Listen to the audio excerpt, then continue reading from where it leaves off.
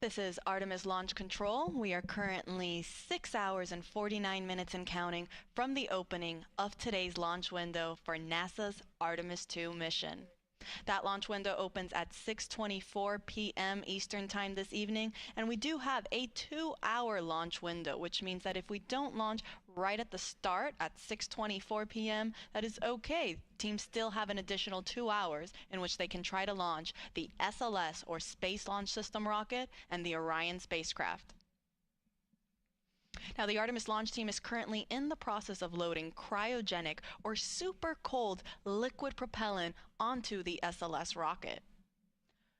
We are currently in what is called replenish mode for our liquid hydrogen tanks on board the SLS core stage and the interim cryogenic propulsion stage. These are the two stages on the SLS rocket. Now, replenish mode means that we have finished loading hydrogen on board both of these rockets. That means they are at 100% level. And teams are just constantly replenishing the tanks to make sure that they stay at 100%. Since, as throughout the countdown, that liquid propellant will start boiling off as it starts warming up, and it will then be vented out and released from the rocket, which you can see there on your screen.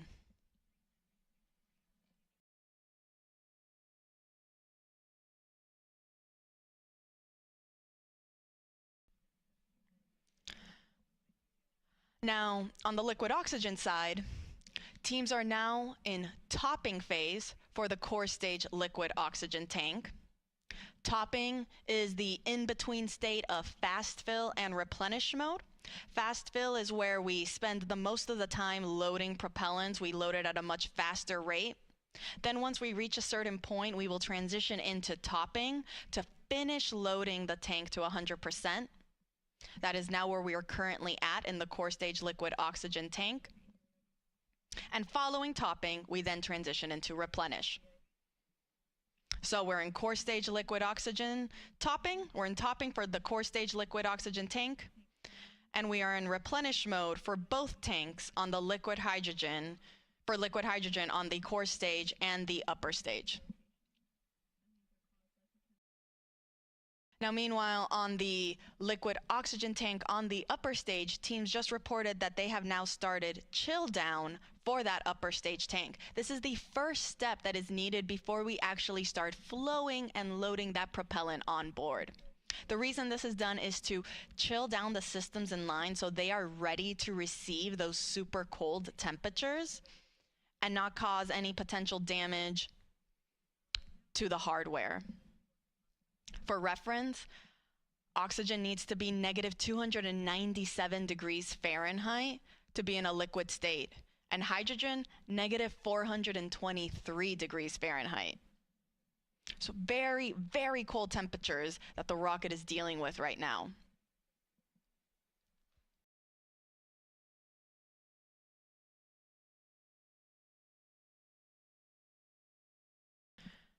Now again, we are underway for the Artemis II mission. This is the second Artemis mission in NASA's Artemis program. Artemis I was an uncrewed test flight. Artemis II will be the first crewed test flight.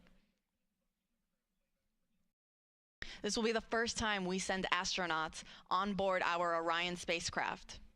We'll be sending our commander Reid Wiseman, our pilot Victor Glover, and mission specialists Christina Koch and Jeremy Hansen on a 10-day mission around the moon. Now, from the rocket side, there aren't that many changes from Artemis I to Artemis II. Most of the major sections of SLS really remain unchanged. Some of the differences are more in the details to really just provide our astronauts with a better ride in space. Some of those include some optical targets that are now on the upper stage as visual cues during the proximity operation demonstration. This will be a test for the astronauts to practice maneuvering Orion and practice approaching the upper stage while it's in a high Earth orbit. Another improvement for SLS was an improved navigation system. Also, communications capability between the ground stations and the U.S. Space Force Space Launch Delta 45, which controls the eastern range. That is responsible for kind of helping dictate when we are allowed to launch here off the Space Coast in Florida.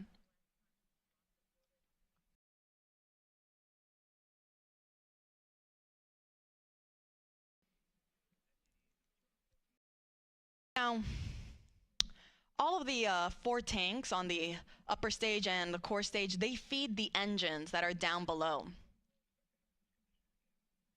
At liftoff, the 4 RS-25 engines will operate for the first 8 minutes during flight. The 2 solid rocket boosters that are on either side, those operate for only 2 minutes, and they provide 75% of the power at liftoff.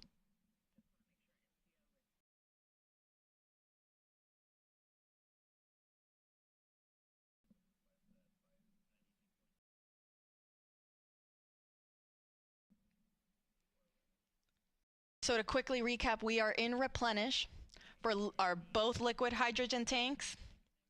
We entered topping for the liquid oxygen tank on the core stage. That means very, very soon we'll be in replenish mode for that tank as well. And we are in our chill down operations for the liquid oxygen tank on the upper stage. Pretty soon we will be entering fast fill. I'll report out when that is underway.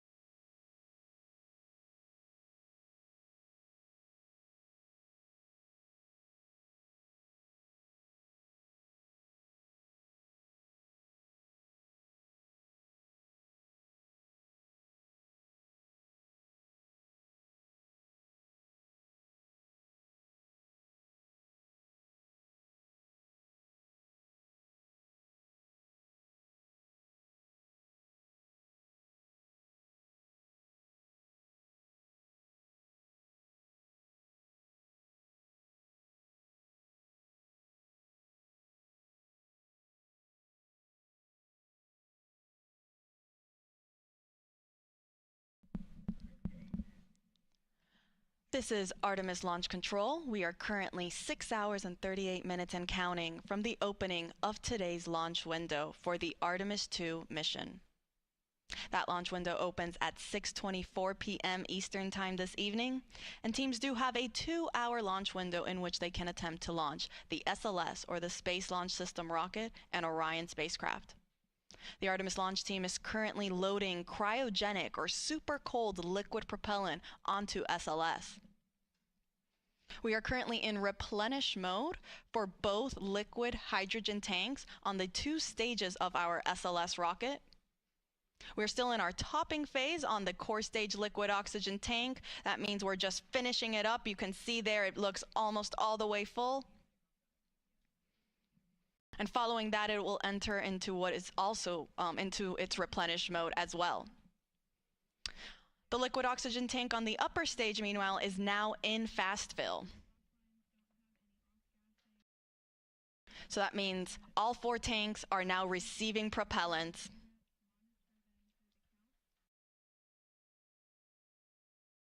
Following fast fill on the liquid oxygen tank for the upper stage, teams will perform that vent and relief test that they also did for the liquid hydrogen side on the upper stage. This test is again just to test the relief capabilities to make sure that the upper stage can handle the pressure that will be introduced at liftoff and during launch. Following that, it will then enter topping and will then go to replenish mode as well. Once we are in replenish mode for all tanks, that'll be the signal to the launch team to tell our astronauts that they are ready to start heading out to the launch pad and get on board their Orion spacecraft. Now, Artemis II is a test flight, and it is NASA's first Artemis crewed mission. That means this will be the first time that our astronauts, our Commander Reid Wiseman, pilot Victor Glover, and mission specialists Christina Koch and Jeremy Hansen, they will be the first to experience launch and flight atop SLS. The rocket hits a maximum speed of 22,670 miles per hour.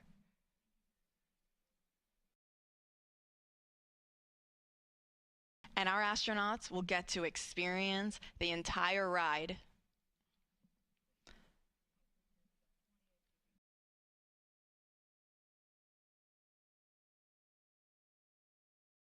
So to quickly recap, we are in replenish mode for both liquid hydrogen tanks.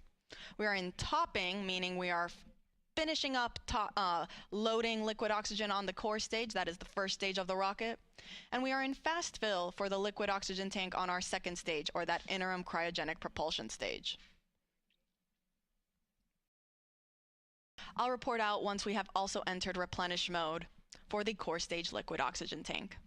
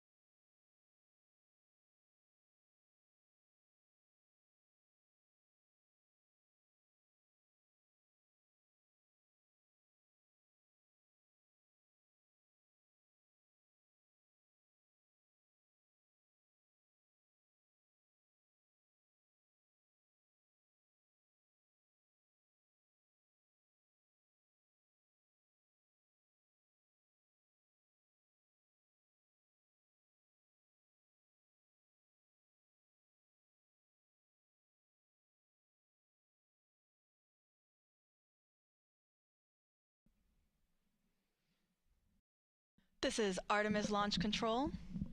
We are currently 6 hours and 22 minutes and counting from the opening of today's launch window for the Artemis II mission. The launch team is currently in the process of loading cryogenic or super cold liquid propellant onto the SLS, or the Space Launch System rocket. We're currently in replenish mode for both liquid hydrogen tanks on both the first stage and the second stage of the rocket. And then on the liquid oxygen side, we are in fast fill for the liquid oxygen tank on the upper stage. And then we are getting ready to get into our replenish mode for the liquid oxygen tank on the core stage. We are still in that topping phase, finishing loading the propellant tank to 100%, at which point then teams will transition into replenish mode as well, which just means that we are going to constantly be replenishing these tanks at 100% level. Now today's launch window opens at 6:24 p.m. Teams do have a 2-hour launch window, which means if we don't launch right on time, they do have an additional 2 hours in which they can attempt to launch. For those of you just joining us, NASA will be providing 24/7 live coverage of this entire mission, starting with our propellant loading operations that are currently underway. Thank you so much for everyone that's been following along. Our live launch coverage of Artemis II will continue right here, beginning at approximately 12:50 p.m.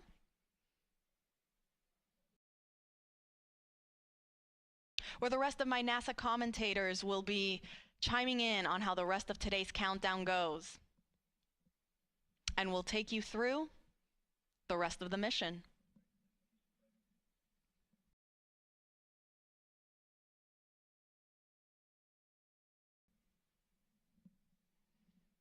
Now, Artemis II is a test flight. It will be the first mission that sends astronauts on board SLS and Orion. You can see a photo on your screen there of our Artemis II crew. We have our commander, Reid Wiseman, on the right-hand side. Then we have our 2 mission specialists in the middle, Christina, Koch, and then Canadian Space Agency astronaut Jeremy Hansen. All the way on the left is our pilot, Victor Glover. All 4 of them woke up not too long ago at around 9:25 a.m. this morning. Not a terrible wake-up call. In that time, they've been getting ready, having breakfast, getting some briefings. And they'll get one more briefing. It's the flight crew weather brief, where they'll get a status on where we are in the countdown, what the current forecast looks like. Following that brief, they will then start their suit-up operations before they go out to the launch pad and board their spacecraft.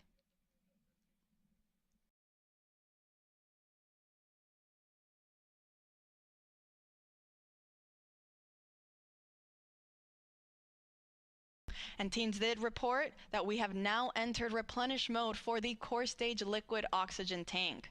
So we are now in replenish for both liquid hydrogen tanks on the core stage and the upper stage. And we are also in replenish mode for the core stage liquid oxygen tank. On the upper stage liquid oxygen tank, meanwhile, we are still in fast fill. And I'll report out once then we transition from fast fill onto the next step, which will again be that vent and relief test. This is pressurizing the upper stage tanks with heliums to test the relief capabilities of the tank pressure to make sure that it can handle that capability during flight.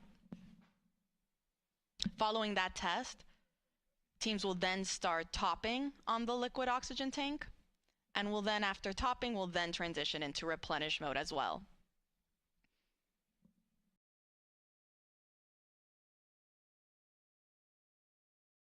I'll report out when that's underway.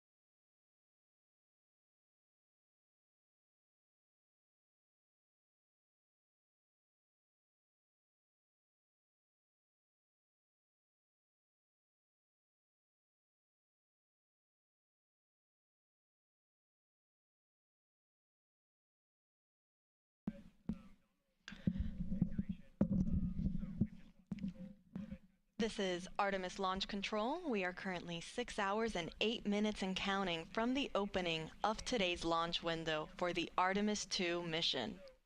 Now, the launch window opens at 6:24 p.m. Eastern Time this evening, and teams do have a 2-hour launch window, which means that they have 2 hours in which they can try to launch the SLS, or the Space Launch System rocket, and Orion spacecraft that will send NASA astronauts Reid Wiseman, Victor Glover, Christina Koch, and Canadian Space Agency astronaut Jeremy Hansen on a 10-day mission around the moon and back.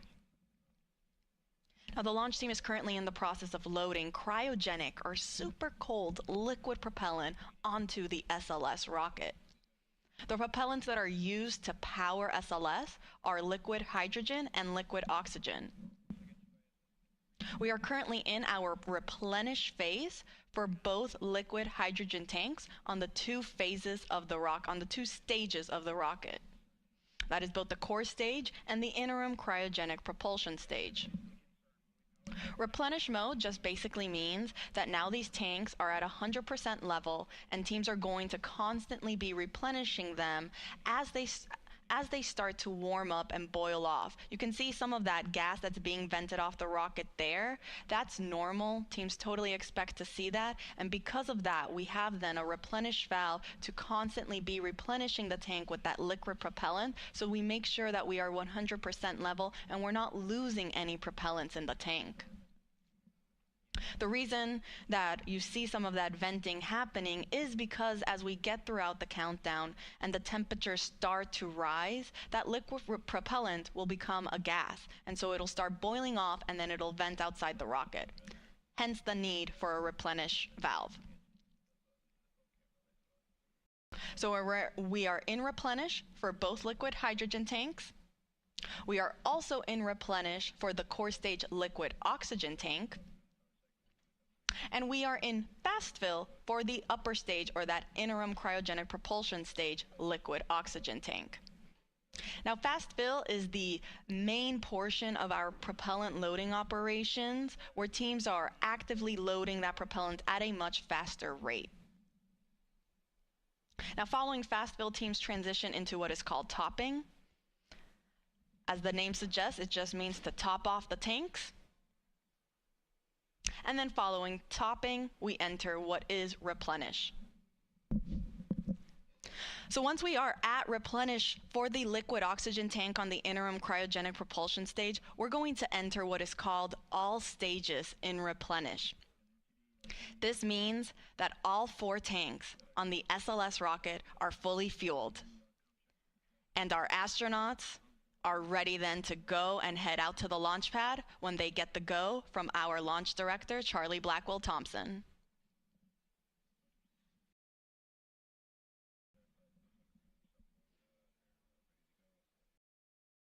Now, coming up shortly, our astronauts will be joining in on a flight crew weather brief with our launch director, as well as with the flight director in Houston and the launch weather officer. They'll provide a quick status on how the forecast looks for the rest of today's countdown, as well as where we currently are in our countdown operations.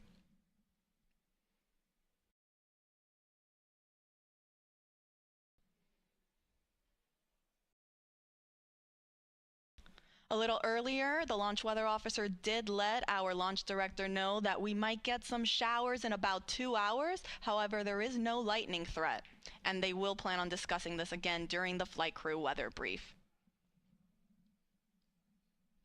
Currently, teams are forecasting 80% go for weather conditions during that 2-hour launch window.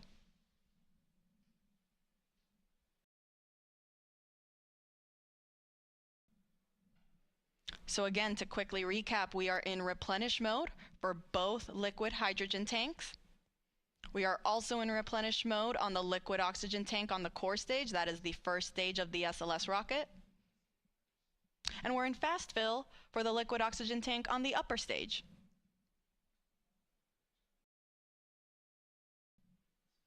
I'll report out when we have transitions from fast fill and onto topping.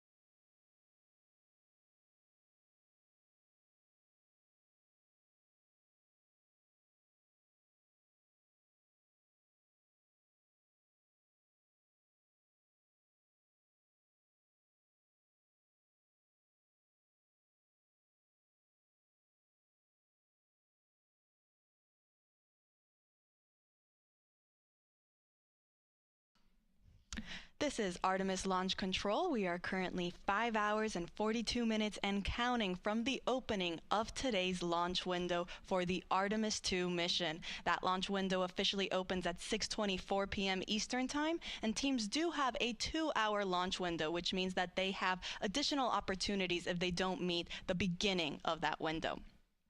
Now joining me is Artemis Launch Director Charlie Blackwell-Thompson. Charlie, thank you so much for taking the time to speak with us today. Oh, you're more than welcome. It's great to be here, Tony. It sure is. Now, we know that you just conducted a flight crew weather brief with our astronauts as well as teams and mission control and our launch weather officer. Do you mind providing us kind of how that went and what we can expect? Yes, the weather brief went really well. What we do during that weather brief is we give the flight crew a summary of where we are in our tanking, what's left, and of course we have our core stage and our upper stage fully loaded with LH2, and we're in replenish, and we are just finishing up our LO2 or liquid oxygen load into the upper stage. We provided that status along with any non-conformances that the crew might be interested in, and then we went through the weather. And so our weather from our launch weather officer remains at a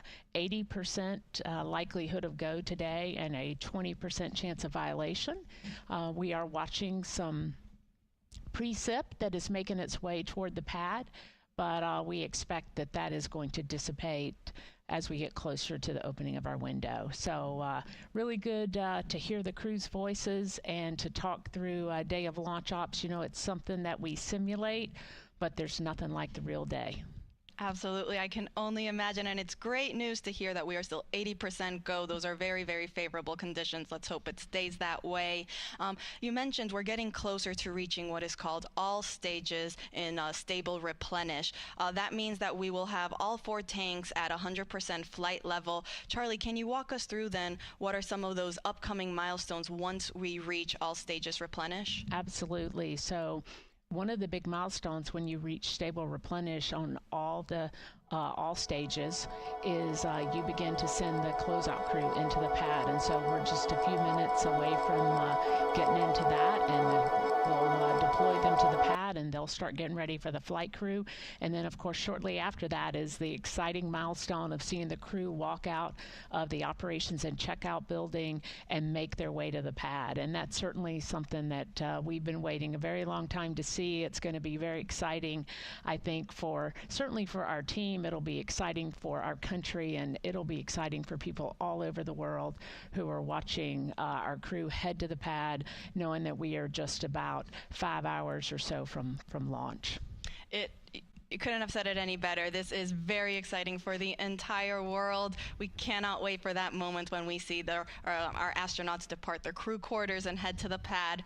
Charlie, thank you so much for taking the chance to speak with us today. We are rooting for you. We're wishing you the best of luck in today's countdown, and we'll let you get back on console. All right. Thank you, Tony. Appreciate the opportunity to chat with you, and go Artemis. Go Artemis. All right, so to quickly recap, we are in replenish mode for both liquid hydrogen tanks, and we are getting ready to also hit replenish mode on the liquid oxygen tanks for both of those.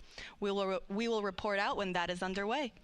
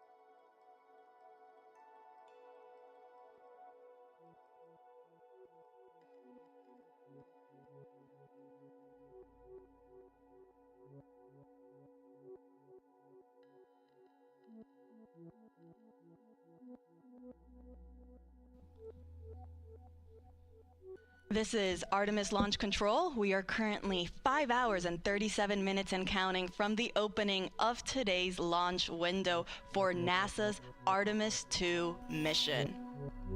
Now, the launch team is currently in the process of loading cryogenic or liquid propellant onto the SLS rocket. You see our launch team there in Firing Room 1, and you actually can see our NASA administrator, Jared Isaacman. He just joined the room to greet our launch director, Charlie Blackwell Thompson, and our assistant launch director, Jeremy Graver. Now, to quickly recap, we started our propellant loading operations at 8:35 a.m. Eastern Time. That was after we had chilled down the core stage systems lines, and after we had been given the go from our launch director to start our tanking operations.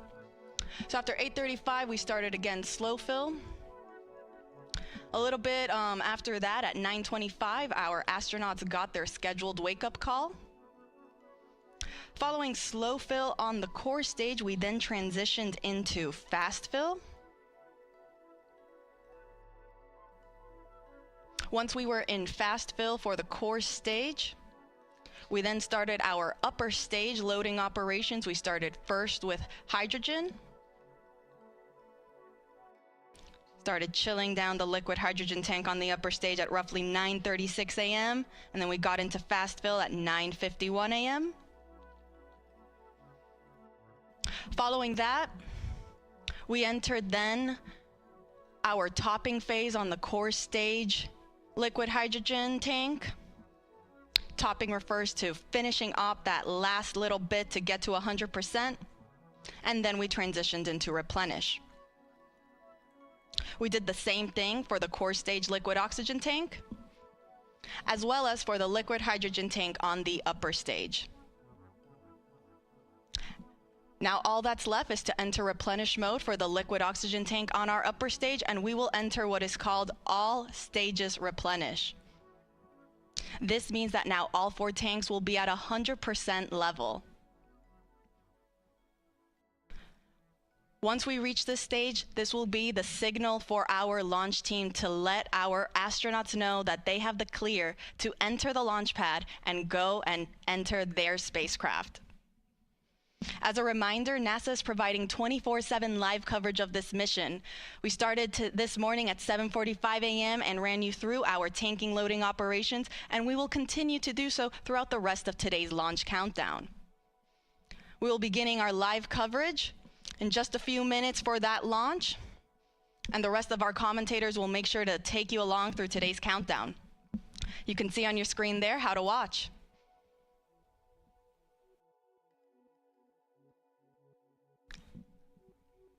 And as our launch director just recently said when she came on air, let's go Artemis II.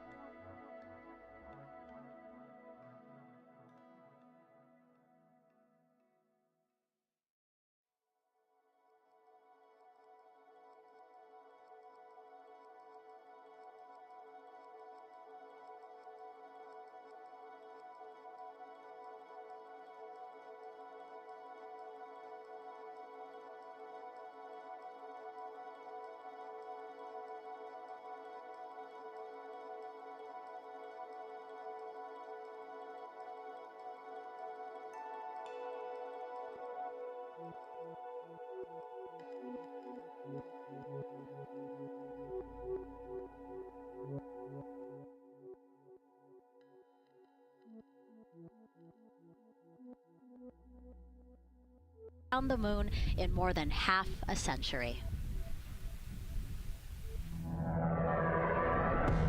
The Artemis II mission is a test mission of the Orion space capsule.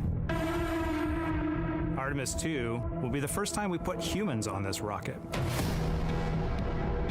We're going back to the moon because it's the next step in our journey to Mars.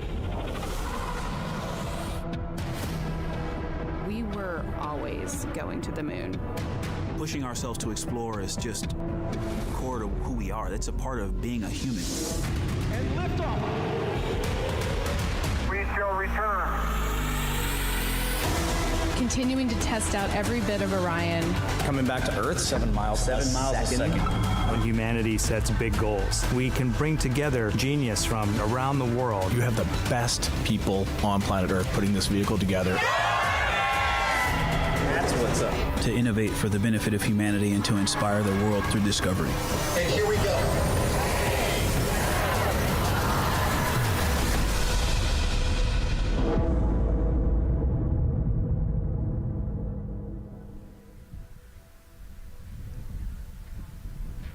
Welcome, and thank you for joining us live from NASA's Kennedy Space Center, where we are beginning a new chapter in America's human spaceflight story. We are so humbled to have thousands of people here in person to witness this, and the many more watching online from around the world. I'm NASA's Megan Cruz, and this is NASA astronaut Nicole Ayers. Thanks, Megan. What a historic day to be here. What a historic day to be here. Obviously, for what we see right behind us here, the SLS rocket and Orion spacecraft on launch pad 39B. Artemis II is a nearly 10-day flight test to prove NASA can safely fly astronauts around the moon before attempting to land on it in just 2 years, hopefully. Yes, like you said, it's a test flight, so we're going to put humans on this rocket for the first time ever, and we're going to test out the systems on board and hopefully get around the moon. And why does NASA want to return us to the moon? Man, we want to go back for scientific discovery, right? We want to create a permanent presence on the lunar surface. We want to be able to harness some of the volatiles or the resources on the moon in order to get us onto Mars later. So we're going to use the moon as a stepping stone to get to Mars, but also we're going to use the moon to learn so much about Earth and about the creation of the solar system. The moon is this untouched witness mark for the Earth and the solar system. And what I really love is all the things that we do to get us to explore our universe, all of that technology, all the jobs created to support that, it all benefits us here on Earth. Yes, definitely. I mean, getting this rocket into orbit takes, 8.8 million pounds of thrust, right? And it's the people on Earth who do that and who create that, the engineers, the scientists. There are so many people who make this mission happen. And so if all goes well, this crew could travel farther from Earth than any other humans before them and see parts of the moon no one has ever laid eyes on. And now, speaking of laying eyes, here we are in the suit-up room with the Artemis II crew. Yes. Looks like the commander's getting his comm cap on, so the communication cap. Looks like Victor's already got his on and the helmet going. He's just stretching out his wrist a little bit, right? Yes. And in charge of liftoff today is Launch Director Charlie Blackwell-Thompson. She and her team are just across the street from us inside of the Launch Control Center. They kicked off continuous around-the-clock operations just before 5 p.m. on Monday and started fueling the rocket about 4 hours ago. They have a 2-hour launch window that opens at 6:24 p.m. Eastern Time, which our clock in the upper left-hand corner is counting down to. And, we just heard from Charlie Blackwell-Thompson in our tanking coverage, which was the broadcast just before this one kicked off. And basically, she said weather is 80% go. Yes, 80%, we will take that. It's a little windy. There's some clouds building, but we're going to keep an eye on it, and 80% is a good number to keep moving today. Yeah, and what she said was a wave of showers are moving west, but they should be well past the pad by the time we launch again. Hopefully at 6:24 p.m. today. Hopefully. All right, so again, let's head back into that suit-up room. We see Reid Wiseman. He is the commander of the Artemis II crew, and Nicole, he is putting on what you guys are calling the communications cap, the comm cap. Yes, so it's a little bit for protection of his, of his head there, but also you can see the mic booms, and he's got ear cups there so he can hear, the rocket's loud. So you're going to wear hearing protection, but then we also want to be able to talk to Earth and talk to each other. So they're getting that settled, and then he will put the helmet on over that comm cap. That COM cap will also connect into the suit, which then eventually connects into the capsule through an umbilical there. So there's a lot of cords and wires. You can see them tuck in that cord under his chin right now. And so the suits they're wearing, they're called the Orion Crew Survival Suits, or OX suits. And so they're worn for launch and reentry or during high-risk or emergency situations. And I think a lot of people, especially if they're have been following NASA for all these decades now, they're kind of thinking, hey, these look like the suits that our shuttle astronauts used to wear. There is a lot of resemblance here. That's true. Yeah, they are very similar. NASA does a great job of leveraging the lessons that we learn from previous missions. So dating all the way back to Apollo, some of our first spaceflight missions, we learned lessons about the suits and how to make them better, and we just continued to carry that through all the way into the Artemis mission. Time now to introduce you to some of our teams today. We have Gary Jordan at NASA's Johnson Space Center in Houston. He's going to be inside with the mission control teams, which will take over from Kennedy's launch control team right at liftoff. And then back here at Florida, there's Megan Carter inside Kennedy Space Center's visitor complex, Jasmine Hopkins at a launch viewing location, and then finally Daryl Nail inside the Launch Control Center with the launch team. Now, each is going to provide a very unique experience today, starting first with Daryl, who has been closely monitoring the launch countdown for us. Yeah, and welcome into Firing Room 1, a historic firing room here at the Kennedy Space Center in Florida. It's a pleasure and an honor to be here reporting what's happening as we lead up to countdown and liftoff of Artemis II. So far, looking pretty good. You see the rocket out there on the pad. It is launch day, and we just got that crew weather brief that you were talking about from Launch Director Charlie Blackwell-Thompson to the crew. It looks like a countdown at this point is in good shape, and that's great news. Fueling continues to track well. We just reached all stages replenish. And while we're talking about the fueling, let's talk about that tanking. Pull up the tanking graphic if we could now. That will give us an indication of where we are with tanking, and I can just tell you, as you see from this board right here, we are all stages replenish. So all tanks on board the SLS, the 2 liquid hydrogen, lower stage and upper stage, and 2 liquid oxygen, lower stage and upper stage, are at 100%, and that's exactly where we want to be. This kicked off at 7:30 this morning with a go for cryo load, and here we are roughly about 5 hours later, and we're fully tanked and now in replenish. The amount of propellant on board, roughly 733,000 gallons. That's about an Olympic-sized pool and a half. Huge amount of propellant. It's all flowed in there. The great news there, no leaks, no issues, and we're looking good at this point. So let's talk weather now. The weather, while it is favorable overall, it's not totally clean, and that was hinted at earlier when we talked about the storms. There is, of course, some onshore flow. Currently, our overall attempt percentage stands at 80% chance of acceptable weather conditions at the time of liftoff, which is going to be within our launch window. That's tonight from 6:24 p.m. Eastern Time until 8:24 p.m. Eastern Time. Winds are good. The lightning risk is low.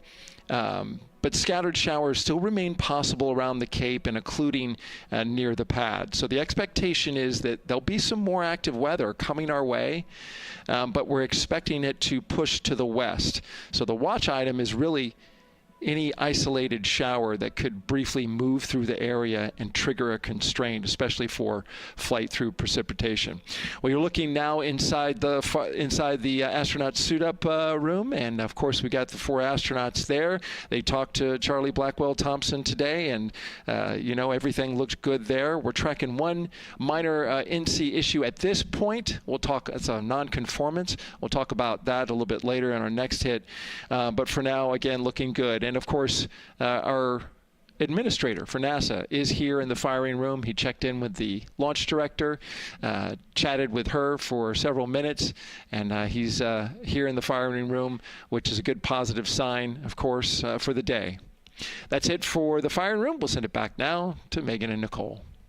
Daryl, thank you so much. Yeah, let's get back into the suit-up room here, where we now have a shot of all 4 astronauts, and it appears all of them are undergoing their suit leak checks. Can you talk to us about what that is, Nicole? Sure. Yeah, you can see, as the suit expands, that we're going to pressurize those suits. So in the case that we need it, if we lose pressure in the capsule, those suits will protect the astronauts and keep them pressurized and keep them survivable. So these guys are going to hold their breath for about 10 seconds. Any movement in the suit could cause changes in the pressure, and so we want to get a really nice, precise, accurate measurement on the leak check. And so they'll hold their breath. Even just their heartbeat could potentially make some differences in those super sensitive sensors there. So you can see the red and blue valves there, the air in and air out, and it looks like Victor just had a good leak check. Yeah, and actually they do 3 leak checks, again, just to get an average reading to say, hey, we have confidence that these suits are holding the right pressure. As Nicole said, that tube that's going in, that's putting air into their suits, and then there was that gold instrument that you saw on their other side. That's how they can control how much pressure is being released in order to do these checks. Yep, and they will do the leak checks here in the suit room, and then they'll do more actually in the capsule as well. They'll do another leak check. So we're going to make sure the suits are ready to go before we even step out the door, and then we'll check them with the entire system on the capsule once they get out to the rocket. And you might also notice that some of the astronauts, while they're doing their suit leak checks, you might have seen Victor gave an OK sign. You might also see a thumbs up, and that's because concurrently, while they're doing these suit leak checks, they're also doing comm checks. Yes, yeah, we talked about the comm cap earlier, and the umbilical and how they plug in. So yeah, they're going to test the comm, they're going to test the suit, make sure everything. They're actually probably testing the cooling system as well right now. They're going to plug into the portable cooling system and make sure that all of that is working. So like I said, we want to make sure that we've got 4 healthy suits before we go out. Yeah, this suit, 3 layers, so obviously it can get hot. Yes. So one of the layers is a cooling undergarment, and basically they flow cold liquid through that undergarment to keep the astronauts cool and comfortable before liftoff today. Yeah, it's like a onesie with a bunch of tubes running around it, and the water flows through there to cool you down. All right, lots of information to share with you all today. If you have any questions, we'd love to hear from you.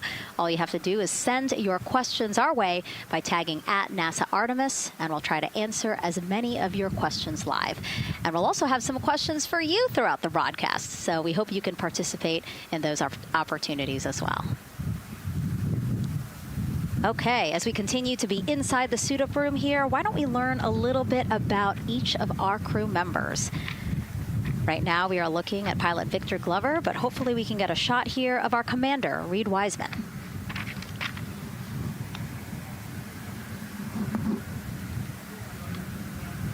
Now, Reid Wiseman is a Baltimore native. He's been in space once before as flight engineer for Expedition 41 aboard the International Space Station from May through November 2014. During the 165-day mission, Reid and his crewmates completed, get this, more than 300 science experiments in areas like human physiology, medicine, physical science, earth science, and also astrophysics. They actually set a milestone for station science by completing a record 82 research hours in a single week. He also served as chief of NASA's astronaut office from December 2020 to November 2022, and Reid has 2 daughters. Yeah, I love Reid is such a great leader. He was the chief of the astronaut office when they hired our class of astronauts. And so, I think I have to publicly thank him for my job here today. But yeah, he's a family man. He's a good leader. And he's a great pick for the commander of this mission. Yeah, I think, in talking through some of his other accomplishments, obviously he has leadership qualities that makes him prepared for commander of Artemis II. Yes, he does. He's a well-experienced naval officer and now NASA astronaut. And so now here we are, pilot Victor Glover. NASA selected the California native as an astronaut in 2013. At the time, he was actually serving as a legislative fellow in the United States Senate. His first trip to space was in November 2020 when he launched as pilot of NASA's SpaceX Crew 1 mission. That was the first operational mission of NASA's Commercial Crew program, which resumed launching American rockets from American soil to the International Space Station at the end of the shuttle program. Victor is a U.S. Navy captain and naval aviator who served as a test pilot, racking up more than 3,500 flight hours in more than 40 different aircraft. He and his wife, Deanna, have 4 children. Yeah, 4 children, a lot of energy, but that checks, right? Because when I think of Victor Glover, I think of a lot of energy, smart guy who's always excited and ready to go. And there you go, he's smiling in the suit room this morning. Oh, yeah, he's a great guy. All of them are. This whole entire crew, they're just a good group of human beings, of leaders, of friends, family. You know, I have never heard anybody say anything bad about any of these 4. They're all so well accomplished, and they're also deserving of this opportunity to return to the moon. Yeah, and they're also humble, right? They're just standard humans going to the moon, but you would never know that when you talk to them in a normal conversation. And so it looks like Christina here has completed her suit leak checks as well, her communication checks too. Yep, they've already got her gloves off. They're getting ready to kind of hang out and relax a little bit, I think, before they walk out. She is a mission specialist for this mission, native of Grand Rapids, Michigan. Was selected to the astronaut corps in 2013, so actually same class as Victor. She served as flight engineer on the International Space Station from March 2019 to February 2020. And during that time, Koch set a record for the longest single space flight by a woman with a total of 328 consecutive days in space. She also participated in the first ever all-female spacewalk. And before becoming an astronaut, Christina helped build space science instruments and led scientific field work in some of the most remote environments on the planet. Her hobbies include surfing, rock climbing, community service, yoga, travel, and photography. Again, so much. When does she find the time? That's a great question. You know, one of the things I love about Christina is that she's broken records and she's achieved all these milestones. But one of the things that she talks about is, you know, she just wants people to set goals and go work hard and do something that's meaningful to you. And she really hopes that her records are broken as soon as possible. She does it for her family, and she'll talk about all of her nieces and nephews quite a bit. So just, again, another example of just a humble human who's got a great support system in her family and excited for the mission. Yeah, she's always saying that she just wants the opportunity to push people farther, to push humanity farther, see what we can accomplish together. So, yeah. Again, all 4 of them say that. They're really in tune on what they think or what they feel like their role is in this mission. Yeah, I think their legacy is going to be, you know, providing the shoulders for others to climb on. Mm-hmm. And last but not least, first-time flyer, Canadian Space Agency astronaut Jeremy Hansen will fly to the moon as a mission specialist on the Artemis II mission. The London, Ontario native was selected as an astronaut in 2009. After that, he worked as Capcom at NASA's Mission Control Center in Houston.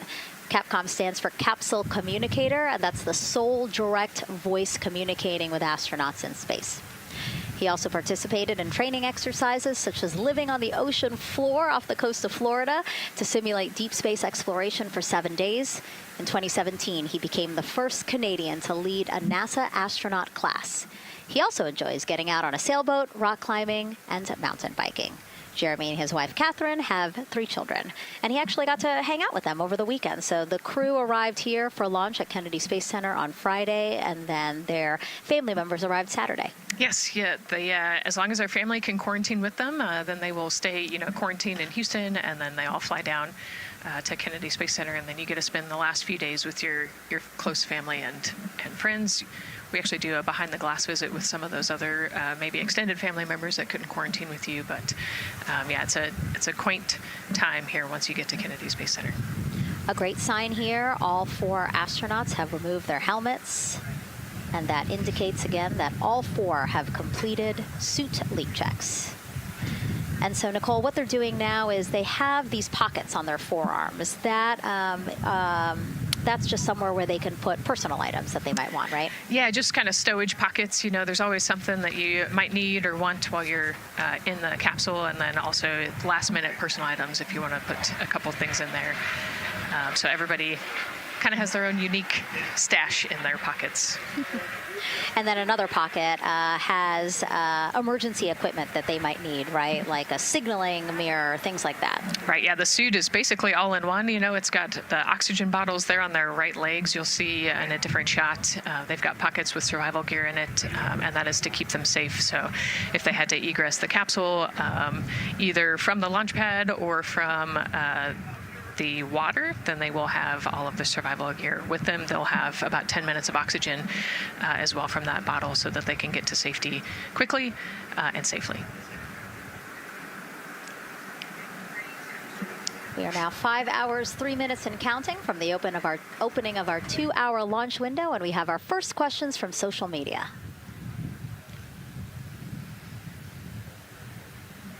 Question here from X. So to be clear, this is not a mission to land, but to orbit the moon. Thank you, and thank our astronauts.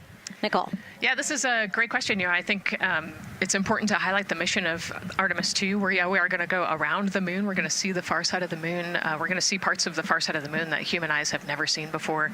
It's very similar to the Apollo 8 mission, right? We're also potentially going to be able to see the landing sites for the future Artemis missions and kind of provide the overall context of those landing sites amongst the entire moon site there. So it's an exciting mission. We'll get to learn a ton about you know, there's so much science that's going to be on this mission as well, right? Where they're going to do some science experiments on humans, learn about the stress of the environment, and we're going to learn about the radiation environment. We're going to learn about the suits as well. We've got some technology demonstrations that are going to happen. So there's a lot going on this mission as we fly around the moon and come back. Mm-hmm.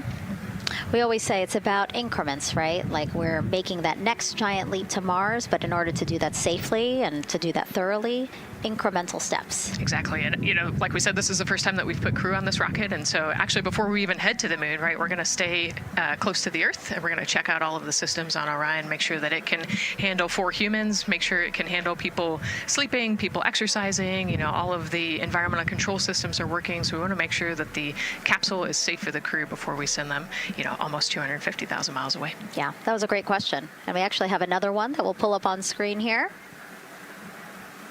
Another question from X. How long will it take them to reach the moon, and how long will the entire mission last? Another great question, right? So they're going to do a couple orbits around the Earth. They'll do a perigee and an apogee raise burn. What that means is that they're going to accelerate to get further away from the Earth, and they'll get into a really highly elliptical orbit first.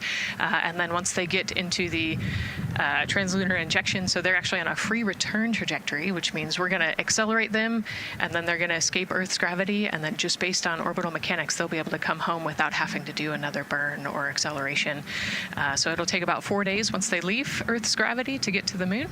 They'll fly around the moon, about 4 days back, and then land. So overall, about a 10-day mission. Exactly. Yeah, these are really great questions, guys. We know that, again, we are sharing a lot of information today, so please do not hesitate to reach out. Obviously, Nicole, very smart here, and we're happy to answer any of your questions. Again, tag @NASA Artemis wherever you're watching this coverage. And now we actually have a question for you. Who would you take with you on a trip around the moon? Would it be your bestie? Would it be a pet, family member, or a seasoned astronaut? Ooh, think about that one. I know. I like that. I absolutely know what I would say. I think it would make my husband upset, but I have my answer here. But we'd love for you to go to NASA's Instagram or Twitch accounts to vote. Again, who would you take to the moon with you? Bestie, pet, family, or seasoned astronaut? Try to go vote, and then we will share your answers soon. Again, husband is not gonna like my answer. And we're not the only ones with questions today. We will also hear from celebrities during our launch coverage. See what Stanley Tucci, Scarlett Johansson, and others want to know about NASA's Artemis II test flight. Plus the surprise of a lifetime as kids marveled at the rocket and spacecraft rolling to the launch pad. Look at those cute faces there. Oh, I love that. Love those suits. And we'll show you how the astronauts will eat, sleep, and go to the bathroom while in space. Keep in mind, the Orion spacecraft is about the size of a 6-person tent. Yeah, not super big, but it's 10 days with your 3 best friends, so I think it's manageable for sure. But every ounce counts when you're trying to get to the moon. And as we continue to look into the suit-up room here, a fist pump for some of the folks in the crowd there by Victor. Why don't we take a look around the center here? We know that there are some folks who are already getting ready to check out the team here as they drive across KSC to their launch pad. Look at that. Oh, that's so awesome. That's a great crowd. They're waiting there in front of the vehicle assembly building. So actually, they're just down the road from us. This is a good crowd, as Nicole said. Oh, there they are. They just got their cue. Oh, now? Let me wave now. Oh, yeah, they are excited. That's amazing. So all of these folks, content creators that are getting behind-the-scenes access as part of NASA's NASA social experience here. So as you can see, very excited. The crew will get into their convoy and drive past them here pretty shortly. Yeah, what an amazing way to share the Artemis story, right? By inviting these social media experts out to share the story as they drive by. All right, again, let's take a look at the clock. 4 hours, 58 minutes and counting from the opening of today's 2-hour launch window. So why don't we check back in with Daryl with the launch team. Megan and Nicole, and inside Fire Room 1, I'm listening to Launch Director Charlie Blackwell Thompson greet the Ascent crew who just came on console over there at Johnson Space Center. So good to have the Mission Control team jumping on with us. So far, the launch team here in the firing room has had a really good morning. Really smooth tanking that kicked off at 7:30 a.m. this morning. They got to all stages replenish just before 1 o'clock p.m. Eastern time, and it was an incredibly smooth tanking. That's great as we look here watching the crew and also with an eye on the rocket. Weather, of course, we've talked a little bit about that. It's favorable overall, 80% go for our 2-hour window between 6:24 p.m. and 8:24 p.m. We don't have an exact T0 right now because that's going to come to us closer when we get closer to launch, roughly about 20 minutes before liftoff. But it's going to be within that window and towards the beginning, provided everything continues to go smoothly along the timeline, and so far that's been the case. I mentioned that there was a small issue in my previous live hit that actually was incorrect. There was no issue. I've gotten the good data now that I'm on the headset and listening into the loops.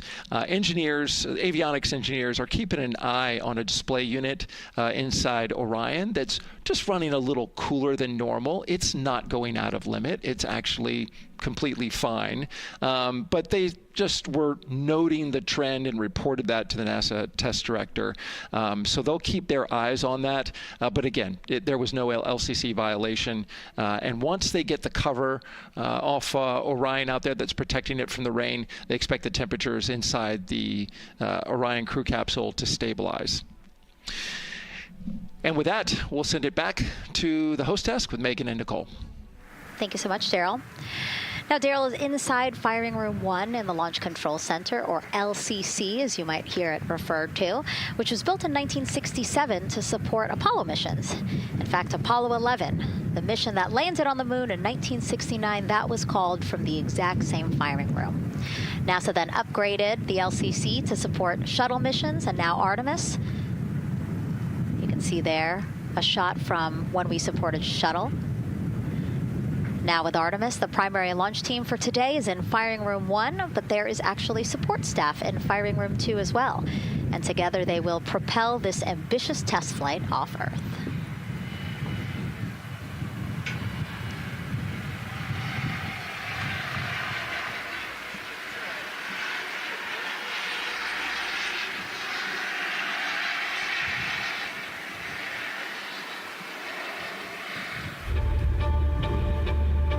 We're going back to the moon because it's the next step in our journey to Mars. We need to go explore the moon. There's vast regions of unexplored areas with the coldest, darkest places in our solar system.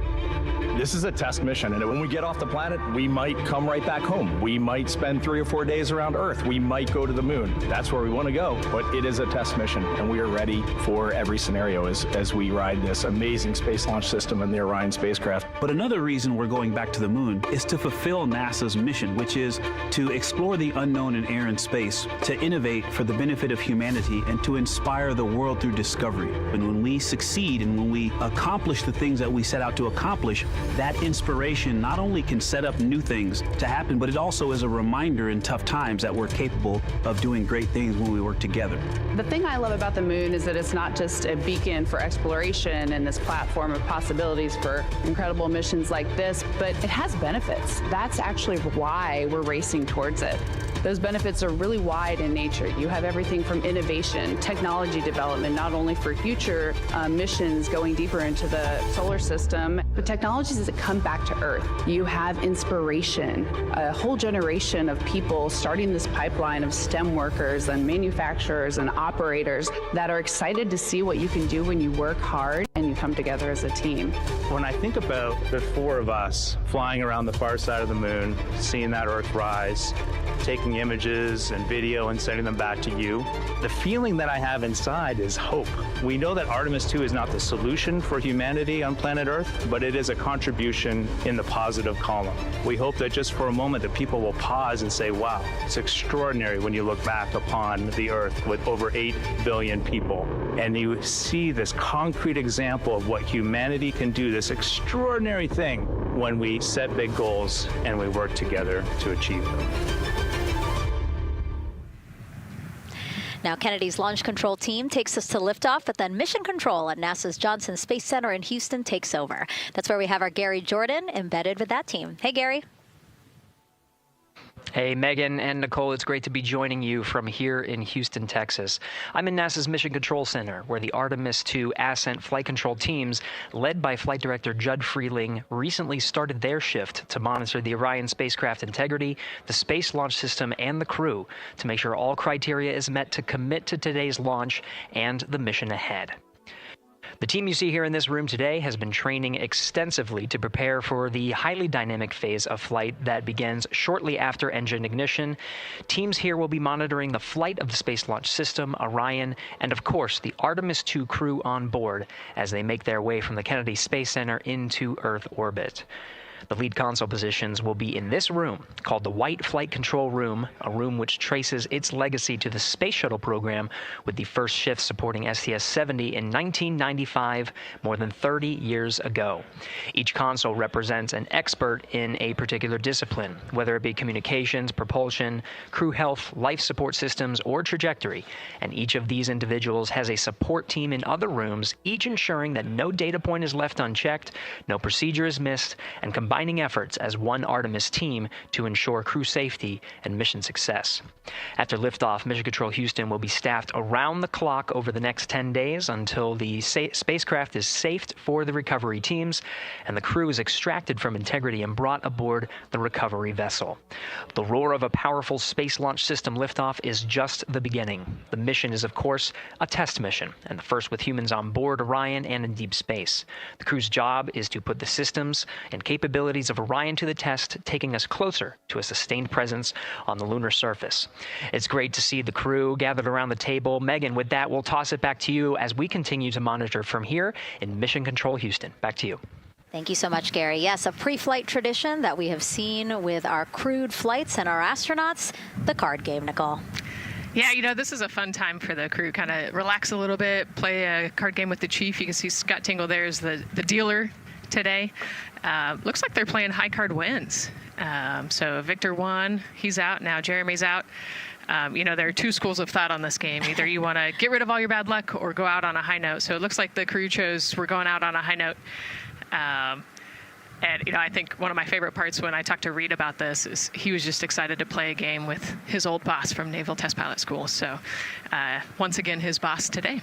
Yeah, and I love this part of the tradition because this is when, again, you usually see them like, yeah, laughing, but very focused still. But when they get to this table, laughs, high fives, smiles, just really a brief moment of levity in what can be and will be a very long day for them. Yes, you know, it's a long day. There's a lot of preparation that goes in today, and so they're just, I think, at least for us, it was a nice brief moment of some relaxation, a couple laughs, you know, a moment to take a few deep breaths and reflect on the mission ahead, and then, you know, get some high fives as well. And so with their bad luck dispelled, some good luck from Scott Tingle, let it seem like there, right? Yes, definitely. It's actually a really fun tradition. You know, I think that card game is more steeped in tradition than anything else. Every crew has played that same card game. As you said, Nicole, the primary reason for why they're there to suit up, to do communications checks, to do pressure checks all done, and now it seems like Reid had some words for the team in that room. Yeah, you know, this day can't happen without thousands of people, right? And so the suit room is a great example of that. You've got all of the suit techs, and you've got your support team there, everyone who has made this day possible. You know, they've been working with the suit team for years at this point, getting ready. So some fist bumps to the group. Again, the suit team are the folks dressed up in those white, very snazzy outfits. Special outfits that we can talk a little bit more about later. But each crew member was assigned their own suit technician. So as you said, working very closely with the same person to make sure that the crew felt comfortable and ready in these suits as they lift off from Kennedy Space Center. Right, and you know, each suit is slightly different, each person is slightly different, and so these suit techs know each individual super well. They know exactly how they like to get into the suit, exactly where things might get caught, or, you know, small adjustments that might need to be made, so they know their suit techs well, and their suit techs know them very well. And so as we take a couple of pictures here, we really hope that you are learning a lot about the suits and the process of checking them out for a mission. But imagine the opportunity to get a hands-on demonstration from people who helped design these suits. Take a look.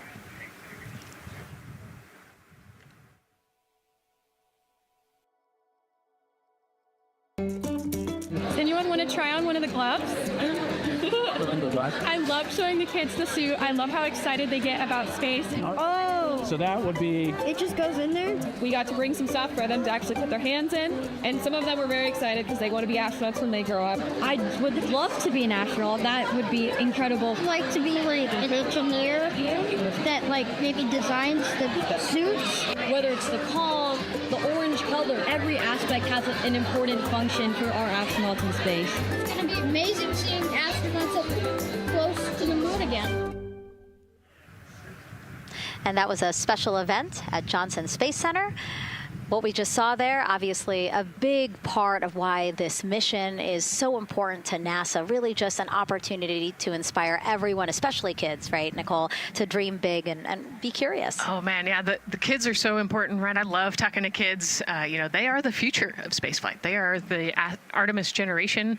And, you know, if we could just inspire even one of them to go on to be a scientist or an engineer or maybe even an astronaut someday, that's a win. And now let's turn our focus to the rocket for a little bit. Powering liftoff will be, again, NASA's Space Launch System rocket right behind us. And to learn more about SLS, let's go to Megan Carter, who's at Kennedy Space Center's Visitor Complex at an exhibit dedicated to Artemis and the future of spaceflight. That's right, Megan. I am so excited to be over here at the Visitor Center, but not just because of launch. I get to introduce you to the moon board. This is obviously a very complex mission, lots of moving parts and pieces. So the moon board is going to allow me to break some of those things down for you just a little bit more in depth, starting with that SLS rocket. Now, the SLS, or the Space Launch System, very big, very powerful. It is going to be producing 8.8 million pounds of thrust at launch. And like I mentioned, mentioned, very large, as you can see here, going to stand about 322 feet tall with Orion there on top, just a little bit taller than the Statue of Liberty. Now, there are many components that make up this rocket, so I'm going to point out just a handful that you're going to hear about a lot throughout this broadcast, starting with our boosters. These two twin solid rocket boosters are going to be very powerful. They are going to burn for the first 2.5 minutes of flight, and each one is going to stand 17 stories tall. They weigh in at about 1.6 million pounds each. Now, I am going to jump back out and I'm going to show you a little bit about our core stage. That's going to be known as the backbone, essentially, of our rocket, and it is made up of around 5 components, starting with this engine section down here. This engine section is where our 2 propellants are going to be funneled down through our pipelines, and they are going to be mixed at 2 different temperatures, very complex processing, and they are then going to go on to feed that fuel to our 4 very powerful RS-25 engines.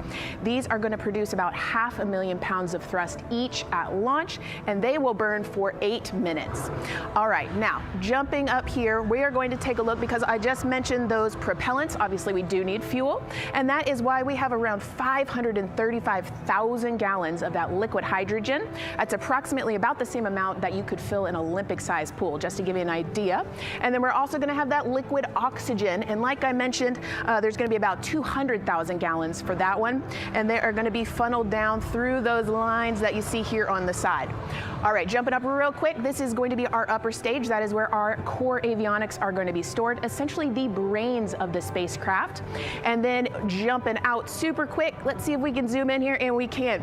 Those propellants I talked about are going to be stored at cryogenic temperatures. That means thousands of degrees below Fahrenheit, so they have to be kept very cold. And that, all those bumps and ridges there that you see, those are actually going to be an insulation spray that's going to help keep that rocket nice and cool, keep the propellants ready to go, and get us set up for success. Now, obviously, that was a very quick overview of our rocket. I have so much more to show you here on our moon board, but for now, I'm going to turn it back over to you, Megan. Thank you, Megan. A very impressive demo of the moon board, but also an impressive system, obviously. She mentioned 4 RS-25 engines on the core stage, and actually we have one right behind us here, used during the shuttle program, and I got to get a closer look at it with Space Launch Systems Engines Deputy Manager Philip Benefield. Okay, so Philip, in terms of size, shape, and function, what we see here behind us, exactly what we see on the pad. Absolutely, Megan, absolutely. So this is the RS-25 engine. Impressive. We have 4 of these on the bottom of the SLS rocket to propel the SLS rocket in Orion into low Earth orbit. And we've been seeing views of the pad throughout this broadcast, but you mostly only see the bell here. What's happening over here? Right, so this is generally what we call the power head section of the engine. So the purpose here is that it takes in the propellants from the vehicle tanks, the liquid oxygen minus 297 degrees, super cold stuff. The liquid hydrogen even colder, minus 423 Fahrenheit. There's 4 turbo pumps on the engine that pressurize that propellant up to 9,000 psi in areas. It is all directed into the main combustion chamber, where it is burned into hot gas that then is accelerated out the nozzle to produce thrust. When you say hot gas, what are we talking about? We're talking 6,000 degrees Fahrenheit gas. Wow, so we're talking really cold as liquids coming into the combustion chamber, and then it comes out as really, really hot gas. How do you design, how do you engineer something to control both extremes? Absolutely, it's very technically challenging. One of the main things here with the nozzle is that since you have the 6,000 degree Fahrenheit gas coming out, you have to cool that nozzle so it doesn't melt. And so the way the nozzle is constructed with these 1,080 coolant tubes. And so each of these coolant tubes flows a small amount of hydrogen. It keeps it cold, and so it doesn't melt during operation. Wow. I mean, all of this science that you're talking about, it is truly amazing that you guys designed this for shuttle, and yet you've reconfigured it, retooled it to be able to now support Artemis. What do you think about that? Yeah, I think that's really amazing, the fact that we were able to use the heritage hardware on the Space Launch System. The engine itself, developed through the Space Shuttle program, many upgrades to make it more reliable and improve the thrust as well. Perfect. Philip, thank you so much. I can't wait to see all 4 function. Same here. Thanks, Megan. Enjoyed it. And again, another idea and way that we are learning from what we've built upon and figured out all into this moment. Yes, with so much more thrust and capability, like we said, we learn all those lessons from previous missions, and we get to involve them here today. And here we are, the closeout crew in the White Room getting ready for the astronauts who have just left crew suit up and are now walking down a hallway to greet some family and friends downstairs. Commander Reid Wiseman, Pilot Victor Glover, Mission Specialist Christina Koch, and Jeremy Hansen. Looking excited, ready. Now in that elevator to take them 3 floors down. Thumbs up, one more photo, one more photo. Oh, nope, a couple more people in that elevator. Those are important folks. They're going with them to the pad. Yeah, Bye, Reid. This is a fun elevator ride. Yeah. And, you know, actually you couldn't see them because they're off camera, but the support crew that's actually in crew quarters with us is right there waving goodbye and saying goodbye to you. So it's a really special moment to say thank you and say goodbye to the support crew at crew quarters. That's amazing.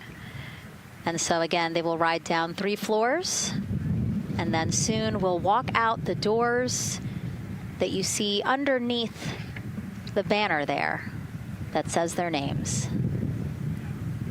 These doors, the same doors that astronauts who have launched from Kennedy Space Center have walked out of since the Apollo program. Yes, and you can see another tradition is putting your patch on that archway as well.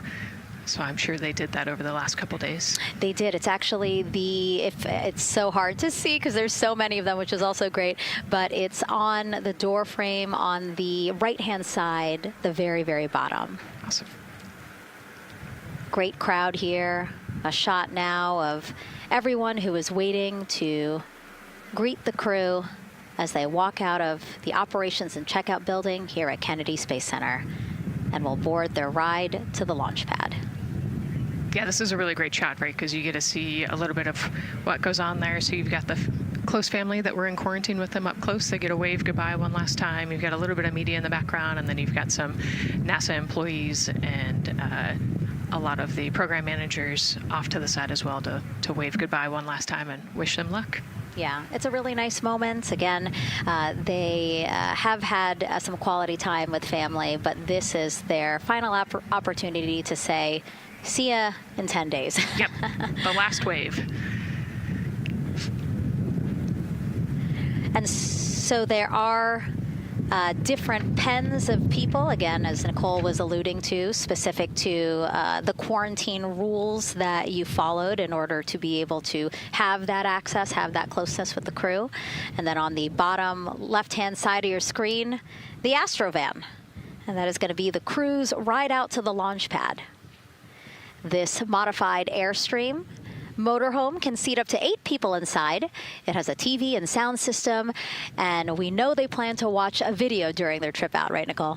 Yes. So I think Top Gun is on the menu, yes. And then also Point Break because Christina surfs.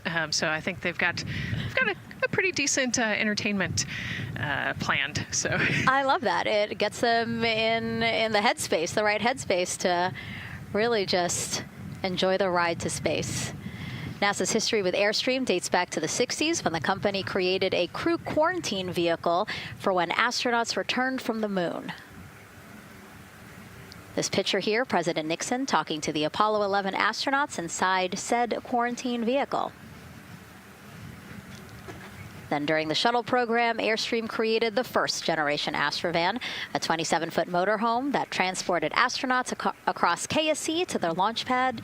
And again, that is what we're going to see today. A very similar picture. Again, the orange suits, the Astrovan, very reminiscent of what we have done before and how we got to where we are now. Yeah, and it's a pretty cool ride. You get about 20 minutes to get out to the launch pad and watch a movie, listen to some music. It's kind of an interesting, and then along the whole way here at KSC, all of the employees from Kennedy Space Center come out. You can see in the background of the shot you're looking at right now, all of those employees and everybody lining the streets, waving and wishing them luck. I think this is an emotional moment for a lot of people because this is the last time where a lot of people will be with the crew, because once they get to the pad, there's only a handful of folks with them before launch. Yeah, definitely. This can be emotional for the crew, can be emotional for the families, of course. I mean, you know, I got to wave goodbye one last time to my sister, and when we walked out those doors, and yeah, it's surreal. You know, it starts to become much more real the closer and closer you get to the launch pad. 20 seconds now from when we expect the crew to walk out those doors. It must be really hard for them to patiently wait for these very specific milestones. You've got a whole group back there that's telling jokes and keeping it light. So.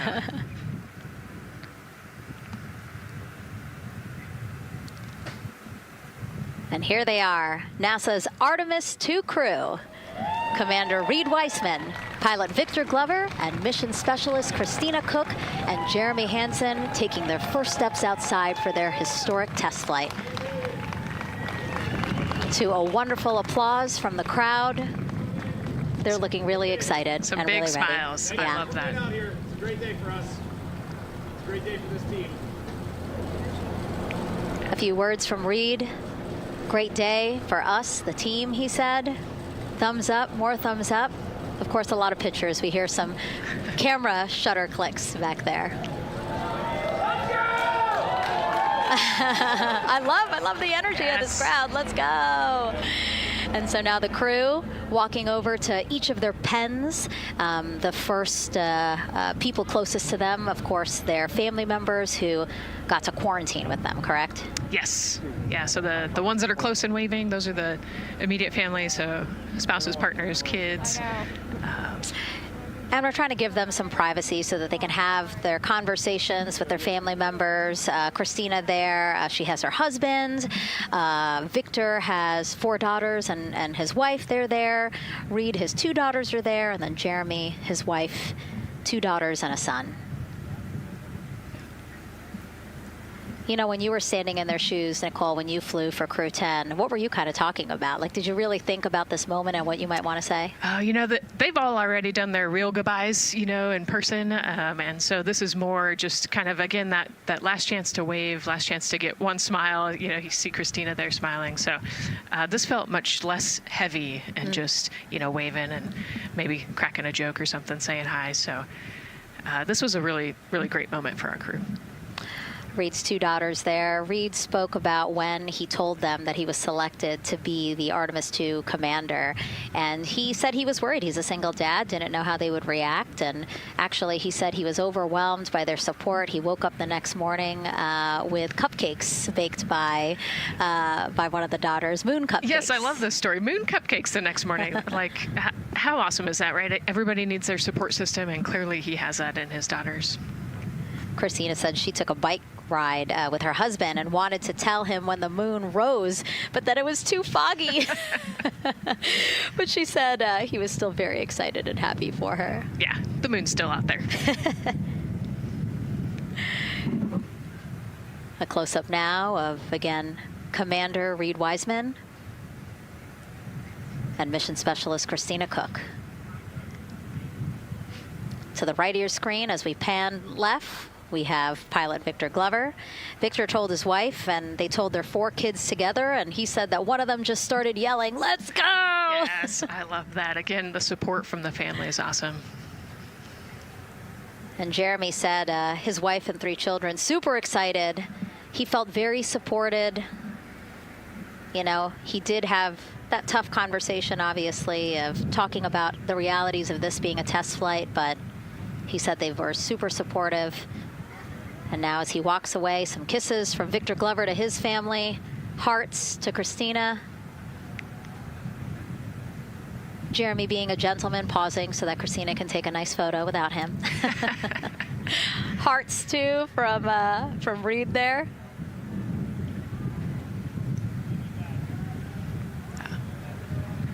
Hearing Victor saying, "Love you guys." Saying that to some of his crew members there. Woody. Some more applause from the group. Quick wave to some of the NASA program managers, and I think Norm Knight's out there, the FOD Flight Operations Director.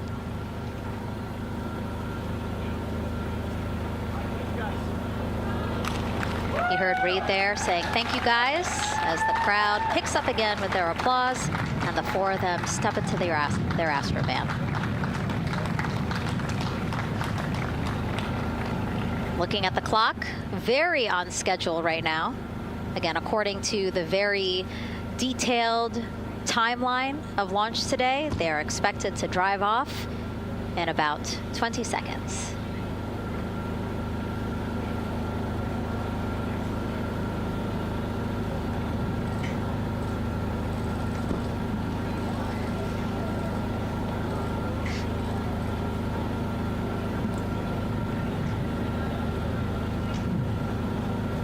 So far, we're marching toward the launch smoothly.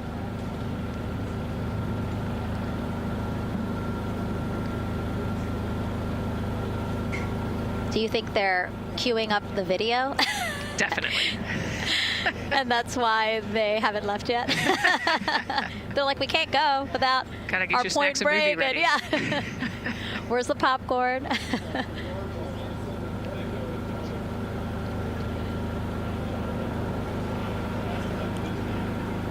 Again, good on the timeline. Of course, they do have these very specific milestones, but this is not one that has to be completely stuck to the second and the minute. Yeah, we will make up that time easily. They will get a full security escorted ride out to the launch pad. It's a quick trip, 15, 20 minutes.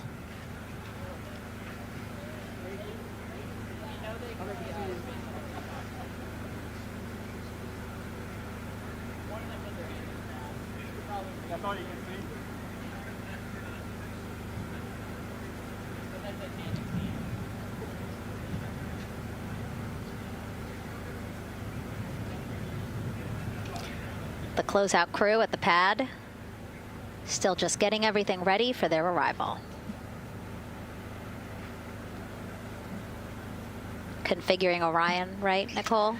Yes, so they're probably laying out the seat restraints and getting all of the umbilicals set and ready to go so that when the crew gets there, they can ingress and start getting strapped in and connected to the capsule.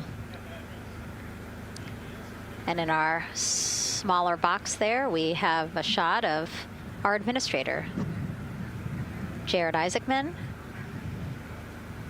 Bouncing around quite a lot today, was in the firing room right after the crew weather brief, saying to the crew that they are good for them to start suiting up, and now here to wish them well as they drive out to the pad. Yes, he's so invested in this mission. I love it. You know, he's been an active participant today, and exciting to see him there at the walkout.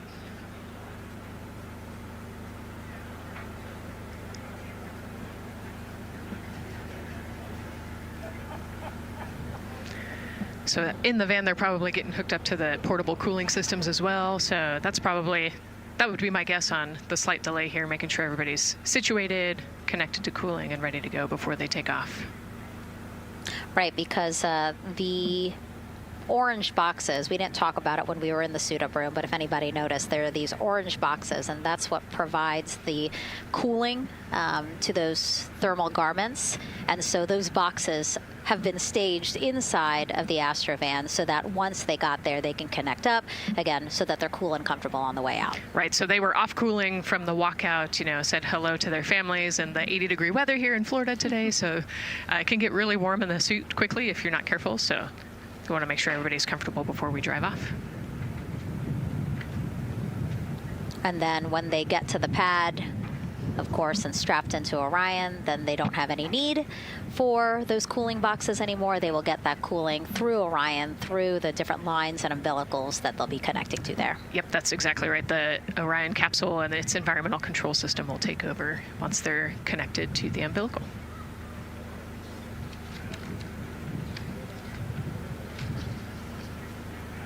And so when we were watching them get into the elevator, I said, oh, there's a couple more people going in there. And they were, again, those folks in the white suits that we saw. Again, suit technicians. Yep.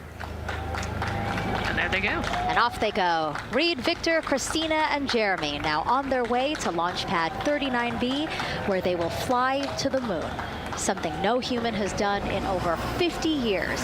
They may also set a new record as the farthest humans have ever been from Earth, a record set by the Apollo 13 crew almost 56 years ago today. We still hear cheers as they drive away from the operations and checkout building here at Kennedy Space Center. Now, while the crew make their way to the pad, let's get to know each of them even better. First, Commander Reid Wiseman.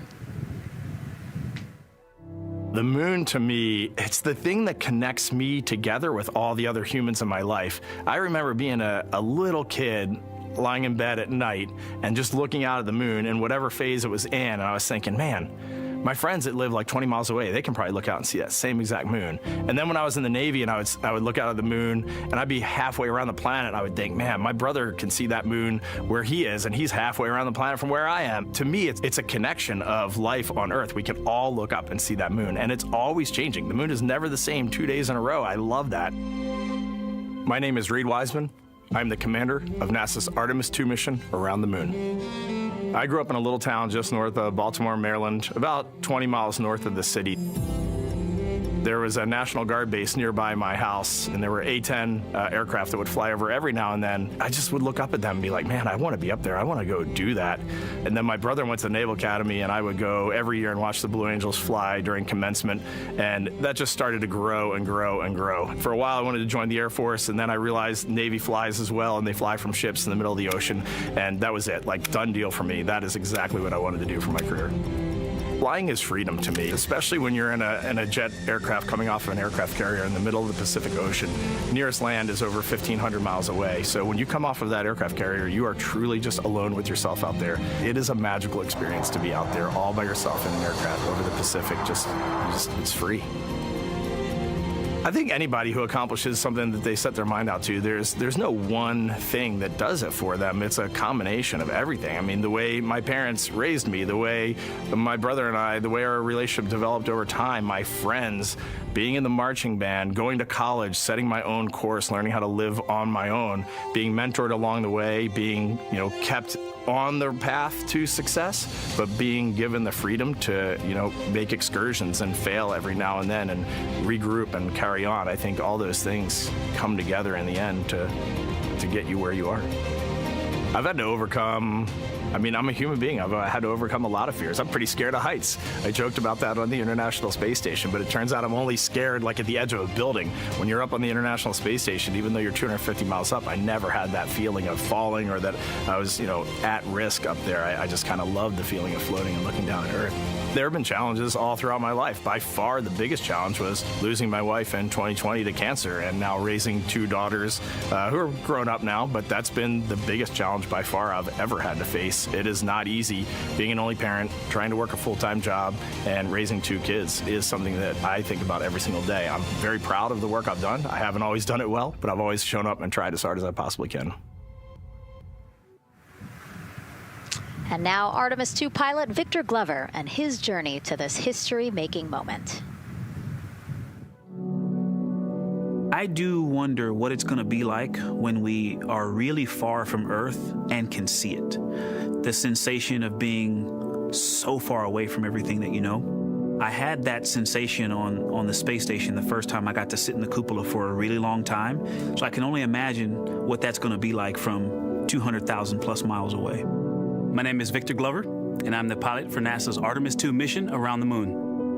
When I was in 4th grade, I was 10 years old, and that's when the Challenger accident happened. And it helped me understand how the general public felt about the astronaut corps, right? Like, these are the people that we want to be, and that just gave me an easy thing to strive toward.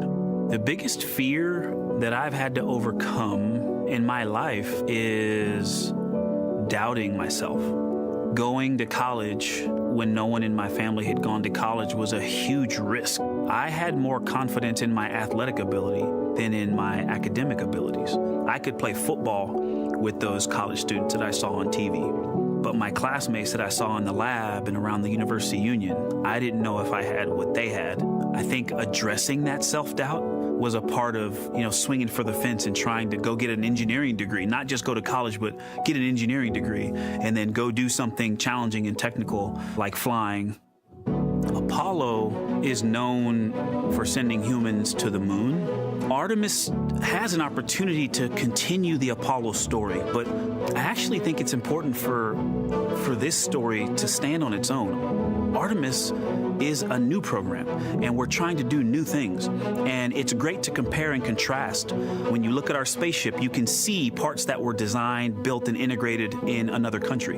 When you look at our crew, you see that our crew is international. There are also men and women. And I just think that comparing and contrasting makes the story even richer. The piloting role specifically, I will have an hour and a half or so where I get to fly the spacecraft by hand. We haven't flown that many spaceships. And so the ability to fly one actually in space on a test mission is just a really unique opportunity. I can't tell you how I'm going to feel when we fly by the moon and see the moon up close and the Earth from 250,000 miles away, but I don't use the word excited because I'm focused. You know, what we do, this is very serious and it's very risky, and we are all intimately familiar with that risk. And so if we go out there and we're successful and we can pass that baton on to Artemis II, that's something to really be excited about. Great to hear from Reid and Victor in their own words about how they feel about this mission and their role in it as the convoy turns this corner here onto the road where the vehicle assembly building is and where the group that we showed you earlier today, ready with their flags. Wow, that group has expanded exponentially. Love this. Yes, this is great. So many people. Flags. Oh my gosh, I love it. Oh, this must feel so special to the crew to see all of these people here to wish them well. Yes, this is heartwarming. Look at how many people there are. Everyone is so excited about this mission. Signs. People have made signs. I feel like the Astrovan has slowed down a little bit, you know, to really take in the moment. Wow. That's amazing there. Again, crowds continue going as we are now passing the historic vehicle assembly building. This is where the Space Launch System rocket was assembled and stacked with Orion. Its history, of course, goes back to the Apollo days, but today it is home to the Artemis missions to the moon and beyond. Gosh, still people lining the route. Yep. I love that. I do too. It leaves me kind of speechless, you know, just to see all the support, all of the people who want to know that they're thinking of them, they're with them, and the fact that this crew specifically has always said we are going for all by all. This must be really special to them. Yes, and that's just here on Kennedy Space Center. Imagine the rest of Florida right now. Yep. Mission Specialist Christina Koch, who holds the record for the most consecutive days in space by a woman. Let's take a look at what she has to say about this mission. I tell a story, which is one that my dad told me before the Apollo missions when he was just a very little boy.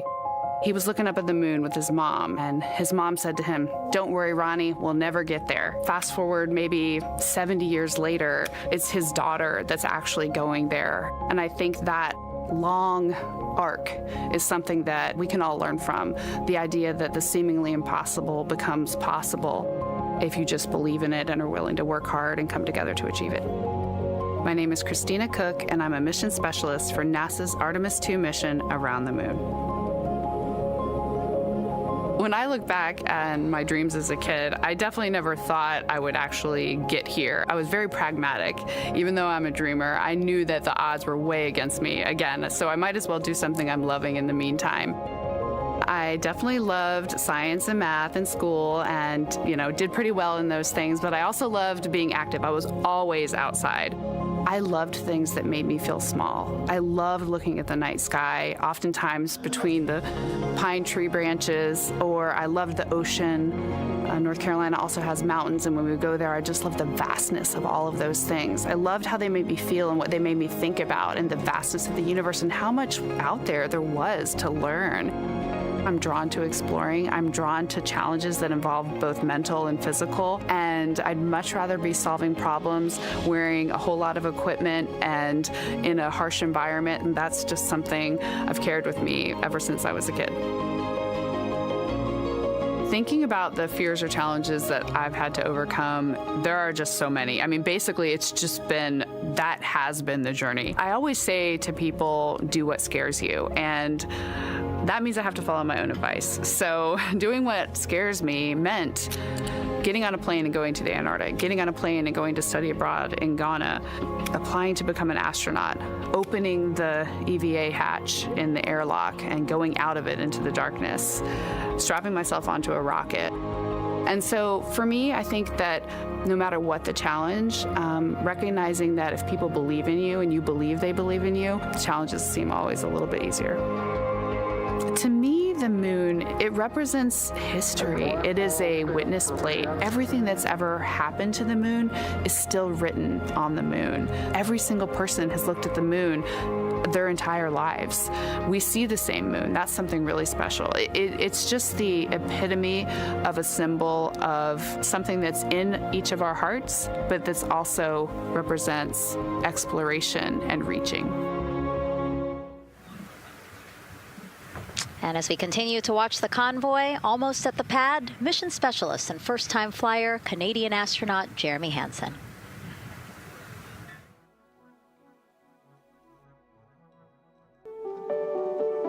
I have this very distinct memory of seeing an image of an astronaut standing on the moon. It's burnt in my brain because I went back to it so many times in my childhood, and I would look at that image, and I know it had a huge impact on me that humans had walked on the moon. My name is Colonel Jeremy Hansen. I'm an astronaut with the Canadian Space Agency, and I'm a mission specialist on NASA's Artemis II mission around the moon.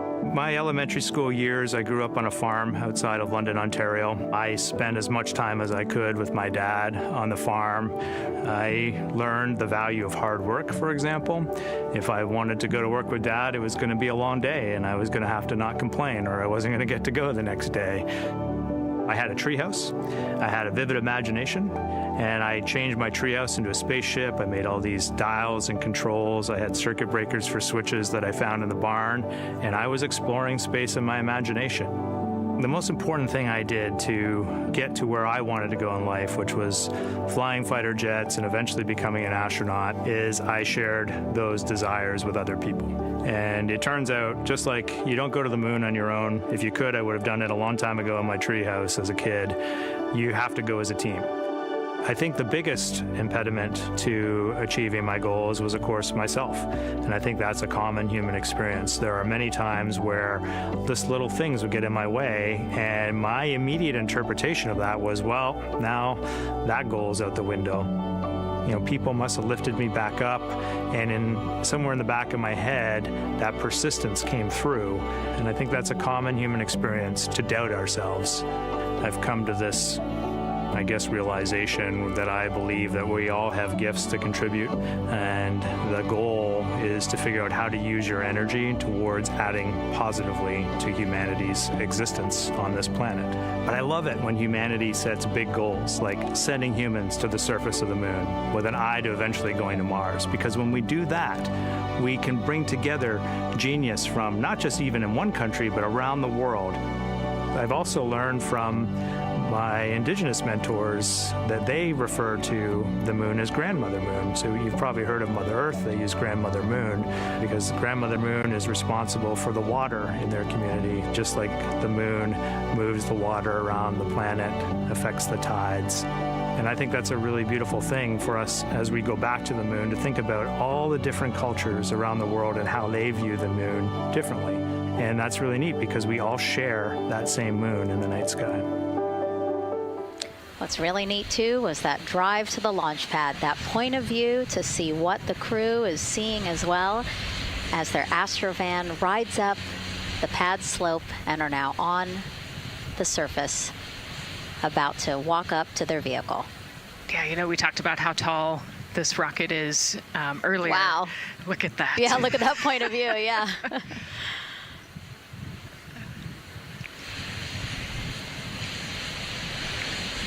Pad 39B, another historic place here at Kennedy Space Center. Construction began in 1964, finished 3 years later. Apollo 10, the full dress rehearsal for the moon landing. That was the first mission to launch from this pad. Yeah, you know, we've used this pad for a lot of missions. You know, we modified the pad in the 70s and 80s, and then the shuttle missions actually launched from here as well. And then, of course, Artemis I took off from this launch pad November 2022. And now here we are about to see the Artemis II crew get out of the Astrovan and make their way up the mobile launcher to the 274-foot level, where they will embark on their first crewed test flight of the Artemis program. You know, I think that button in the elevator actually says space when you hit does? it. Yeah. Really? At least on 39 Alpha it does. So I imagine it says something similar here. Again, let's take a look at the clock as we wait for the crew to get out. 4 hours, 10 minutes and counting until the top of our 2-hour launch window today. Let's head back across the street to Daryl, who's following the launch team every step of the way. All right, thank you, Megan and Nicole. And here inside Firing Room 1, we had a nice moment. The launch director, Charlie Blackwell-Thompson, NASA's first female launch director, standing up from her console, taking her cell phone and snapping photos as the Artemis II crew that she had just given the go to leave the astronaut crew quarters, driving by and, of course, going up the causeway until they got there to the pad. And now we see them coming out of the Astro van there and getting ready to ascend the launch tower. Well, we got a weather brief before they went out to the pad, and of course LWO gave a go. There could be some rain out there at the pad. It's already rained out there already. If you're in the area and you're watching right now, well, certainly you know that there's some rain in the area. There's going to be spotty showers that are going to be coming ashore here, and we expect that throughout our rest of our countdown. But we also are getting forecasts that there'll be some clearing as we get closer to our launch window. Big wave from Reid Wiseman there, and a thumbs up as the crew goes into the elevator to ascend the launch tower to go up to the level where they'll walk across the crew access arm and get into the white room. One of the things that you're going to start to hear now is from the crew themselves. We're going to be airing the Orion to Earth loop, which is the communications that's going between that crew and the launch team here as they walk them through configuring their various consoles as well as getting ready. A nice moment here, and I'll just pause to just look and see as the crew walks across the zero deck, as they call it, which is the deck that's right there even with the engines, and they're taking a moment to go over there and stand up and gaze up at the 322-foot tall SLS rocket. This was part of the plan for the Artemis II crew, and potentially a rocket that could help them make history to go farther from Earth than any crew has before. The farthest distance from Earth when they launch will be roughly around 248,000 statute miles. They're expected to go about 4,000 miles farther than the Apollo 13 crew did. And now they've headed to the elevator to go up.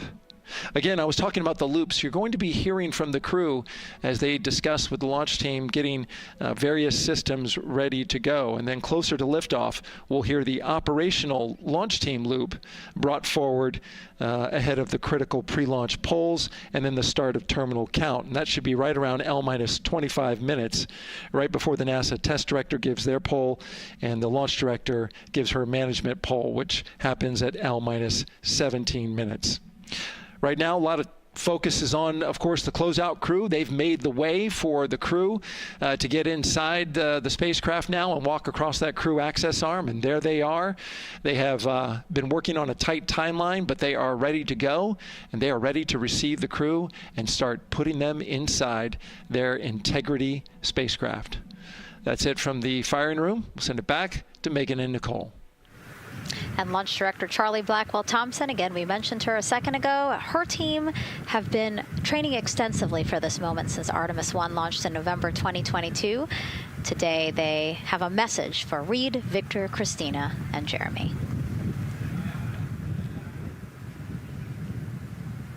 Today, you carry the work of thousands and the hopes of millions. Every test, every simulation, every long day and night have led to this moment. This team is ready. The vehicle is ready, and you are ready. From the ground to the moon, Godspeed, Artemis II! I love that. I just love seeing all of the people who have contributed to this mission and the fact that this is what they've been working for, and now it's culminating today. Yeah, thousands of people have worked on this mission, and we saw there from the launch team, but human spaceflight is like the ultimate team sport, is what I like to say, and that's just a great example of our team wishing our astronauts good luck. That shot there that we were just looking at was aimed at the elevator doors, again, to catch the astronauts as they make their way up to the 274-foot level of the mobile launcher. The mobile launcher is the structure you see there. It is not only a way for the crew to obviously access Orion, but also provides the fuels, communications, all that to the rocket. And now we're watching the crew walk across the crew access arm, getting a beautiful view of Kennedy Space Center. From 274 feet. Woo. Nicole laughs because Nicole is also, like Reid, does not like heights. I do not like how open that crew access arm is. But Reid made it across, so that's good news. It looks like they really enjoyed it. You know, they didn't just walk straight past. Christina and Victor, we definitely saw. Some thumbs up there, looking out, yep, that crew access arm. And then Reid, he knows where that camera is. Taking the opportunity to, again, just tell folks, hey, we're doing good. Ready for it. Yeah. And it looks like they're actually probably signing their patch. Yeah, there's a wall with patches there, and so each crew signs when they get up for their launch. And so this is probably actually the first time a crew is doing this in the White Room of Launch Pad 39B. Don't quote me on that, but I think the signing started with the commercial crew program. So there's a lot of that in the White Room over at 39A. But again, this is 39B. Yep. And so now in this room here, the White Room, again, we will see the crew don or put on their communication caps again, their helmets, their gloves, and remove coverings that they had on their shoes. Yeah, so they want to protect the suits while they're walking out and up to the White Room, and now they'll finish reassembling those suits. Put the boots on, put the gloves on. You see they're working their comm caps now, and they'll work the helmets eventually as well. And so as we watch this process unfold, why don't we take a couple of questions from you guys? What is the most difficult thing about preparing for a flight? Nicole, that question's obviously for you. Ooh, this is a great question. You know, I think we get such good training. You know, this crew's been training for years. And so they know this rocket and this capsule inside and out. They know all the dangers. They know how to react to anything. So I actually think, you know, preparing your support system and your family, I think launch day is actually tougher for your family than it is for you. And you know, we've heard the crew talk about the difficult conversations that they've had with their family to prepare for this historic test flight. And so I think, you know, the closer and closer you get to the rocket, the fewer and fewer things from Earth you keep. You know, they left their suitcases at crew quarters this morning. They left their cell phones, their laptops, everything. And so you are just a human in a spacesuit about to get on a rocket with all of your loved ones watching. And I think that can be probably one of the most difficult parts about today. And while you were answering that question, Nicole, we did get a chance to check. Yes, this is the first time crew has signed the wall of the White Room, again, here at Pad 39B. Let's take another social question now. All launch windows happen to be in the evening. How come? Obviously referring to the April opportunities specific to Artemis II. Right. You know, this is a complicated answer. I don't know that I would have the exact mechanics behind it, but it has a lot to do with orbital mechanics and where we are in terms of the Earth and the Moon relationship.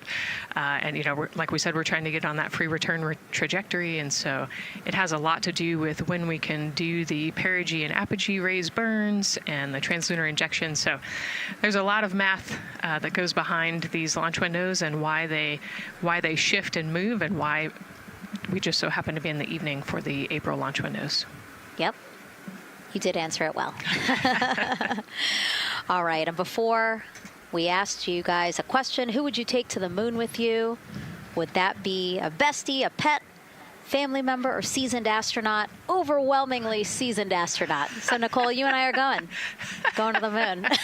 Was that your answer as well? That was totally my answer. Again, like I thought my husband would not like that answer because he'd want to come along too. But I think if asked, he would also say seasoned astronaut. So that's fair. Yeah, like we said, there's a lot of training that goes behind it. These guys can react to anything that comes their way. And so, yeah, if you don't have all that training, maybe you do want someone that's a little bit more experienced. Yep.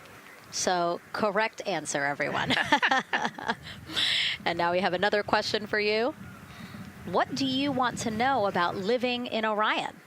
What the crew eats, how the crew sleeps, how to fly the vehicle, or how free time is spent? Another great question. Yes, I'm excited to see what they say.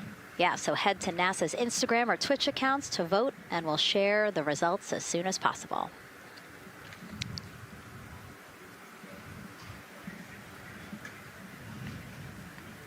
And while you're doing that, remember to also sign up to be a virtual guest for this mission. Just go to the link we'll pull up on your screen. As a virtual guest, you will get mission-specific information, notifications of any schedule changes, and curated resources straight to your inbox. You will also receive commemorative stamps for your virtual passport after launch and splashdown. Again, we really, really want you guys to engage with us, engage with this mission, come along with us for the ride. So yeah, take advantage of these opportunities to be a part of it. Yes, it's a mission for all.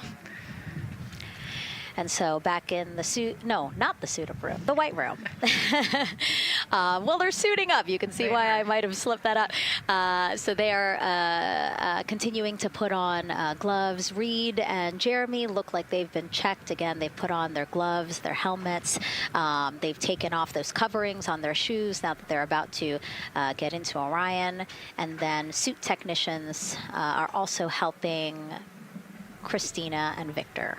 And they're in this particular order, actually, because this is the order in which they're going to ingress into Orion. Again, we have Reid, Jeremy, then Victor, last Christina.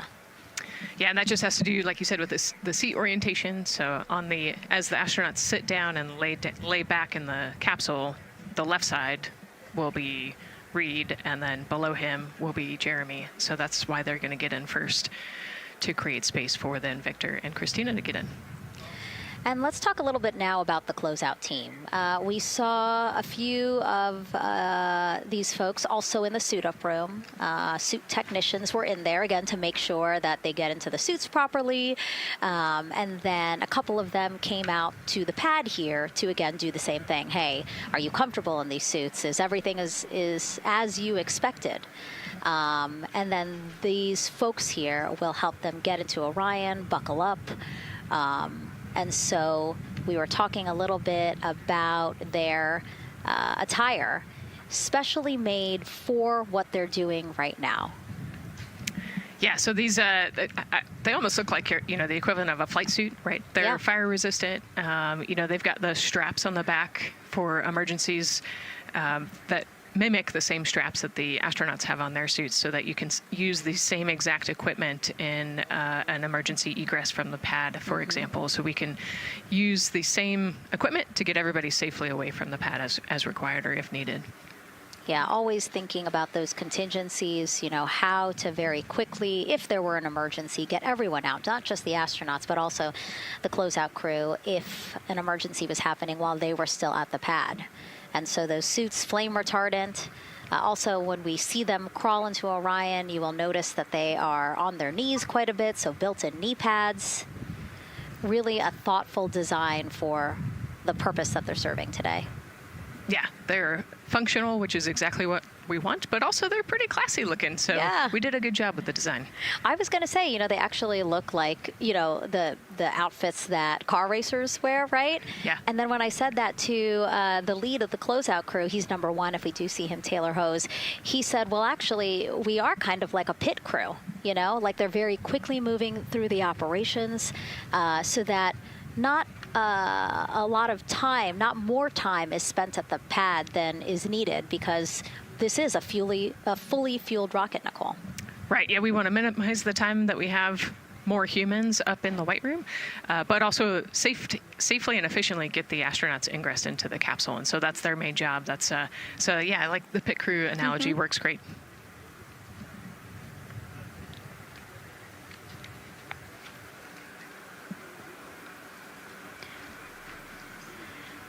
And so, Nicole, as we get ready to see them ingress, I know you'll be, again, an invaluable source as we talk through this part of the launch countdown, because you've been inside a mock-up of the Orion spacecraft. And I know that because you texted me a photo that you took, this selfie in the mock-up, and little did you know I was going to put it in this broadcast. Yeah, this was actually a really wonderful opportunity. Last week, our flight control team at Johnson Space Center hosted an open house of the Orion mock-up there in the space vehicle mock-up facility. And so I got to spend some time in the capsule with some of the flight controllers who are actually sitting on console right now and talk to them about everything inside the mock-up. So you can see I've got a bump cap on. It's like a small hard hat. There are a lot of, metal corners and things, and we are still squishy humans at the end of the day. And so they want you to be careful while you're moving around in there. But I got to see, how the crew will ingress. I got to look at the umbilical and the seat straps, and I got to see, the emergency equipment and the stowage and the toilet. I got to see it all. Got to talk about everything. It was pretty cool. It was a really great time. Michael and Bruce were great with me. They answered all of my questions. Yeah, because it's really good to be able to give that perspective because, and as you guys will see, yes, we do have cameras inside Orion and we'll, of course, take you in, but it doesn't give you a true feeling or idea of how big the space is, how things are configured. Again, like when we see them go in, they're actually on their backs. Yep. So, again, it's just hard to really get a sense of the inside there, but Nicole is going to really help walk us through that. Yeah, you said they're on their backs and, you have to somehow get there, and so they're actually going to almost barrel roll onto their shoulder to get onto their backs and their feet up on those leg rests. Actually, Andre's holding onto right there. You can see Andre number 2's inside getting everything ready for them. And actually, those leg rests for the pilot and commander seat will come off once they get into orbit to create some more space for them. And it looks like we're getting ready to ingress here. Yep, thumbs up from Reid. Everybody configured with their suits, and so in we go. They actually get inside by walking backwards. That's the easiest way to get in, right, Nicole? Yeah, so he will step down right over the flywheel or the exercise equipment that they've got in there. We'll talk to that in a second. And then you actually step down right on top of the toilet area backwards. You can see him going now. Oh, and he's already turned around and walking in. You can see Dre's protecting his helmet and his visor there from all that metal. Yeah. It's a tight squeeze. But they've done this a lot, so Reid's already all the way across the capsule. Yeah, that was fast. Impressive, Reid. Impressive. That's why you're the commander. Oh, a heart there from Jeremy again. Yep, Canada. Yeah. Canada is about to get into Orion. And so you mentioned Dre. Why don't we talk a little bit about him? So that was NASA astronaut Andre Douglas. And he is actually one of the backup crew members for the Artemis II mission. He trained alongside the primary crew and will step in if any of the 3 astronauts are unable to fly. Yeah, Dre's actually a classmate of mine, so fellow fly. Oh, yeah. Yeah, so we've worked very closely together. It's exciting to see him in this role. Yeah, Virginia native, selected as an astronaut candidate in December 2021. He completed his training in March 2024 and was subsequently named as the Artemis II backup crew member just months later in July. Before joining NASA, Andre worked at the Johns Hopkins University Applied Physics Laboratory, where he specialized in spacecraft systems engineering. His work focused on the systems that help spacecraft know where they are and how to get where they need to go. So obviously critical for missions to the moon. Yeah, he's a wicked smart guy. He's got like 15 degrees, I think, or something. Oh, my. So. And so now here we are back inside Orion, where the closeout crew, each one with either Reid or Jeremy. So it looks like Andre is with Reid, And this is a camera shot of behind Reid's head. So Reid, while Andre is buckling him in, it's a 5-point harness, Reid was configuring his control panel. Yeah, the displays. We're getting the displays ready so that they can monitor all of the systems and monitor the launch as they go. Christina there signing the wall.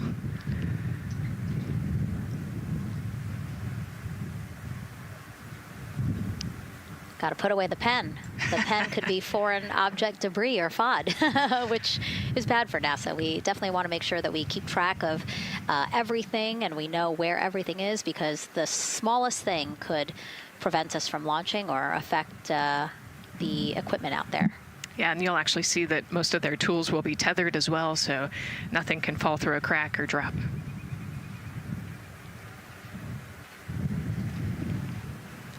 And so as soon as Jeremy and Reid are good to go in their seats and connected to their communication umbilicals, as Daryl had said before, we will start hearing the loops, the audio mission loops, specifically Orion to Earth 1, which is the communication loop that the crew communicate on to the different teams supporting launch today.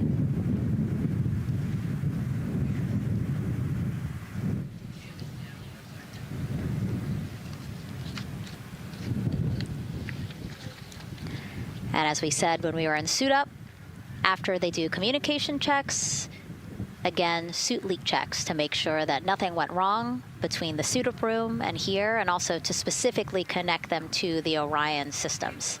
Yes, this will be an integrated test with Orion and the suits to make sure the entire system is working and ready for flight. And so you'll notice Reid, and when Victor sits down, Reid and Victor are the only ones with the display panels in front of them. Jeremy and Christina will actually share a personal computer device, and that will be on Jeremy's leg, and that's how they'll continue to follow along with telemetry and data. Yeah, it's actually pretty cool. This is one of the technology demos that we're doing, and so they're going to plug into the system, and it'll be a screen repeater on that that device for them, so that they can see what the pilot and commander are seeing. OTC at MS2 is online for contact. This is OTC. Repeat. MS2 ready for comm checks. The MS2 ready for comm checks. MS2, OTC Orion Earth 1, comm check.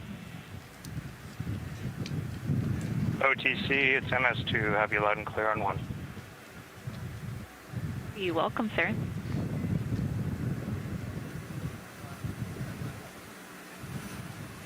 And so that was the Orion test conductor speaking with Jeremy Hansen, again, mission specialist 2 for this mission. So his communication check over, you heard him say 1, Orion to Earth 1, has been completed, a successful test.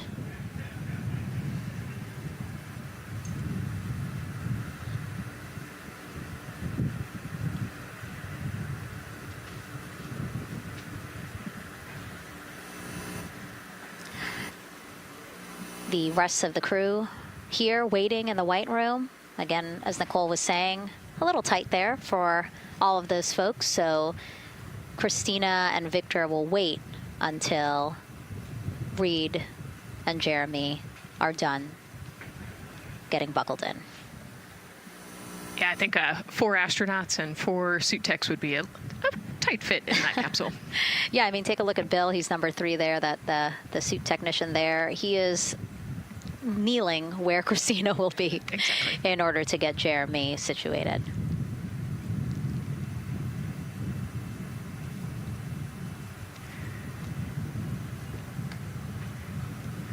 OTC asked. Commander's ready for comm checks. OTC copies. Commander. NTD, Misco 212, comm check. NTD, have you loud and clear here as well. I'll catch FTS on 194, thank you. Commander, OTC Orion Earth 1. OTC, CDR has you loud and clear. Good comm. Welcome, sir. And there you have it, a successful comm check with Commander Reid Wiseman. And so... And CDR, NTD on Orion Earth 1 for comm check. CDR, I got you loud and clear, NTD. And good to have you on board. Good luck today.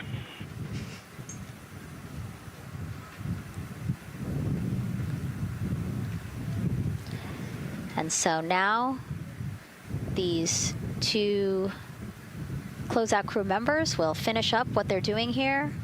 Again, Nicole, walk us through what is happening here. They're connecting umbilicals, is what we said. Yeah, they're strapping them in, so they're getting their restraints connected. It's a 5-point harness with a quick release, and then they're connecting the umbilical, which has actually 4 different connections. So it's got the air in, air out, the water for cooling, and then the comm as well, the communication cable. So they're going to make sure that all of those connections are good to go, make sure the crew's receiving the cooling and the air, and then we heard the comm check as well. So they're just making sure the umbilical connection was good to go, getting them strapped in and ready, and then they will move on to Victor and Christina. And so while we wait for that to happen, why don't we get another check of the launch countdown milestones with Daryl and the launch team?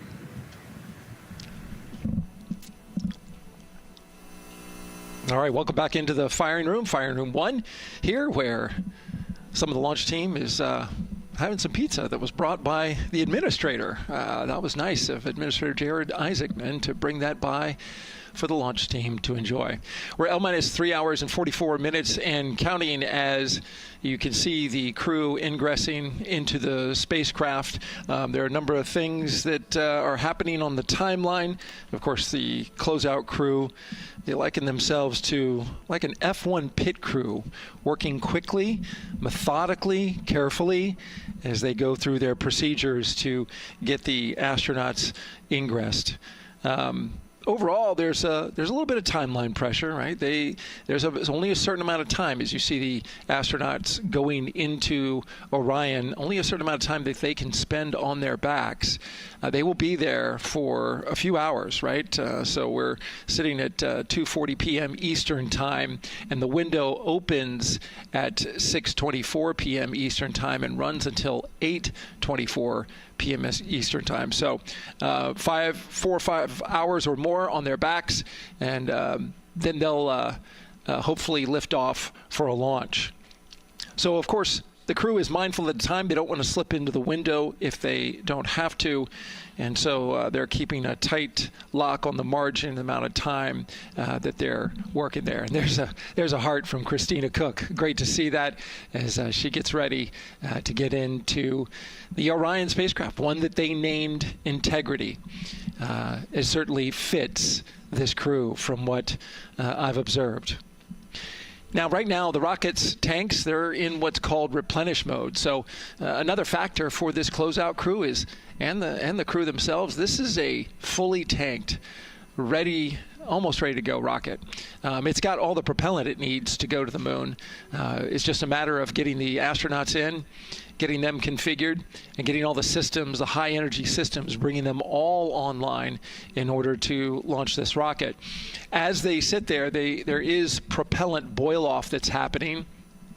All tanks are at 100%, but the propellant, which is liquid oxygen and liquid hydrogen, those two propellants are minus 423 for hydrogen and minus 297 for the liquid oxygen. They are boiling right now. They've been boiling the entire time they've been in the tank.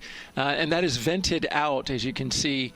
When we look to a wider shot of the rocket, you can see the venting and the little wisp of clouds that are coming out from the top of the rocket and the middle part of the rocket. And that is because just like you boil water on your stove, those propellants are boiling. Of course, their boiling point is much lower than water, and so it doesn't take much for them to boil. But just as if you were to leave your pot of water on the stove and just leave it there, what would happen? Well, it would completely boil off, and all the water would be gone. Basically turned into water vapor inside your house. Well, it's the same case here. So we are continually replenishing the rocket with propellant, liquid hydrogen and oxygen, running from those propellant lines that you see there going into the rocket. So that continues to go well. Overall look from the launch team here, this has been a very smooth countdown so far. The cryo tanking went exceptionally well. And the launch team is really in a good mood right now. Cautiously optimistic, understanding that with a system this complex, you can have something unexpected happen. But to this point, the firing room is really encouraged by what they've seen so far, and are especially excited to see these astronauts getting inside the spacecraft. L-minus 3 hours and 40 minutes and counting until we open up that window for launch. For now, we'll send it back to Megan and Nicole. Thank you, Daryl. And, you know, he mentioned that the crew decided to name Orion Integrity, and it was not something they came to easily. You know, they really wanted to put in a lot of thought, and what they came down to is integrity is a value that NASA embodies, and also individually they felt like integrity is something that speaks powerfully to them. Yeah, and I think the other part of integrity, you know, it just represents the humility and the professionalism behind the entire team that built this rocket and got us here today. And so it's a fitting name for this capsule. Yeah, like I said, I think the crew said it took them a little bit to decide on what they wanted, but I think they made the perfect choice. I agree. And so as the countdown to launch continues, we are reminded that this is an agency-wide effort to make today's launch attempt possible. We invited people across our NASA family to wish our crew a safe journey. Go Team Artemis! Go Team Artemis! 3, 2, 1, blast off! Have a great flight. Godspeed. We'll get you around the moon and home. If I had a message for the crew, be safe, to have fun, to remember that we're all down here rooting for them. I want to wish my friend and former student, Victor Glover, and the entire Artemis team best wishes and a successful flight. Have fun. Take some really cool pictures. Can't wait to see you when you get back. From the Earth to Sky team, connecting NASA science to public lands, go Artemis. We will see you in the Pacific, and you can count on us being there. Greetings from NASA Langley's historic gantry facility, where Neil learned to land on the moon and Orion learned how to swim. We are with you all the way to splashdown. Let's go fly from the Orion Human Engineering Team. Woo! Like a full moon, your future is bright. Have a safe journey from the multimedia team in Cleveland, Ohio. We hope to see you guys back safely in San Diego, maybe singing some karaoke. Yeah, right, maybe. He knows exactly what he wants to do. He's like, yep, karaoke. I love that people submitted videos. You know, this is something that we actually asked as part of the broadcast. We were like, you know what, I think it'll be really fun. And the overwhelming amount of people who wanted to record something for the crew was really heartwarming. Yeah, you know, this is the first time in over half a century that we're sending people back to the moon, and everybody is excited about it. You know, kindergarten to congressmen and all over the world, everyone is ready for today and excited to see this launch. And so here we are again, still inside Orion with the closeout team, putting some final touches on, it looks like Victor's configuration there. Again, making sure that his harness is set and that he's connected to cooling, he's connected to communications, and he's connected to any other umbilicals that he needs to be connected to for Orion. Again, we are sharing so much information with you, and we hope you find it educational and fun. But we do know you guys still have some questions, so why don't we take another one now? Tell us what the moon is like! So cute. That wasn't a question. That was a demand. Nicole, you tell her what the moon is like. Oh, man, that was so cute. Oh, man, the moon is really cool, right? So it's a lot of like gray and white and kind of shades of gray. It is something that doesn't have wind or rain or rivers or an atmosphere. And so we like to say Christina said it earlier, it's the witness plate to the universe. And, you know, it has all these impact craters because it's not protected. Things hit it all the time. Mm-hmm. Meteoroids, asteroids, all sorts of things hit the moon and create these impact craters. That's part of what we want to go and look at and learn about on the moon. Can tell us a lot about the age of the universe and the age of the moon. You know, it's 4.5 billion years old, and we can learn a lot from just looking at the regolith or the dirt that is on the moon. Well, thank you for that question, and thank you for that answer. She was cuter, Nicole. I agree. And then earlier today, we wanted to ask you, what do you want to know about living in Orion? And we told you to pick between what the crew eats, how they sleep, how they fly the vehicle, and how free time is spent. And the winner, most of you wanted to know how to fly the vehicle. And we are going to be doing that. Yes, we are. That's a great question, and actually, part of what we're going to go do. So the rocket is fairly automated, right? There's a countdown, and the whole system knows when it needs to ignite the engines. But we are going to do some manual piloting throughout this mission. Once they launch and they separate from the ICPS, they're actually going to do a rendezvous and proximity operations demonstration. So what does that mean? They're going to take that portion of the rocket and they're going to try to fly closely to it. And so they will actually take manual control of the Orion spacecraft and try to get nice and close to the other portion of the rocket that had just separated. And so you can see actually a little bit in the view that you have right now. So for Reid, the left-hand person, his right hand, there's a kind of a joystick, if you will, on the right side. And then on the left side, there's something similar. And so they've got, translational and rotational hand controllers in order to command the rocket in different axes. Yeah, it's really exciting. I mean, Victor said it himself, like one thing that he's really looking forward to is piloting Orion manually. So we'll get to see that during our continuous coverage. Again, we are covering this entire mission. We started with tanking, and we will go all the way through splashdown, so you will see what Nicole was just talking about, that proximity ops demonstration, where the crew will pilot Orion manually. And so, speaking of their 10-day mission, why don't we take a closer look at the crew's home away from home for the next 10 days. Here's Megan Carter again from the KSC Visitor Complex. All right, thanks, Megan. Yeah, it's getting real out there, so I am going to bring you back to the moon board so I can show you just a few things about the Orion. Obviously, it is going to be very compact, sitting up there on top of the SLS rocket. Very compact, like I mentioned, over 355,000 pieces. So let me show you a couple key components, starting with these three fairing panels right there. When the rocket blasts off, obviously it is going to get very fast. MS1, it's going to get on Orion Earth 1 for comp windy, check. And so we have these three fairing panels in place to help protect our astronauts. I am also going to take you into a little bit closer look and talk about the LAS, or the Launch Abort System. This is the one piece that is going to be in place to protect the astronauts should something happen to go wrong in the first few minutes of launch.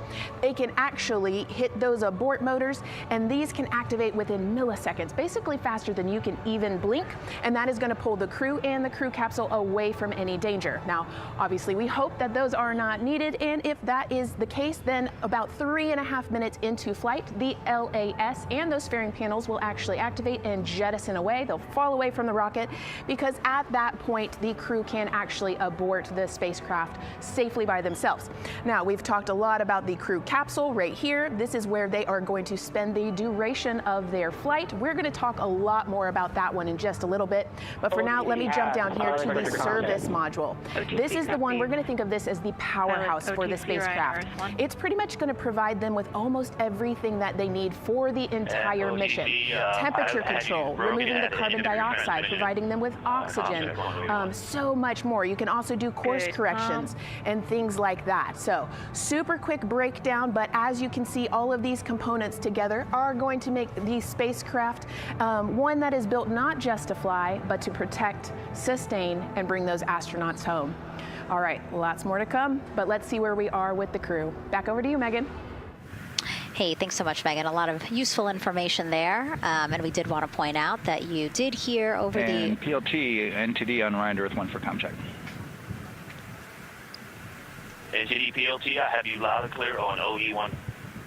And I have you the same. Welcome aboard. And so, again, we are now hearing mission audio loops, specifically the Orion to Earth 1 loop, the communication channel for the crew. Successful comm checks by both Victor and Christina. CDR, OTC Orion Earth 1. CDR. Yes, sir. Configure ARS to shoot mode per EPROC 10.1.1. Crew ingress and vehicle pre-launch config. Step 1. 10.1.1 crew ingress and vehicle pre-launch config. Step 1. Going in work now. And so see, now we are privy to some of the countdown procedures that the team is asking for the crew to do. Yeah, so they're going to work through some of these procedures and finish the ingress portion, as you heard in that procedure. So this is where the crew is going to start building their nest, if you will, running some procedures, getting the capsule ready for humans to be on board. And now look at the clock, 3 hours, 30 minutes and counting until the opening of our 2-hour launch window, and we are pretty good on time. We are as we are expecting in terms of when ingress will be wrapping up soon. And so now let's bring Gary Jordan, again, our commentator inside of Mission Control at Houston. Gary, let's check in with you about mission preparations. Hey, Megan, thank you. Yes, we're following along here in Mission Control Houston. OTC copies. And we'll stand by for those con checks.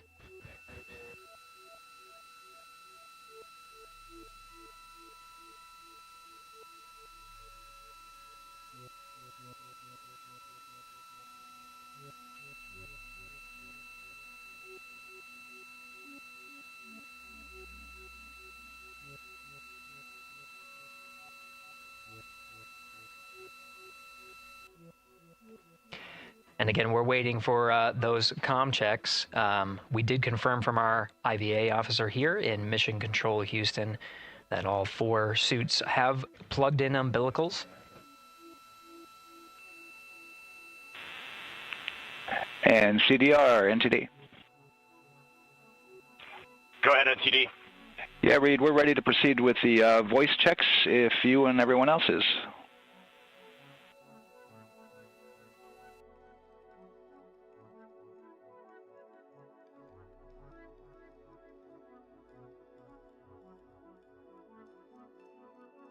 NTD, integrity crew is ready for voice checks. I copy that. And integrity for the entire crew, comm check on Orion to Earth 1. CDR. PLT. MS1. MS2. Good comm check by all. NTD moving to Orion to Earth 2.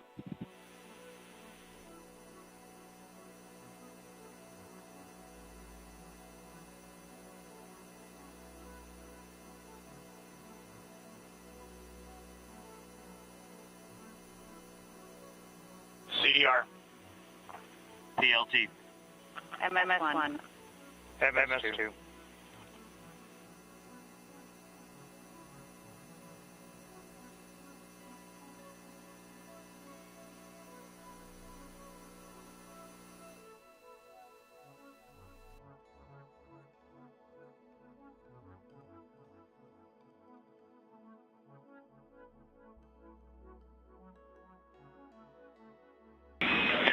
Integrity Houston on Orion to Earth 1. Voice check for the entire crew. CDR. PLT. MS1. MS2. Houston has all 4 crew loud and clear on OE1. Stand by for 2.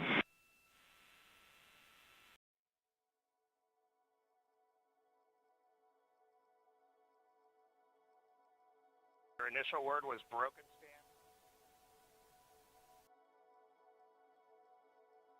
MS1. MS2. 4 crew loud and clear on OE2. We'll use 1 for the default. Houston out.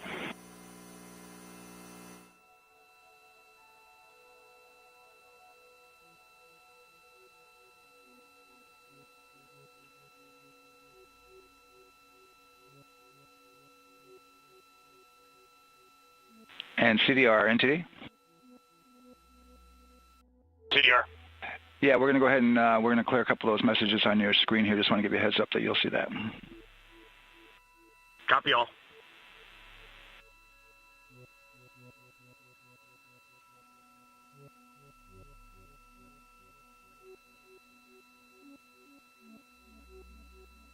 CDR, OTC, Orion to Earth 1.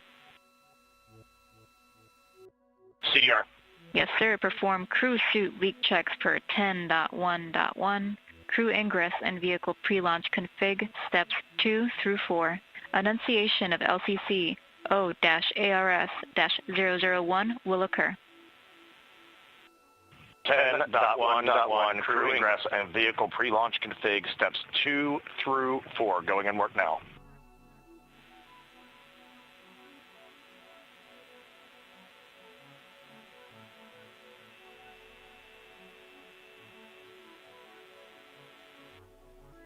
This is Mission Control Houston. We are following along as the 4 crew members of Artemis II work through their voice checks, then the umbilical connections and various pathways to get communications from all of the... refresh on your screen. CDR. Yes, sir. We're going to look to do a quick refresh on your screen if you guys are okay with that. Hey, firm, just let us know when we can continue in 10.1.1. We'll go hands off.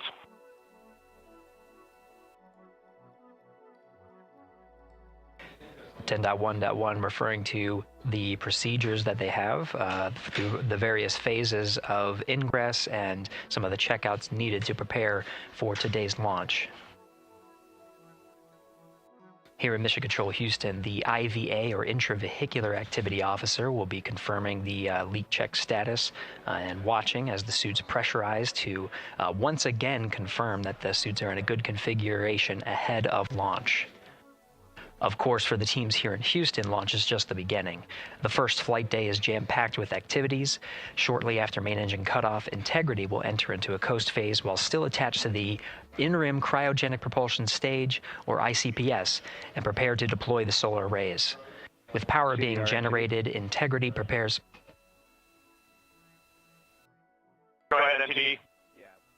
With that refresh, and you got to go to proceed with your 10.1.1. Picking up 10.1.1, step 2.3 through 4.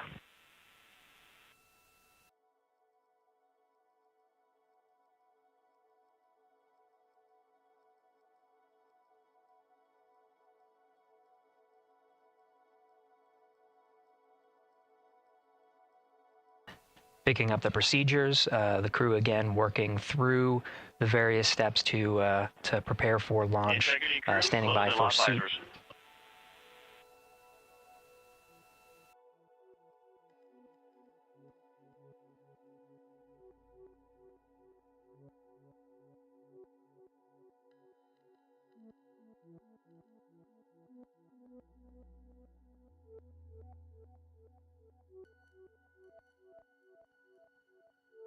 This is Mission Control Houston. With visors closed, the pressurization tests can commence. We'll stand by for word of a good leak check on all 4 of the crew member suits for the Artemis II mission. Again, this is the very beginning of a very busy flight day for our 4 crew members. After launch, they have a series of burns to prepare for. The first major burn being the perigee raise maneuver that allows them to continue in low Earth orbit, and the next being the apogee raise burn that puts them in a high Earth orbit. This is an orbit that takes them around the Earth for nearly a day, 23.5 hours to be precise, and allows the teams, including the astronauts and the flight control teams, to check out critical systems ahead of committing to the next day's translunar injection. But before they even call it a day, Integrity will separate from the ICPS, and the crew will command.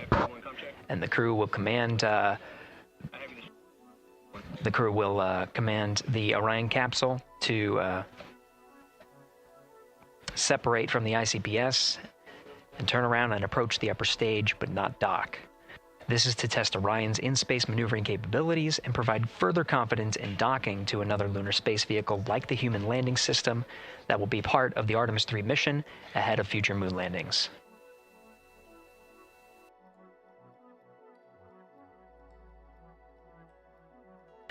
These are just a few of the highlights of the very first of 10 flight days as we await for confirmation of good leak checks inside the capsule integrity. And there's a lot more to this mission. A reminder that this is, of course, a test flight. The purpose here is to demonstrate procedures, systems, and life inside Orion on a mission around the moon for the first time, and give further confidence in the capabilities that are charting a return to the lunar surface.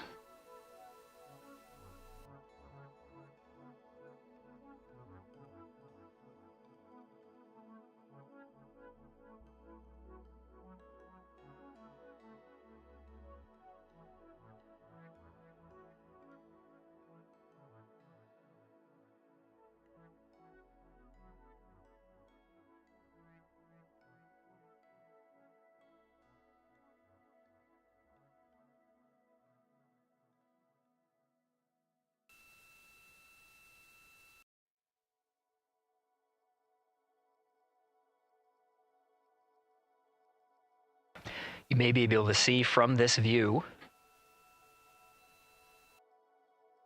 the suits themselves inflating. This is, again, a pressure check, verifying that the suits are leak-free ahead of the ascent portion of today's flight. How you see the crew now with visors down will be the configuration of their ascent all the way through core stage separation, about a little more than 8 minutes after booster ignition.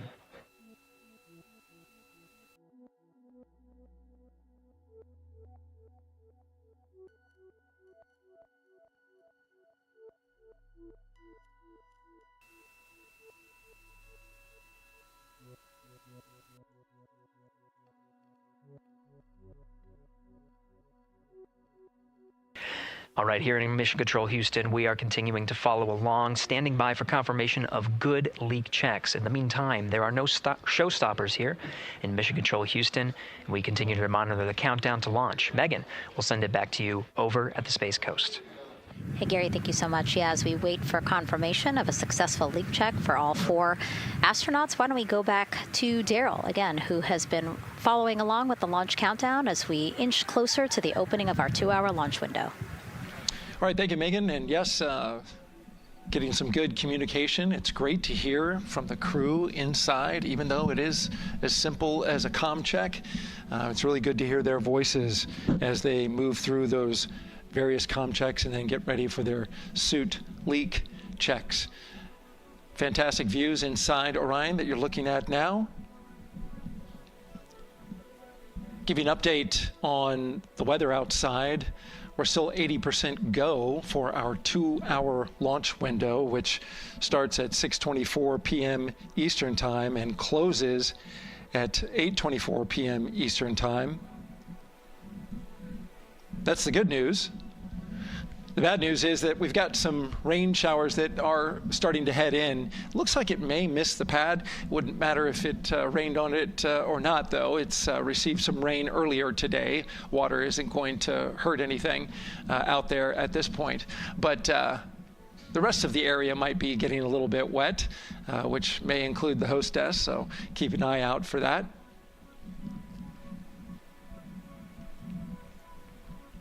As we're watching with the astronauts inside the Orion Integrity spacecraft, you'll be hearing more and more from them, especially Christina Koch, who is mission specialist number 1. She not only is going to be making history. All crew, visors open, suit loop leak check complete. OTC. Okay, there you heard the suit leak check complete. They check those suits for leaks in the astronaut crew quarters. They check them again inside the spacecraft. As you can see, the closeout crew, our astronaut support person moving around, turned off the camera, and so now we're looking from outside the Orion spacecraft, looking towards, oh no, let's see, get oriented here. Well, there we go. Back inside, we've got the view. But basically what I was saying about Christina Koch is that she will have the role of reading. CM is ready for closeout, performing video sweep using drag-on camera. OTC.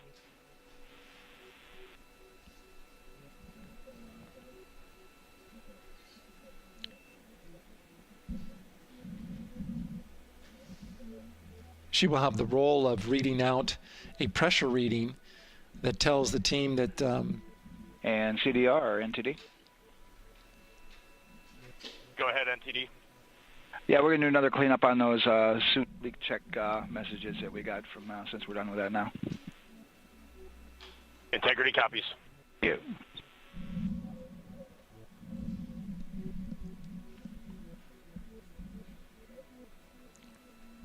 And that's communication going between Orion Commander Reid Wiseman and NASA Test Director Jeff Spaulding. As I was saying, Christina Koch will be reading measurements from the counterbalance assist arm. So you're going to hear her be asked by the NASA Test Director to read that. That CBA, counterbalance assist arm, it's mechanically latched by the closeout crew using tools, but there's a hydraulic assist. It's pneumatically opened and closed, rather, with a pressure assist that helps open it up. Not only that hatch, but also the last hatch. There's 2 hatches there that we'll see that will be closed, but this is in case of an emergency out there at the pad. If the crew, for some reason, needed to exit quickly, then they would exit the spacecraft by pulling that lever, which would open both hatches. Those hatches are heavy.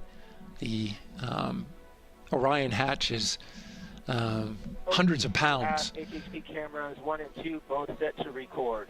ATC copies.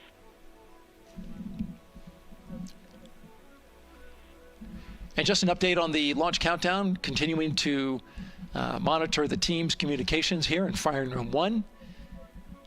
Everything going really smoothly so far. We don't have any significant open constraints to launch at this time, so we continue counting down. And for now, we'll send it back to the host desk with Megan and Nicole. Thank you so much, Daryl. And so we heard some of the communications over Orion to Earth 1, and it sounds like we are now moving into the hatch prep and closure phase. We will now start to see the closeout crew getting out of Orion soon so that they can start getting ready to, again, close up Orion, close the 2 hatches, and then get out of the pad. Yeah, the closeout team will take the hatch seals off, and they'll inspect the seals, make sure everything's ready to go, and then do a few last-minute configurations before they close that hatch. And then, like Daryl talked about, then Christina will have a role in looking at the CBA there. So. Yeah, you might have heard them say over the loops again that drag-on camera. So basically, it's a camera that they can move around, and you might have seen it in a couple of our shots already. But they will take that camera and literally go and inspect the seal that. There's 2 seals, actually, 2 seals that go around the entire area of the hatch just to make sure that everything looks good. And that camera feed is being directly shown to NASA teams who need to monitor that. Yeah, they want to make sure there's not a single hair or piece of dust on those, make sure that there's no damage and everything's ready to go so that the seal, they will do a leak check on this hatch seal as well. Make sure it passes. Yeah, and we'll know they're doing that because we will actually see one of the closeout crew members with a hand pump, and they will pressurize, again, just the seals, and they have to see if it will hold pressure for just a minute. And if it does, then they will go ahead to pressurize the entire Orion spacecraft, and then that again is to make sure that the spacecraft is holding the right amount of pressure. And that one's a lot longer. It'll take them like 8 minutes. Like it takes time to pressurize it, then they have to hold pressure, and then it takes time to depressurize it. Right, and they want to measure the difference in pressures at the beginning and end of that and make sure that it holds the right amount of pressure so that when they get to the vacuum of space, obviously the capsule holds its pressure. Yep. Okay. Well, again, as we continue to watch operations that are happening at the pad inside of Orion, why don't we go over to Banana Creek? It's one of our viewing locations here at Kennedy Space Center. They will have a spectacular view, and we actually have NASA's Leah Martin there chatting with a big group of people surrounded by a lot of folks on bleachers there. Hey, Megan, yeah, tons of people out here today, thousands of people gathering at Banana Creek to enjoy NASA's next big mission and humanity's next great leap today. It's a gorgeous day, and I'm joined here actually by some people who are probably the only people on center who are a little bit more excited than me to see this rocket lift off. Where are you from, and why are you here? So we're from the University of Tennessee, Knoxville. We're a group of 7 aerospace senior engineering students traveling here with Josh Dobbs, former quarterback of the University of Tennessee, with his extraordinary Dobbs Foundation. Now, you were actually telling me a little bit earlier, you're here local, you're from Orlando. What's it like being an aerospace engineer and then having the opportunity to come back here to the Space Coast and see this mission lift off today? It is absolutely amazing. I feel like the little 9-year-old girl inside me is so excited. Like, I'm from around here. I grew up watching launches in my backyard, and so this seems like such a full circle happy moment for me. Now, you are an aerospace engineer looking hopefully to join the workforce in the future. How does it feel to be here and see firsthand what that work does? It's just so cool to see what I've been working for the last 4 years and then the 12 years before that just actually be physically happening in front of me. It's something I never dreamed of as a kid. And I'm actually joined here by the astronaut himself, Mr. Josh Dobbs. Now, you have a history with NASA as well. You did an externship here. And how did that kind of play into your passion for aerospace and then the foundation that actually provided this opportunity for these students today? 100%. So I spent a month here around the Artemis I mission, which was a tremendous opportunity to learn about the space program and also what's next. And so to be back here for Artemis II, and unfortunately, Artemis 1 went in the middle of the season, so it's surreal to be here for Artemis 2. And with my foundation, like, the goal is to be able to take advantage of the opportunities that I've had and pass them along to the future of the industry and give them the opportunity to see what all their hard work can accumulate into. So it's an honor to be here. We're really appreciative of all the engineers and all the hard work that's gone into this moment, and we're excited to watch history happen today. Absolutely, and as a group, I think if you guys had one well wish for the team today, what would you say? I think we can all join together and maybe say, go Artemis? Go Artemis. That was a fun interview, and again, just so neat to see all the people who are here. I mean, still hours before liftoff. Not even hours before liftoff, but hours before a 2-hour launch window. So people just really committed to being here and seeing it in person. Yeah, you can see the Banana Creek is already buzzing. Yeah. There behind Leah. You could hear the chatter in the background. It's an exciting time. Yeah, you could tell that it's a lot louder than we noticed because we just have very good mics. But, you know, she's obviously yelling over a huge crowd there. So super fun, super exciting. And yes, I hope that we all get to see liftoff here shortly. Okay, so as we know, Victor, Reid, Christina, and Jeremy will have their hands full during their mission. So for some of their test flight objectives, let's go back to Megan Carter at the moon board. All right, as we have seen from those camera views, their capsule is very compact, obviously. So let me show you a few cool things about this piece. The Orion capsule is going to only be about 16.8 feet in diameter and a whopping 10.5 in height. Think of it about the same cubic feet as 2 minivans. So obviously every piece of that capsule has been planned with purpose. And a really great example of that is going to be these seats that we have seen that live view of. Now, these seats are going to be out for launch, re-entry, and splashdown, but in between, they are stored in between to give them more room for daily activities and things like that. While they are on board, obviously, they are going to have a lot of things to do. One of those is going to be to manually fly Orion, as we've discussed, but they also have several other objectives as well. And they're going to be doing lots of system checkouts, checking out the service module, making sure everything is working correctly. They're also, like I said, going to have a chance to manually fly. Now, this was taken during one of their training simulations, but as you can see here, they will have advanced flight displays, hand controllers, touchscreen interfaces, so much to work with and practice with as well. Now, while on board, they will also have the ability to eat those shelf-stable meals that are designed specifically for microgravity. I think I saw somewhere that one of their meals is going to be mac and cheese and brisket, so that makes the Southern in me very happy. All right, but they are going to have also some time to look at some things like power and propulsion. They will have 3 key propulsion systems that are going to help power Orion as well. And speaking of power, I want to bring you back to the service module real quick because I wanted to point out these 4 solar panels. These are going to take about 18 minutes to unfold like giant wings, and they're going to stretch 62 feet from end to end, and these are going to help power the service module and in turn provide what the crew needs for their journey. So as you can see, spacecraft is built specifically for what we need and to guide them and get them home safely. All right, back over to you, Megan. Thank you so much, Megan.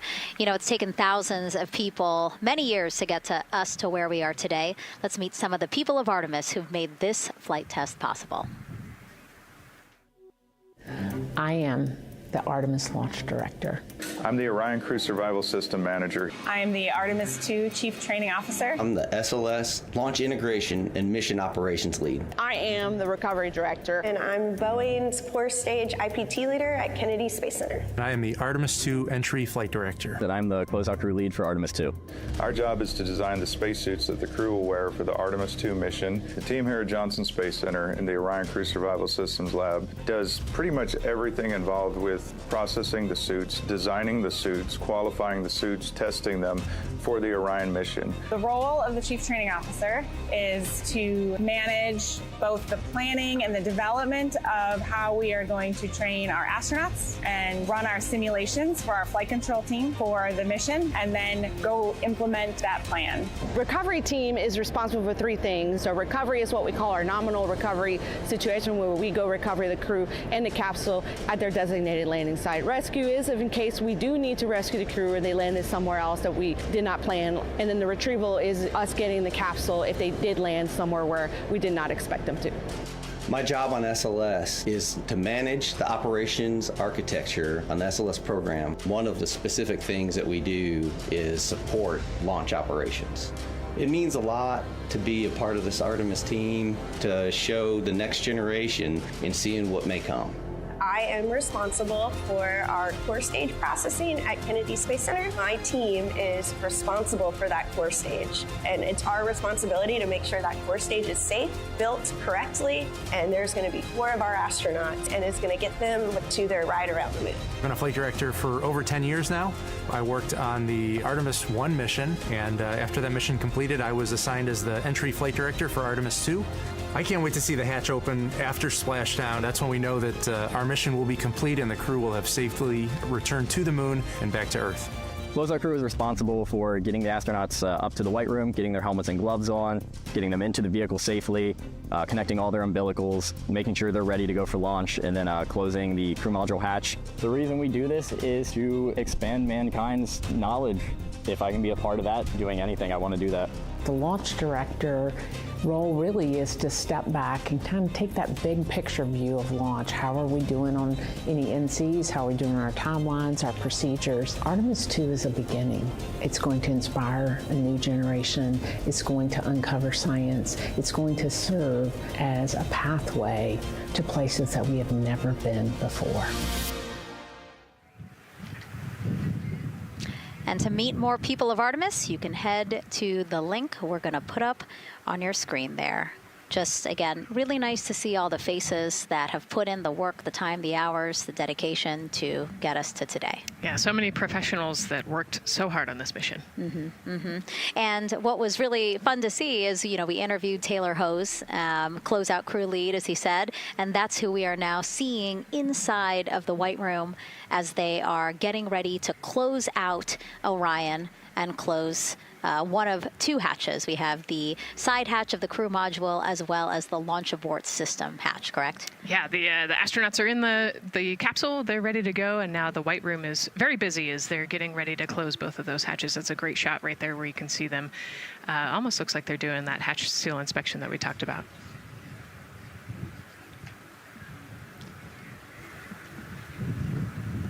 And so, Nicole, as we continue to see them get ready to close that smaller hatch, again, the crew module side hatch, let's take some questions now. Sounds good. A lot has changed since Apollo, and I have a few questions about what's next. What part of the moon are we exploring through Artemis, and what are some of the key points that NASA needs to consider when planning missions like this? Were you expecting to see Scarlett Johansson? I think that took you. Yeah, I mean, took you aback. We've talked about this, but everybody has an interest in this mission. You know, it's humanity trying to explore and go back to the moon. And I love this question. You know, what part of the moon are we going to? You know, eventually we want to get to the polar regions, the South Pole specifically. We think that there are volatiles there, so water ice, something that can be harnessed as a resource as we create the permanent base on the moon and then try to get onto Mars.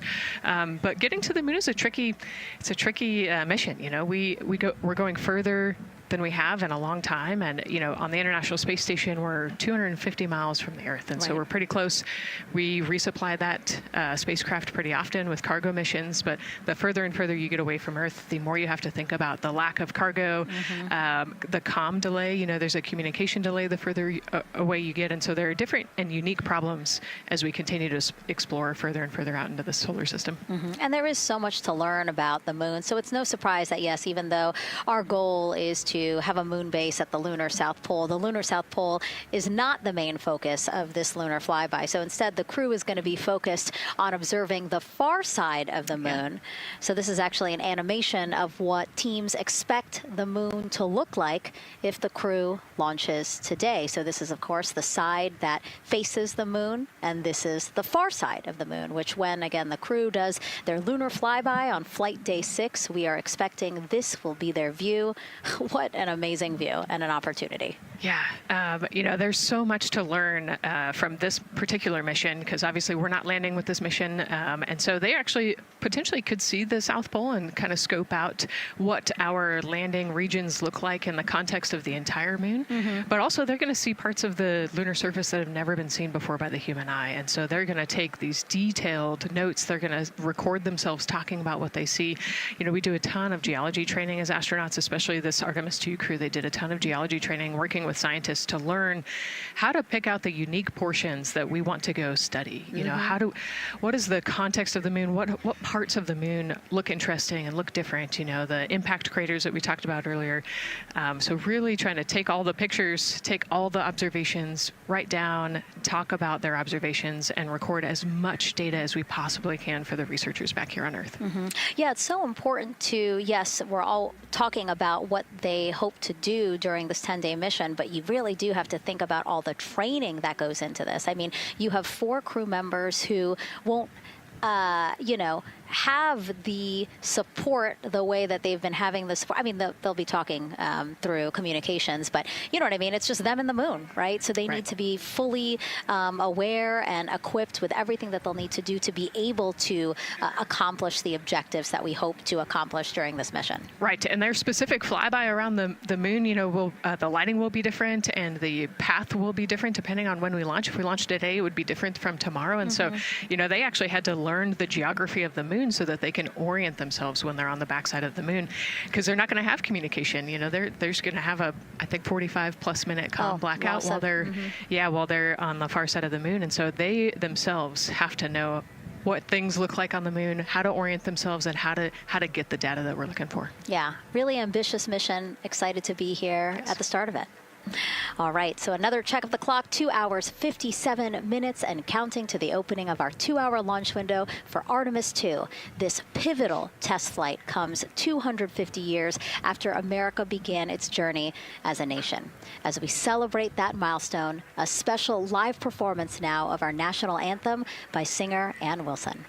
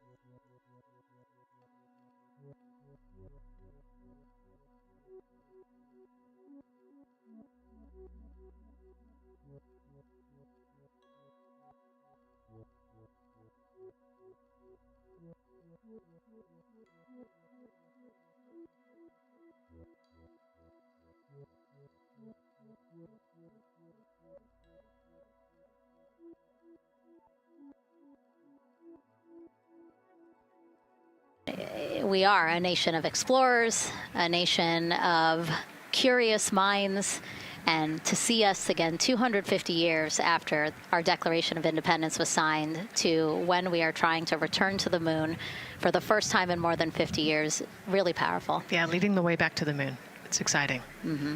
And that's so important to us. You know, we do want to be the leaders in exploration, but we definitely know we can't do that alone. You know, we often hear NASA leadership say that, you know, this is not something one nation can do. This is something that is a collaboration of nations, and that's why we have European countries. We also have Canada, again, joining us on this ambitious test flight. Yeah, of course, you know, it goes back to the old proverb, if you want to go fast, you go alone. If you want to go far, you go together. And we want to go far. We want to get onto Mars eventually, and so we're going to get to the moon first, and you can't do that alone. So thank you again, singer Ann Wilson, for that beautiful rendition, again reminding us of what it is we are trying to accomplish for all, by all. We are now back inside the White Room with the closeout crew. Again, backup astronaut Andre Douglas, number 2 there, just outside in the White Room, which is right outside Orion there, with the crew seated comfortably inside. As you can see, they've dimmed the lights a little bit. The crew has the opportunity to set the ambiance, if you will. They were given the opportunity to adjust the lighting as they see fit, again, just so that they can get comfortable. It's kind of like when we are on a plane and you get the opportunity to... Sure, yeah, you don't want the bright lights in your eyes. Also, you want to be able to see the screens well, or see the, you know, the tablet on Jeremy's knee well, so they're going to adjust the lighting to what makes sense for the mission. And we saw in that very quick shot there, our best camera view of the 2 hatches is actually that drag-on camera, like we were saying, that kind of moves around. So sometimes it's hard to show that. So there you have it. You can see that the closeout crew has closed the side hatch. And so right now, that's a panel that they have to close out in order to then close the next hatch, which is the launch abort system hatch. And so, Nicole, can you just quickly, again, talk to people about the 2 hatches, again, crew module first, and then the launch abort system hatch? Yeah, so the crew module hatch is the one they're working on right now. They just got closed. You can see he's torquing those bolts down. And that is the hatch that completes the Orion capsule. And then you have the launch abort system, which actually is kind of almost a shell that goes around the capsule and holds onto the capsule during launch. And it has its own separate engines that can pull the capsule away from the rocket safely in the case of an off-nominal data point. So it's actually looking at roll rates and attitude and thrust and all sorts of different data in order to make sure the launch is safe. And if it's not, then the launch abort system will pull the crew module away and get them into a splashdown zone safely.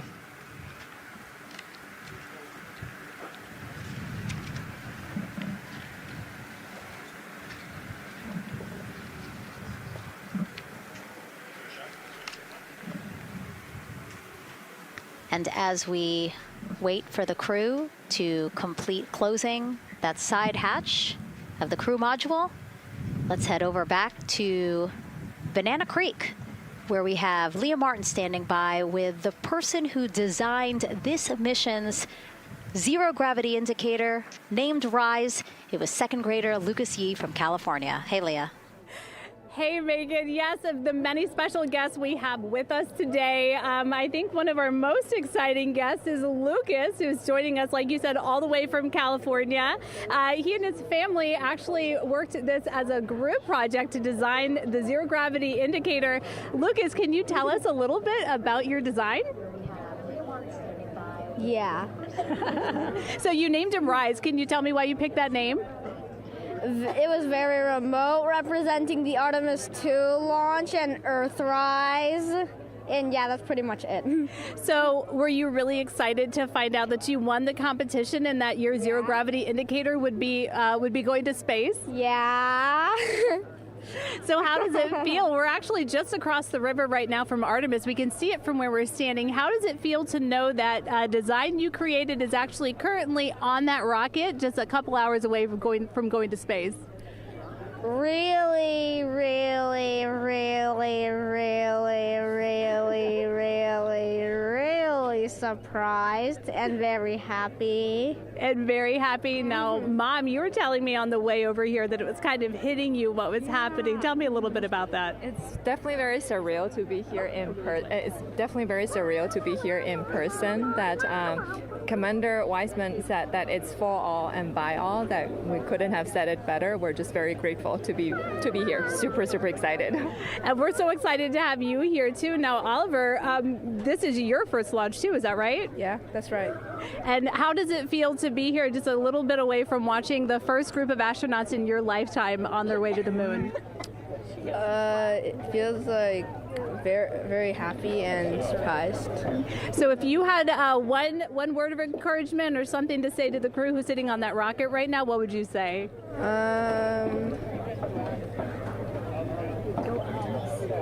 What? Go Artemis. Go Artemis. Go Artemis. Thanks so much, Megan. I would say have a nice trip. Yeah. You would say have a nice trip? I did hear that answer. I would say have a nice trip. You know, Leah, that was a hard question. You know, it's really hard to come up with the spot what to say to the crew who's about to make history today. Yeah. And so the Artemis II crew, again, ZGI, Zero Gravity Indicator. It's a plushie, a soft toy that is brought in to the spacecraft with astronauts so that it can be a visual indicator for when we have reached the weightlessness of space, right? Yeah, you saw a little replica there that Lucas had, and then in some of the views in the cabin view, you could see it swinging and hanging earlier. So I think actually Jenny was the one who installed it into the capsule. Oh, really? Yesterday, yeah. So. Oh, we have to unpack a lot here. We got to talk about Jenny, who we will get to here in a second. But then, yes, we will also go back into the capsule so that we can show you where the ZGI is now. But the ZGI was chosen by the crew after a contest where the crew asked for submissions. They got submissions from around the world to, again, design their ZGI that is going with them to the moon. It's kind of like any other road trip. You need clothes, food, a map, your favorite toy. Really. Except this toy has a job to do up there because this is a zero-gravity indicator. While not a scientific instrument, this safe and soft object tells the strapped-in astronauts that they've reached weightlessness. For Artemis II, the crew wanted a one-of-a-kind ZGI, so we asked you to come up with it.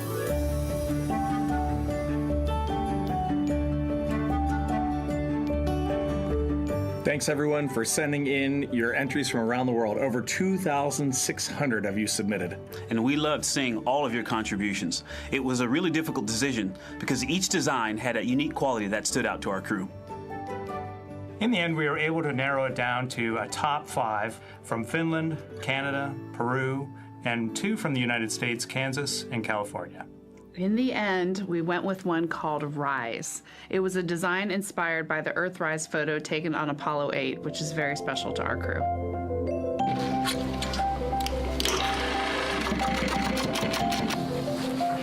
With the winner chosen, next came the task of bringing it to life here in the Thermal Blanket Lab at NASA's Goddard Space Flight Center. This lab specializes in custom materials to protect sensitive spacecraft equipment and is perfect for creating a ZGI that meets the rigorous safety standards of NASA. Because you have to be concerned with whether the thread's going to outgas or if it will hold up, if it's flame retardant. This is the Rise ZGI doll. All I have left to do is to close the opening here and hand sew the hat on, make sure it's stuffing is stuffed in there. And we have our pocket here for the SD card. And on that tiny SD card will be millions of names submitted to virtually join the crew aboard Orion. Got Rise. Not the real one, obviously, but this is a replica. I mean, so clever for Lucas and his family to design. Yeah, I love that he replicated the famous picture that we all love of Earthrise. And then I love that the bill represents the space in between the moon and Earth. It's just such a cute and wonderful way to represent this mission. Yeah, and again, Earthrise, very important to this crew. It harkens back to the picture that was taken by the Apollo 8 crew where they saw Earthrise. And so very appropriate since, again, now here we are going to see Earthrise again with this mission. Yep.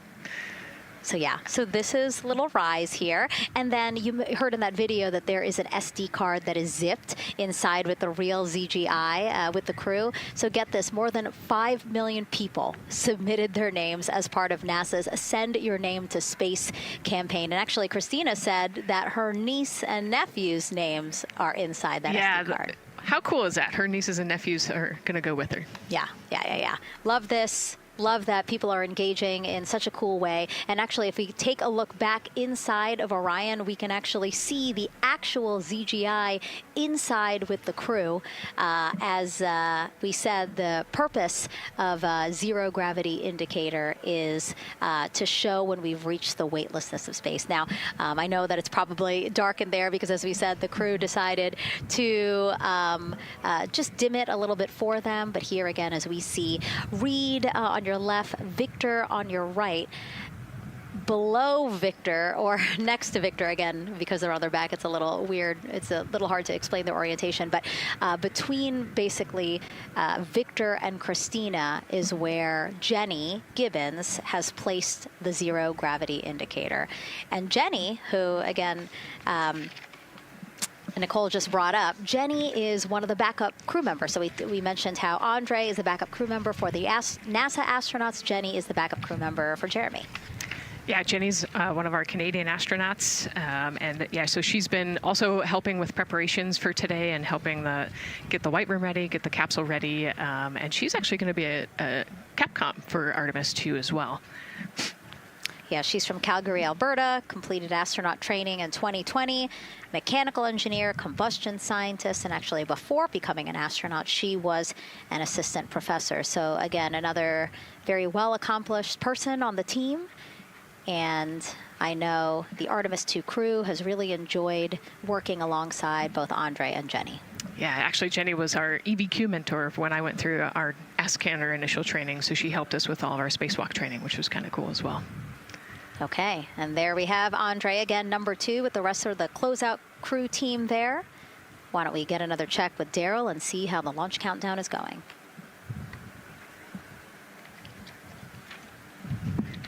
Still going quite smoothly here from firing room 1 here at the Kennedy Space Center. Launch team working no major constraints to launch, which is great news. We did get an update on a weather balloon that the launch weather officer and his team released. This is an important weather balloon released right around the 3-hour mark.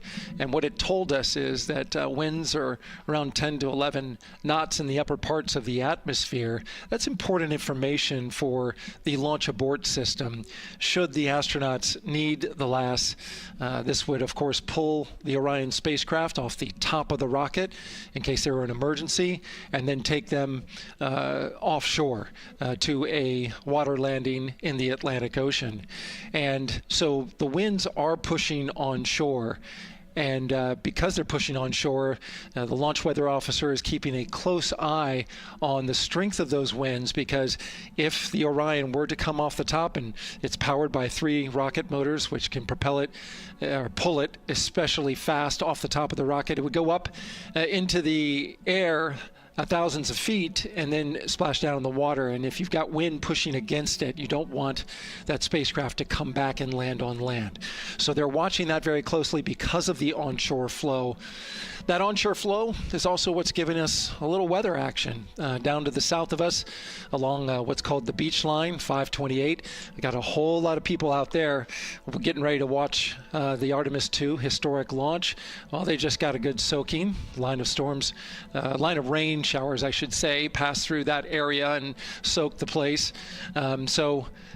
Certainly rain is a possibility. Spotty showers from time to time. But overall, the launch weather officer tells us that we are trending towards getting that stuff to all push to the west the closer we get to our launch window. A reminder, that window is from 6:24 p.m.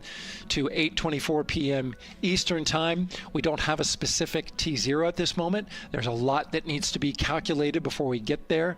We also need to get through the rest of the countdown on time. As of right now, we are right on time.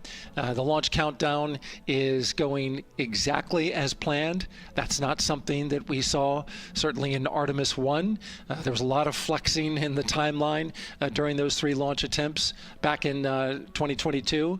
But so far today, on our first launch attempt, we're really enjoying some really solid countdown work, some solid operations by the launch team so far. And to quote our friend Lucas, who created Earthrise, we all really like that. We'll send it back to the host desk. Thanks so much, Daryl. Yes, we really like that, and we really like Rise and Lucas. So thank you for that. That was really cute. Okay, so again, here we are in the big box here. We have our full view of the rocket looking glorious on there with, again, some clouds, but still weather is good for launch today. And then we have the closeout team continuing to do work in the White Room. We got confirmation that they have successfully completed pressurizing the counterbalance pressurization. Basically, as Daryl explained it before, the side hatch for the crew module is very heavy. So in order to open it, there needs to be pressure applied to it, and that's what we just completed, right? Right, that's exactly it. So the CBA, that counterbalance assembly that we're talking about, has to be pressurized. It's a pneumatic system to help. So in the case of an egress, Christina is the one that has to open that hatch. So once she gets it unlatched and unlocked, then that pneumatic system will help move the hatch. It weighs a lot, and so the average human cannot open that hatch by themselves. And so that's why we want to make sure that the system is pressurized, that it's not going to leak, and that it is ready to go in case they need to open the hatch. So that is complete, and now what is happening are the seal leak checks. So that is in progress. Again, 2 seals go through the entirety of the hatch, and we will take the seals to pressure, hold it for about a minute, and just make sure that it is holding pressure. Again, we want to make sure that the crew has a safe, pressurized environment in any sort of situation while they're in Orion. Yep, that's right. So we're going to take a look at it. We're going to take a look at the starting pressure, and then after a certain amount of time, we'll take a look at the ending pressure, and then there are certain tolerances that we will accept for flight. 2 hours, 37 minutes and counting from the opening of our 2-hour launch window today at 6:24 p.m. Eastern Time. After liftoff, it takes less than 10 minutes to reach Earth's orbit. Let's learn more about today's ascent profile with Gary in Mission Control. Hey, Megan. We are monitoring here in Mission Control Houston. Flight controllers are looking at data from integrity in the Space Launch System during the countdown. We're looking at some of the events happening in the White Room now and just making sure that all criteria is met to commit to launch and ascent today. It's the team you see in this room that would be looking after ascent, which is a very dynamic phase of flight. And after solid rocket booster ignition of the Space Launch System, it's this team that takes over control of the mission. There are voices you'll hear upon ascent, calls being relayed between Stan Love, the Capcom you see here in this shot in Mission Control Houston, that's the voice from this room, and the Artemis II crew on a communications channel aptly named Orion to Earth. Here are the calls you may hear during this part of the mission. Capcom Stan Love his first call after responding to the crew's successful roll pitch maneuver at 30 seconds is AMT high. This notes that should we lose just one of the main engines, an alternate mission in low Earth orbit can still be achieved. At 1 minute 25 seconds, you'll hear max Q on PDL. This notes that reaching the moment of maximum dynamic pressure on the spacecraft. This event happens to be in line with a communication switch to another ground station, the Ponce de Leon Inlet Tracking Annex, located about 35 miles north of Kennedy. At 2 minutes 45 seconds, you'll hear SM primed, upper stage RCS ready. This means that the European Service Module propulsion system that's prepared for the next phase of aborts after the launch abort system jettisons, and the reaction control thrusters on the inner rim cryogenic propulsion stage that enable pointing and maneuvering are ready. At 3 minutes 50 seconds, you'll hear voice check on TDRS at the Kármán line. At this point, the launch abort system has jettisoned and revealed the Orion capsule underneath. This check verifies that the now exposed Orion antennas have a good signal over the tracking and data relay relay satellites, which is part of a geosynchronous satellite network and the same assets that are used aboard the International Space Station. This communication switch happens to be at the Kármán line, a widely recognized boundary about 62 miles, statute miles, or 100 kilometers above the Earth's surface, where the air is too thin for conventional aircraft to fly and marks the point where our astronauts leave Earth and enter space. At 5 minutes 16 seconds, you'll hear the call 3-engine press. This notes that if one of the 4 main engines on the SLS core stage were to fail, 3 engines can carry the crew to a nominal main engine cutoff and proceed with the expected mission timeline. This is an important call that gives more assurance of continuing today's moon mission. At 7 minutes, you'll hear expect nominal shutdown. You'll hear this call should the main engine performance be as expected up to this point. Shutdown plans can vary and may impact G-forces experienced by the crew or future burn plans, but a nominal shutdown is more indicative of continuing the mission on the expected timeline. At 7 minutes 30 seconds, you'll hear AOA open. This notes crossing into a new abort profile. At this point, an abort would use Orion engines to escape the core stage, and the altitude and velocity are enough to make it one lap around the Earth and aim for a splashdown in the Pacific Ocean instead of the Atlantic. And then, of course, shortly after 8 minutes, you'll hear nominal MECO. You won't hear MECO right away. Teams here wait until the core stage has separated and the trajectory is confirmed as expected before that call to the crew. Now, this ascent profile is approximate, as there may be calls that move a few seconds depending on the trajectory, and of course these are the calls and times for a nominal trajectory. Teams in this room have been training extensively to prepare for any and all scenarios, and they are confident and ready to take this crew into space today. In today's pre-brief, the flight director Judd Freeling expressed his confidence to the team, citing the hundreds of simulations to prepare for this very moment. These are the calls you'll hear during ascent less than 3 hours from now. But now we'll turn our attention to the countdown to launch and send it back to you, Megan, at the Space Coast. Thanks so much, Gary. Now, one of today's 4 astronauts, of course, Canadian Space Agency astronaut Jeremy Hansen. Let's go now to Jasmine with her next guest. Thanks so much, Megan. Yeah, we're joining you live now from the Operations Support Building here at Kennedy, where crowds are starting to gather, and we're honored to have Lisa Campbell of the Canadian Space Agency joining us. Lisa, Jeremy Hansen is about to make history as the first Canadian to venture to the moon. What does that milestone mean for your agency? Thanks so much, Jasmine. It's wonderful to be here. It's such a special moment, both for our astronaut colleague Jeremy Hansen, but also for Canada. We're here because of decades of public investment in space robotics, in space collaboration, and so for our country, we're very proud. He's so ready. He's been waiting for this his whole life, preparing, training, and he's a wonderful example of Canada. Yeah, and that's a perfect way to capture Jeremy. He really has been prepping for this his whole life. This will be his first space flight. So what has it been like watching him become part of this Artemis II crew? Well, as I mentioned to you, I've known Jeremy since 2020, and he's a colonel, a fighter pilot, a father, and he really is a very dedicated, passionate human being. So both for him to realize this goal of being an astronaut and flying, he also is hopeful that witnessing that will raise awareness about the value of a space program, of the benefits here on Earth, of exploring the universe and our place in it.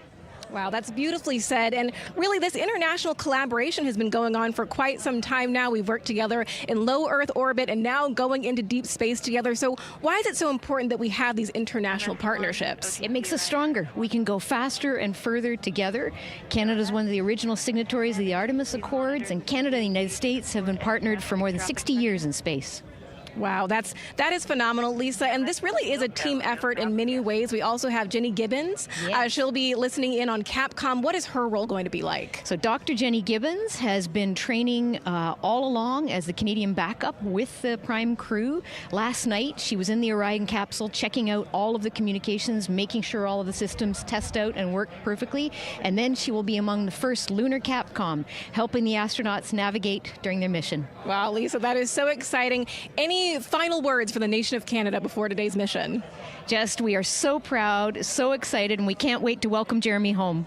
Fantastic. Lisa Campbell, thank you so much for being here today. Thank you, Jasmine. Of course. And with that, let's get back to NASA's Megan Cruz. And right now, Orion Earth 1. Go ahead. Ma'am, CBA press has been completed. Did you see any drop in pressure? And MS1, we saw just a little bit. It is just over 2,600 now. Copy. Thank you, ma'am. again, a call out to mission specialist Christina Koch. Again, it was her responsibility to monitor the pressure on the counterbalance system that will help open the side hatch. And she did report a drop in pressure, but it seems like it's within nominal limits. Right. They might have had a small drop, but you know, we have a starting pressure and an ending pressure, and as long as the difference isn't too high, then we will take that. And the engineers know exactly what they're looking for in terms of that delta pressure. And so again, that milestone on the checklist of things that have to happen before they launch today, that is complete. The crew, again, still inside comfortably as the closeout crew team work to close the side hatch. Again, a separate seal leak check, followed by a full cabin leak check, and then they will close the last abort system hatch. Lots to do still in the White Room and marching down the countdown timeline well. And so Bill, again, number 3 there, he is holding a silver flex hose. That hose is what will be connected to Orion in order to do that cabin leak check. So again, it does seem like we continue to march down through the milestones in this countdown.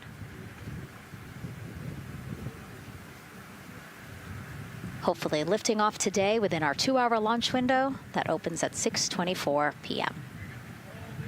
Now, right now, people inside the Kennedy Space Center Visitors Complex are learning about this mission. There are great exhibits there about the rocket and Orion, and of course, our Megan Carter with the moon board. All right, Megan and Nicole, yeah, you mentioned that checklist before launch. That checklist is going to continue during the mission, as well as there are several vital objectives that we are hoping to accomplish with this mission. So we've talked about the rocket. We've talked a little bit about Orion. Obviously, during Artemis I, we had that test flight, and there were no humans on board. That is our one big difference for this one, and we are going to have that crew this time. So what are they going to be up to during this mission? Let me tell you just a little bit.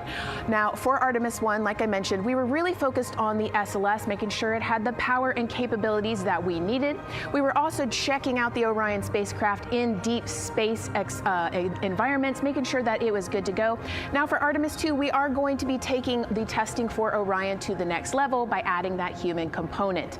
So those test objectives are going to start even before launch. Like you mentioned, they are out there making their way through that checklist. But these objectives are going to start now. And that includes safety. So one really great example of safety is going to be something called the egress baskets. They're out there in the spacecraft, obviously, and should a situation happen to come up, they are going to have something called the egress baskets they can get in, and those are going to zip line them essentially down to the ground within seconds to safety. Another great example of those safety procedures are going to be the LAS, or the launch abort system that I mentioned earlier. Just a reminder, that's the one that can pull the crew and capsule away from any danger within a few minutes of into the launch.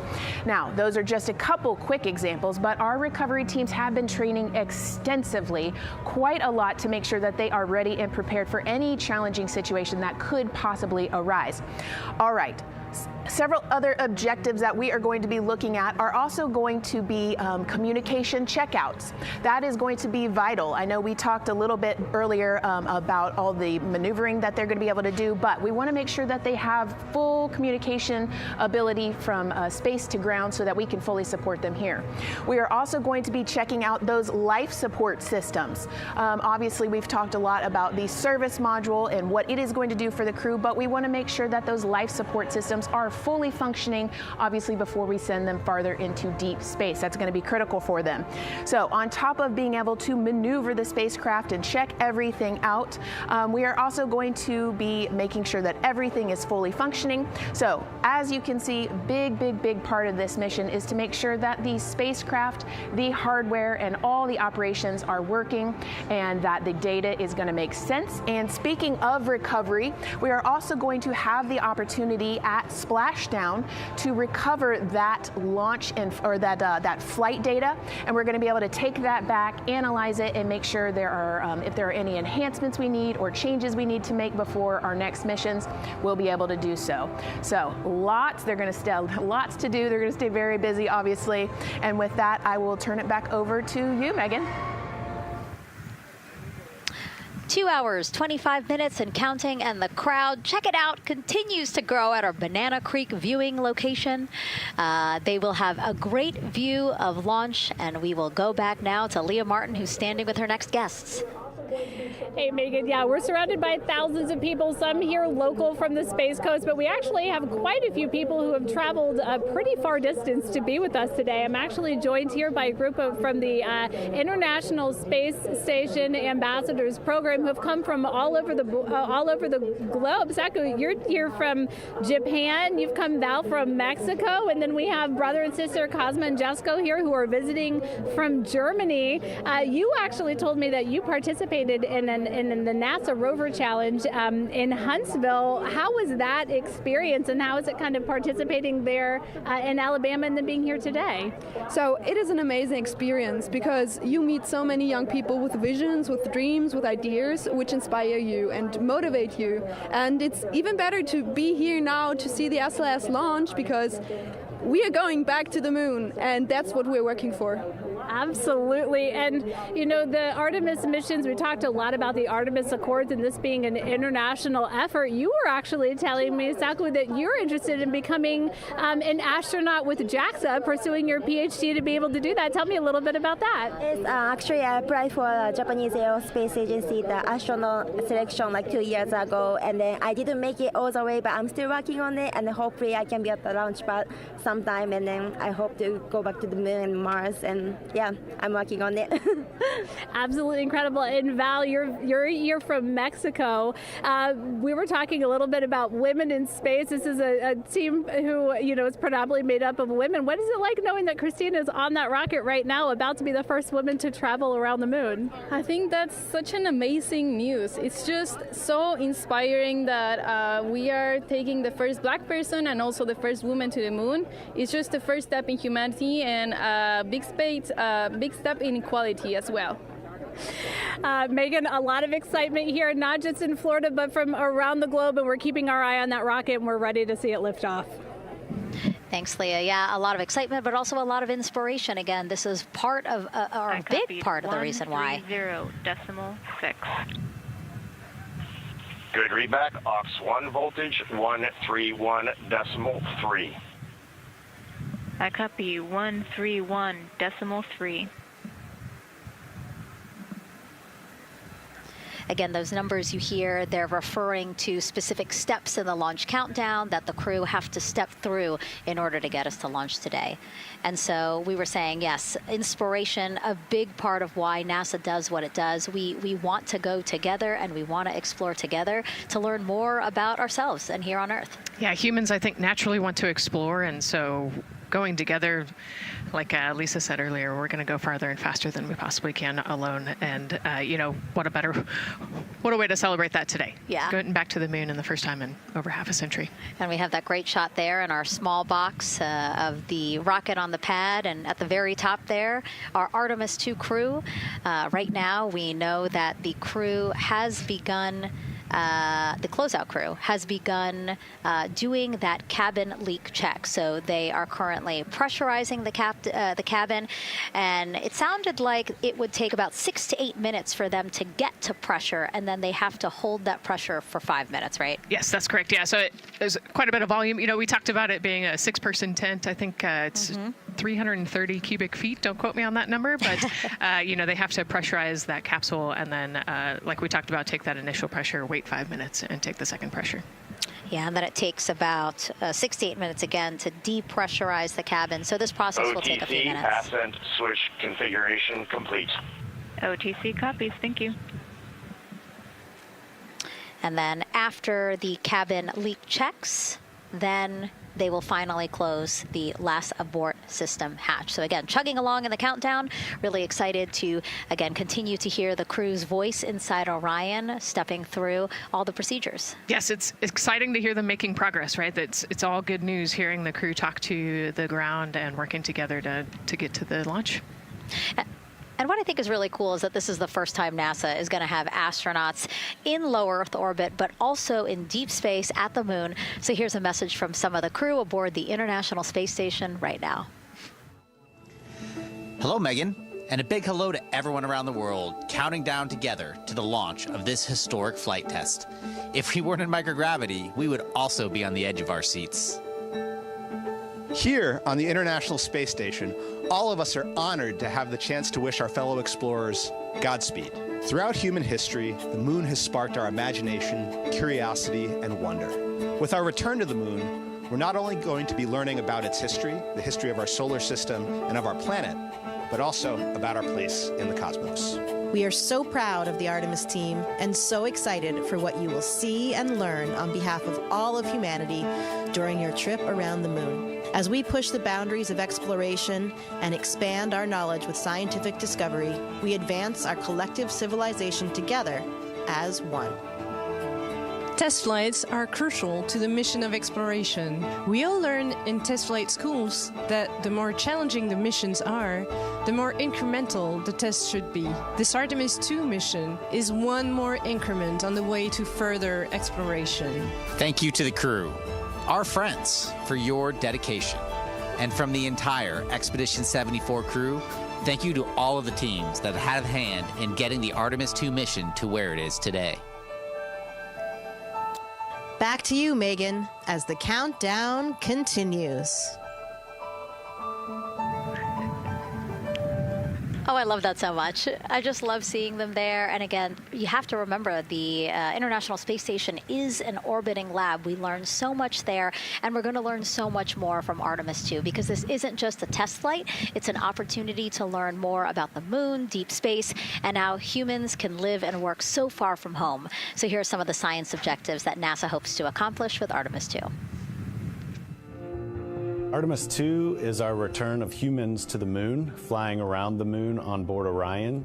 But along with that, we're doing a lot of great science. One of the exciting things about the Artemis missions to the moon is that science is actually a fundamental pillar of why we explore, why we're going, what we're doing in Artemis. I think it's incredibly exciting that not only are we testing the vehicle, but we're testing science on board. Science where the astronauts are conducting experiments, science riding along with the astronauts.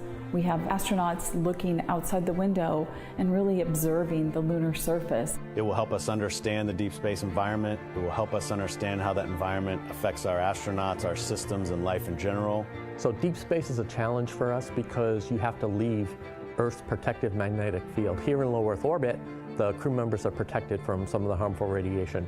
Going to the moon, they'll no longer be protected, so they'll have a higher radiation exposure. Much like Artemis I, we have so many radiation sensors and detectors that are inside the capsule so that we can fully understand and appreciate the radiation environment for protecting our astronauts. In my hand here, I'm holding a tissue chip model. This is the exact design that's going to be flying alongside the astronauts. We'll be collecting samples from each of the crew members, and we can make these organ chips out of the astronauts themselves. So every crew member will have their own avatar on board, and then upon return we can evaluate that deep space radiation environment and what that compares to the astronaut themselves. Not only are they going to help change the course of medicine for the astronauts, but revolutionizing that on Earth as well. We're looking at sleep, we're looking at team dynamics, we're looking at how you interact with the environment. We're also looking at the immune system, so what are the biomarkers? We're using saliva as a method to study hormones and different things in your body that may change during a mission like this. And then finally, how do we function after microgravity, being close to the moon, then returning to Earth. Which will ultimately help us achieve our goal of getting humans to Mars. And then on top of that, we have an opportunity to look at the moon from deep space on the far side for the first time in over 50 years. Having human eyeballs and brains back around the moon is going to unlock a new generation of lunar science discovery. The human eyeball is capable of taking in so much data in just a split second. They'll be able to tackle impact history, volcanic history. They'll be able to look at how the albedo, or kind of the shade and hue of the moon and the color of the moon, can tell us something about how that terrain evolved over time.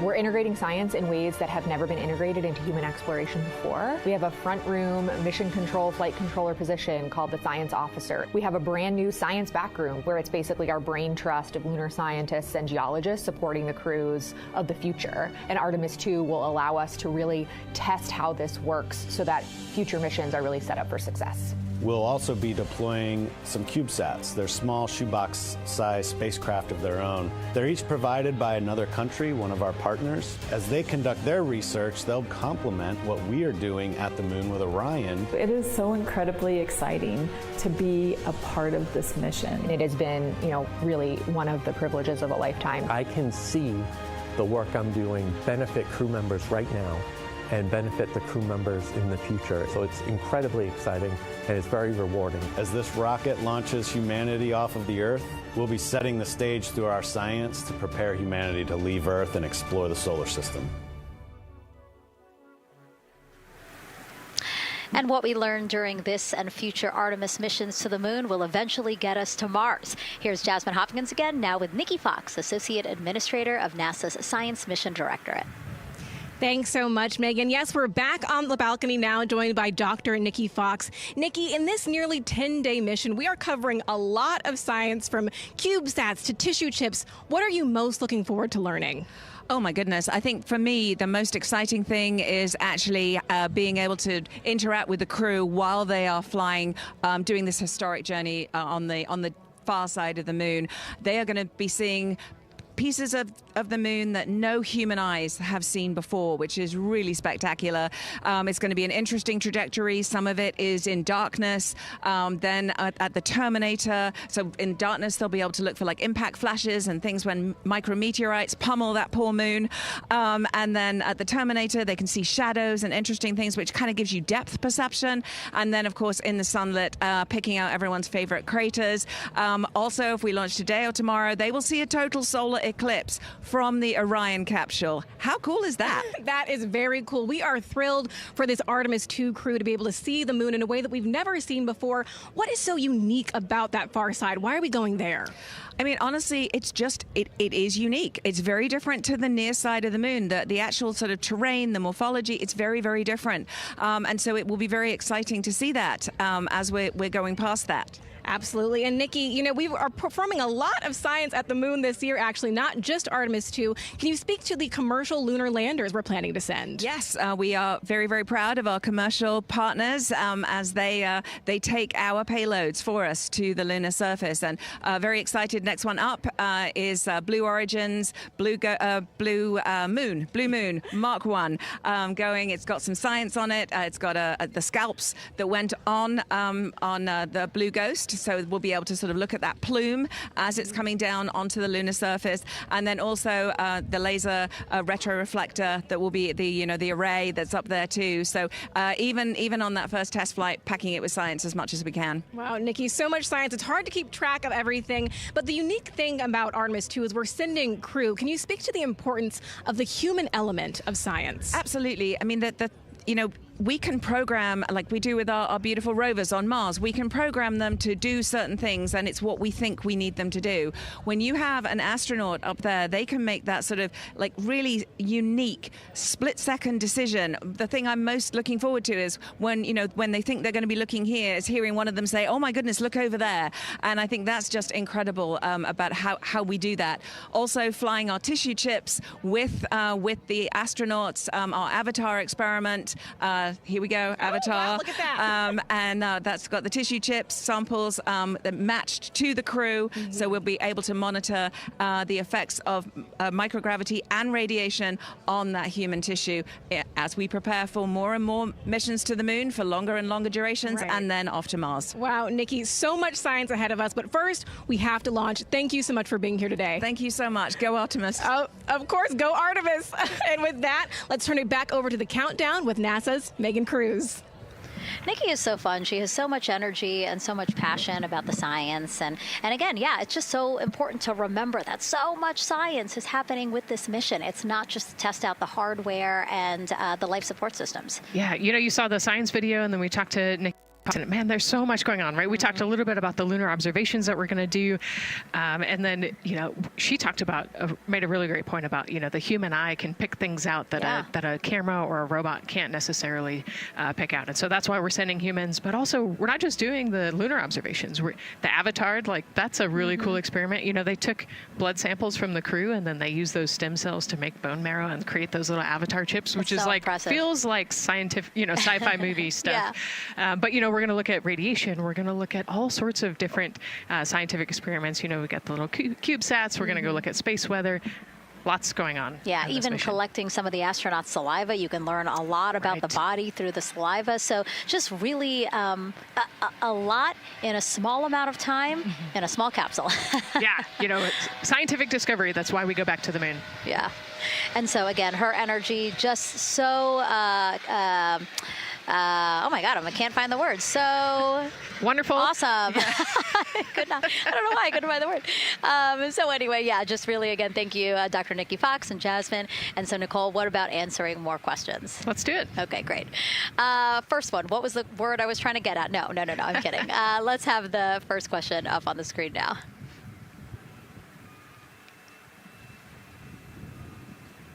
I know we got him. I see him being asked. And CDR OTC Orion Earth 1. Go. For your awareness, scrubber cycling is about to be restarted. Integrity copies.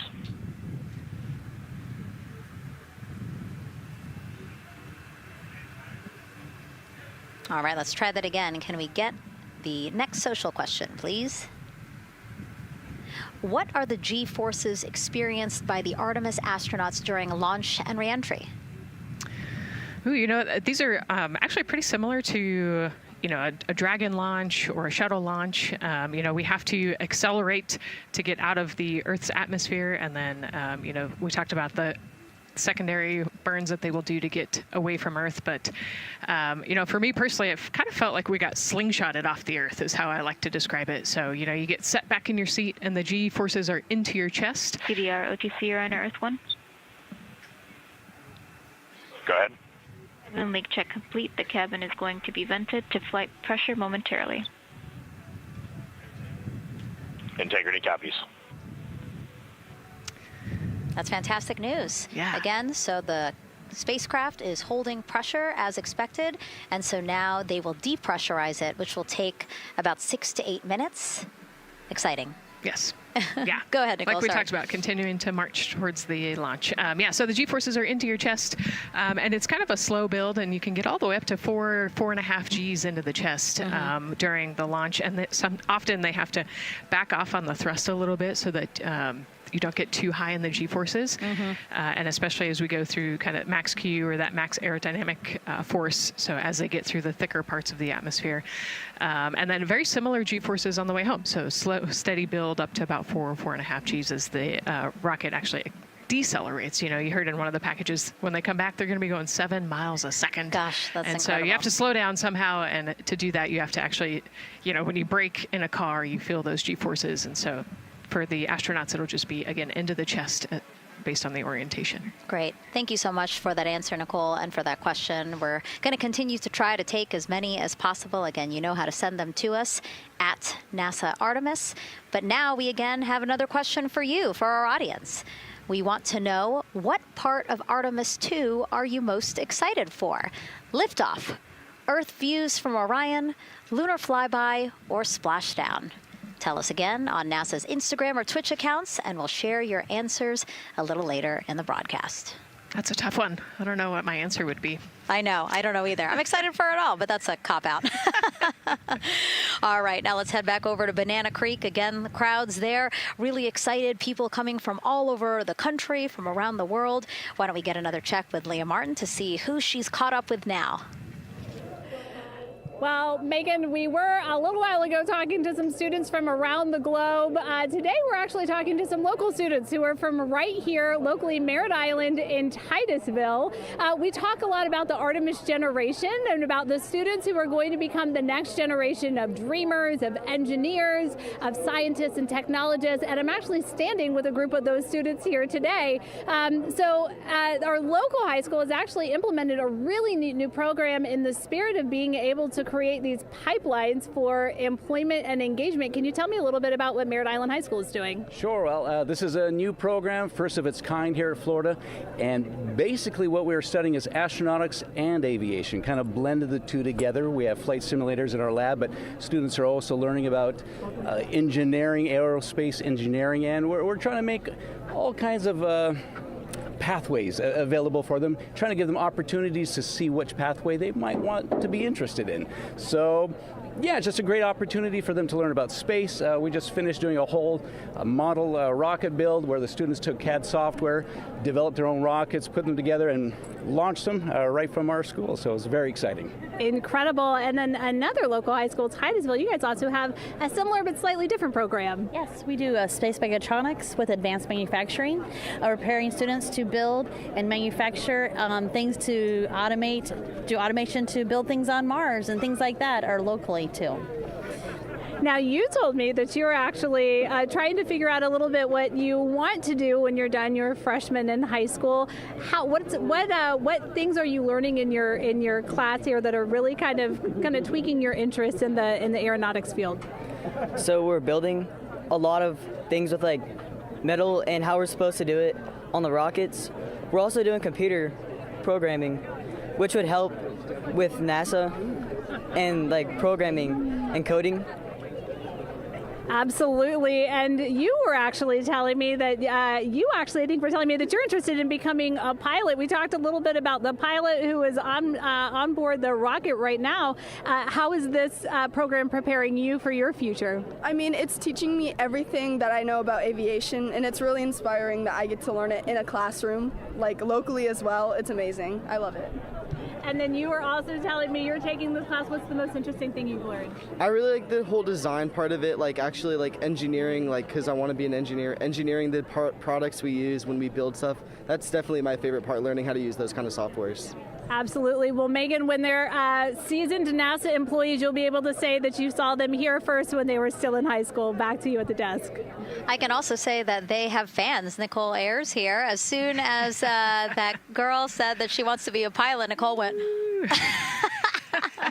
Yeah, why is that something that's so thrilling for you to hear? I mean, I love when kids in high school have goals and they set their goals high and they want to go do something. You know, the kid who wanted to be an engineer or a pilot, like, I love that. You know, find something that you're passionate about, go work hard at it, and go get good at it.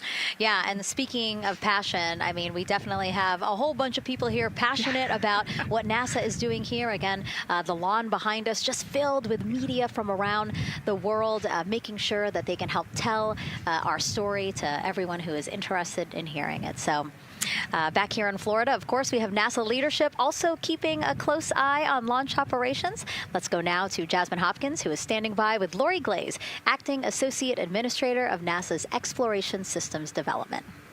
Thanks so much, Megan. Yeah, we're honored to welcome Dr. Lori Glaze to the balcony now.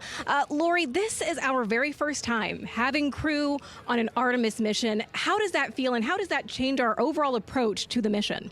It's a really good question, and it really came home today when we were watching the crew walk out, and then we saw them get into their van and go out to the pad, and we've been watching them getting into the crew module. And so we've really put an enormous amount of rigor into assuring the safety of our crew. One of the most important things on this mission, different from Artemis I, is we now have environmental controls and life support systems. One of the most important things we're going to do on this mission is test those out and make sure that we can keep our crew healthy and safe throughout their mission. We also on this mission have an activated launch abort system, which we had the system for Artemis I, but it wasn't active. But we definitely had that active on this mission. We want the ability, again, if something goes wrong, to be able to have that ability to abort and get them back to the ground again, safe. Absolutely, Lori. I mean, as you're driving home, safety is paramount here at NASA, and your program is responsible for all of these Artemis elements. We have the Space Launch System, Orion, ground system. So how do you get everybody cohesively on the same page for a day like launch? And that's a great question, and it's really been wonderful to watch our teams working together. We have the ground systems, which are kind of the bookends of our mission. The ground systems help prepare us to get the rocket ready to take off. They're doing all of the loading of the tanks right now and getting the crew into Orion.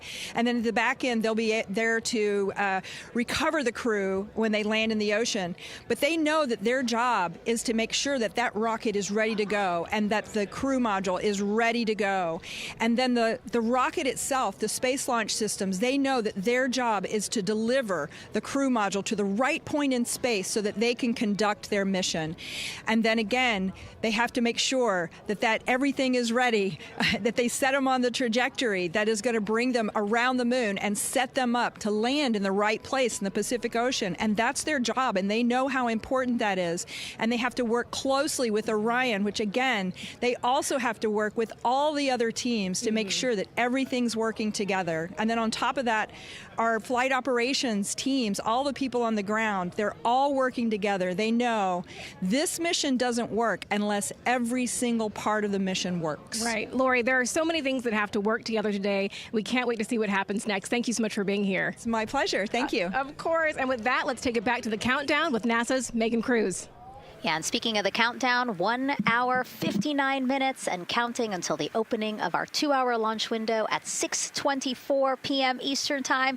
This is a shot of Jetty Park. It's a nearby popular viewing location of rocket launches, and it is so great to see how many people are here. I mean, this is a Wednesday. Like, people had to take time off of school and off of work, but it's something that they felt like they wanted to do, to be here. Yeah, you know, I think just based on the chatter on the airplane ride yesterday, half of my airplane ride really? They were coming to see the launch. You know, everybody's excited and traveling from all over the world to come see this launch. And it really is a great day. We had some sprinkles here in the crowd, but for the most part, I mean, it's just a beautiful day to witness history. It is, yeah, you know, a little bit of sprinkles, but for the most part, the clouds are staying away, and you can see the blue sky behind us, so hoping for good weather in a couple hours. Absolutely. And so Dr. Lori Glaze mentioned what we learned from the Artemis II mission helps pave the way to sustained human presence on the lunar surface. So what are the objectives of this mission to eventually accomplish that? Let's check in with Gary in Mission Control for more. Thank you, Megan. Yes, the Ascent teams are here in Mission Control Houston, working through their steps to prepare for a go for launch. Right up here on the front board, we're watching the teams in the White Room work through their checklist and closing the hatch as we verify ours, working as one NASA team. What Dr. Glaze said about working across the teams throughout the nation is true. It takes one NASA team to bring everything together and accomplish the mission objectives. The Artemis II is designed as the first crewed test flight of NASA's Artemis campaign, sending astronauts into lunar space to validate systems, operations, and human performance ahead of a more complex lunar landing missions. NASA has identified an extensive list of mission and flight test objectives that serve as a checklist to verify the capabilities needed to land humans on the moon. For the Artemis II mission, there are 5 overarching priorities that cover the mission and flight test objectives. First is, of course, the crew. As the first crewed mission inside the Orion spacecraft, this mission serves to demonstrate the capability of safely sustain the flight crew throughout the mission, including launch, the deep space component, and return. Number 2 is systems. This mission brings it all together to validate the performance of all ground and flight systems needed for a long-term lunar campaign, from launch infrastructure to spacecraft operations in deep space. Third is hardware and data. We'll be gathering performance data as much as possible over the Deep Space Network, but we also aim to retrieve onboard data and hardware after splashdown to gather additional insight and improve future Artemis missions. Fourth is emergency operations. The crew and flight control team will be testing emergency systems such as abort procedures, rescue operations, and contingency responses. During the flight, astronauts will rehearse a number of these procedures to ensure that in the event of a real emergency, the planned procedures and operations are sound. And finally, there's subsystem validation. Engineers will be verifying subsystems across the board to ensure reliability across life support, propulsion, avionics, and navigation systems aboard the Orion spacecraft. Human spaceflight is a complicated endeavor that requires precision and confidence across all disciplines. You may hear the phrase, human spaceflight is the greatest team sport, a few times in today's coverage, and it's absolutely true. Not only does it need mastery of specific components, but the integration extends across thousands of people and facilities around the world to come together and make it all work. A lot of the work from many people has led to this moment, a rocket at the pad with humans on board, ready to put everything we worked for to the test. I'm certainly excited about it. The teams here in this room are looking forward to supporting the mission, and I hope those watching are as excited as we are. We are following the countdown here in Mission Control Houston. Everything continues to look good, now inside 2 hours from the beginning of the launch window. With that, I will send it back over to you, Megan and Nicole. Hey, Gary, thank you so much. We are getting word that the launch team is working something that we would like to give you an update on, so let's get on over to Daryl. All right, thank you, Megan, and we are live in Firing Room 1 here at the Launch Control Complex. Yes, we are currently not working any constraints with regards to the rocket or the ground systems. But the launch team has been made aware of an issue that the range is working. And currently they're monitoring that work that is going on over at the range. We understand that that issue is related to the flight termination system.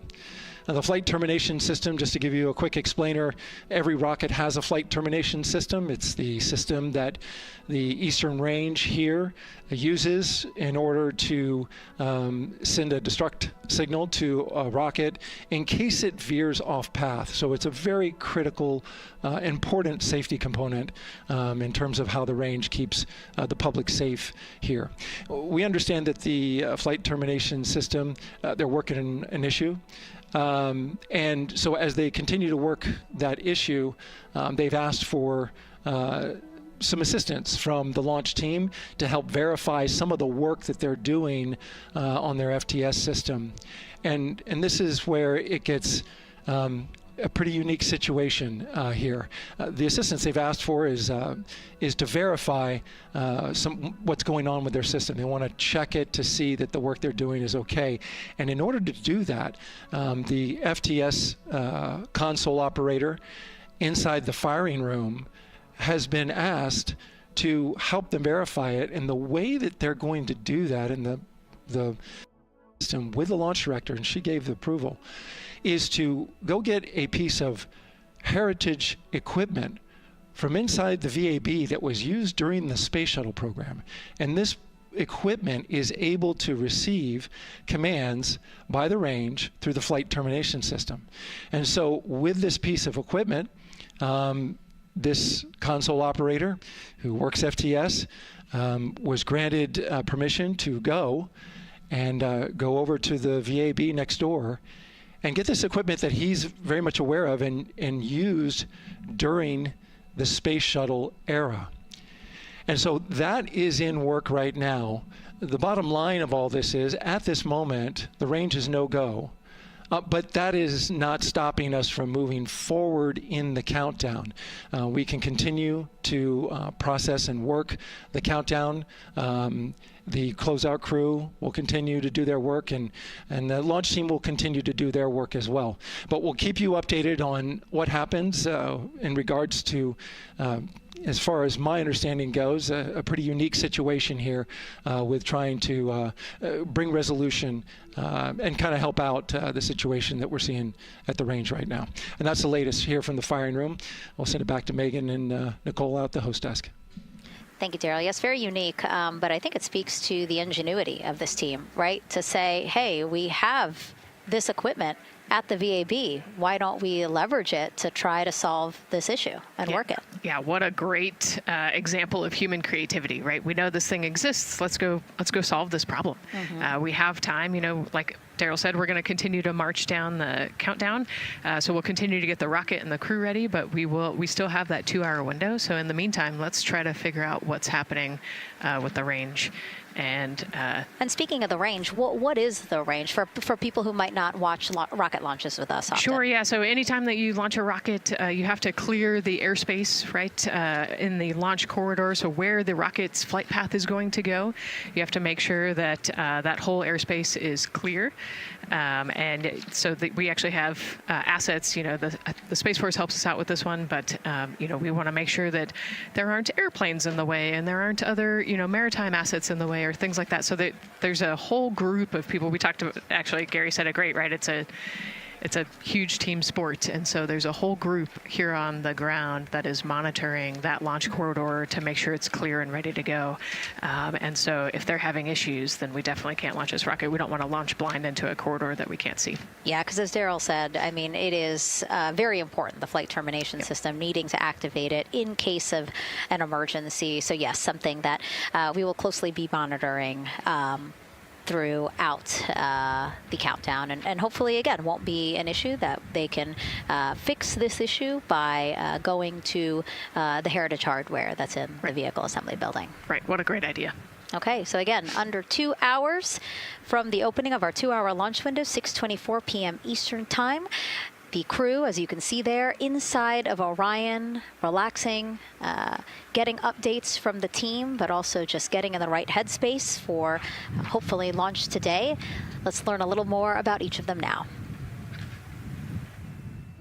The moon, to me, it's the thing that connects me together with all the other humans in my life. I remember being a little kid lying in bed at night and just looking out at the moon in whatever phase it was in, and I was thinking, man, my friends that live like 20 miles away, they can probably look out and see that same exact moon. And then when I was in the Navy and I would look out at the moon and I'd be halfway around the planet, and I would think, man, my brother can see that moon where he is, and he's halfway around the planet from where I am. To me, it's a connection of life on Earth. We can all look up and see that moon, and it's always changing. The moon is never the same 2 days in a row. I love that. My name is Reid Wiseman. I'm the commander of NASA's Artemis II mission around the moon. I grew up in a little town just north of Baltimore, Maryland, about 20 miles north of the city. There was a National Guard base nearby my house, and there were A-10 aircraft that would fly over every now and then. I just would look up at them and be like, man, I want to be up there. I want to go do that. And then my brother went to the Naval Academy, and I would go every year and watch the Blue Angels fly during commencement, and that just started to grow and grow and grow. For a while, I wanted to join the Air Force, and then I realized Navy flies as well, and they fly from ships in the middle of the ocean, and that was it. Like, done deal for me. That is exactly what I wanted to do for my career. Flying is freedom to me, especially when you're in a jet aircraft coming off of an aircraft carrier in the middle of the Pacific Ocean. Nearest land is over 1,500 miles away. So when you come off of that aircraft carrier, you are truly just alone with yourself out there. It is a magical experience to be out there all by yourself in an aircraft over the Pacific. Just it's free. I think anybody who accomplishes something that they set their mind out to, there's no one thing that does it for them. It's a combination of everything. I mean, the way my parents raised me, the way my brother and I, the way our relationship developed over time, my friends, being in the marching band, going to college, setting my own course, learning how to live on my own, being mentored along the way, being, kept on the path to success, but being given the freedom to, make excursions and fail every now and then and regroup and carry on. I think all those things come together in the end to get you where you are. I've had to overcome, I'm a human being. I've had to overcome a lot of fears. I'm pretty scared of heights. I joked about that on the International Space Station, but it turns out I'm only scared like at the edge of a building. When you're up on the International Space Station, even though you're 250 miles up, I never had that feeling of falling or that I was, at risk up there. I just kind of loved the feeling of floating and looking down at Earth. There have been challenges all throughout my life. By far, the biggest challenge was losing my wife in 2020 to cancer and now raising two daughters who are grown up now, but that's been the biggest challenge by far I've ever had to face. It is not easy. Being an only parent, trying to work a full-time job, and raising two kids is something that I think about every single day. I'm very proud of the work I've done. I haven't always done it well, but I've always shown up and tried as hard as I possibly can. I do wonder what it's going to be like when we are really far from Earth and can see it. The sensation of being so far away from everything that you know. I had that sensation on the space station the first time I got to sit in the cupola for a really long time. So I can only imagine what that's going to be like from 200,000 plus miles away. My name is Victor Glover, and I'm the pilot for NASA's Artemis II mission around the moon. When I was in 4th grade, I was 10 years old, and that's when the Challenger accident happened. And it helped me understand how the general public felt about the astronaut corps, right? Like, these are the people that we want to be, and that just gave me an easy thing to strive toward. The biggest fear that I've had to overcome in my life is doubting myself. Going to college when no one in my family had gone to college was a huge risk. I had more confidence in my athletic ability than in my academic abilities. I could play football with those college students that I saw on TV, but my classmates that I saw in the lab and around the University Union, I didn't know if I had what they had. I think addressing that self-doubt was a part of, swinging for the fence and trying to go get an engineering degree, not just go to college, but get an engineering degree and then go do something challenging and technical like flying. Apollo is known for sending humans to the moon. Artemis has an opportunity to continue the Apollo story, but I actually think it's important for this story to stand on its own. Artemis is a new program, and we're trying to do new things.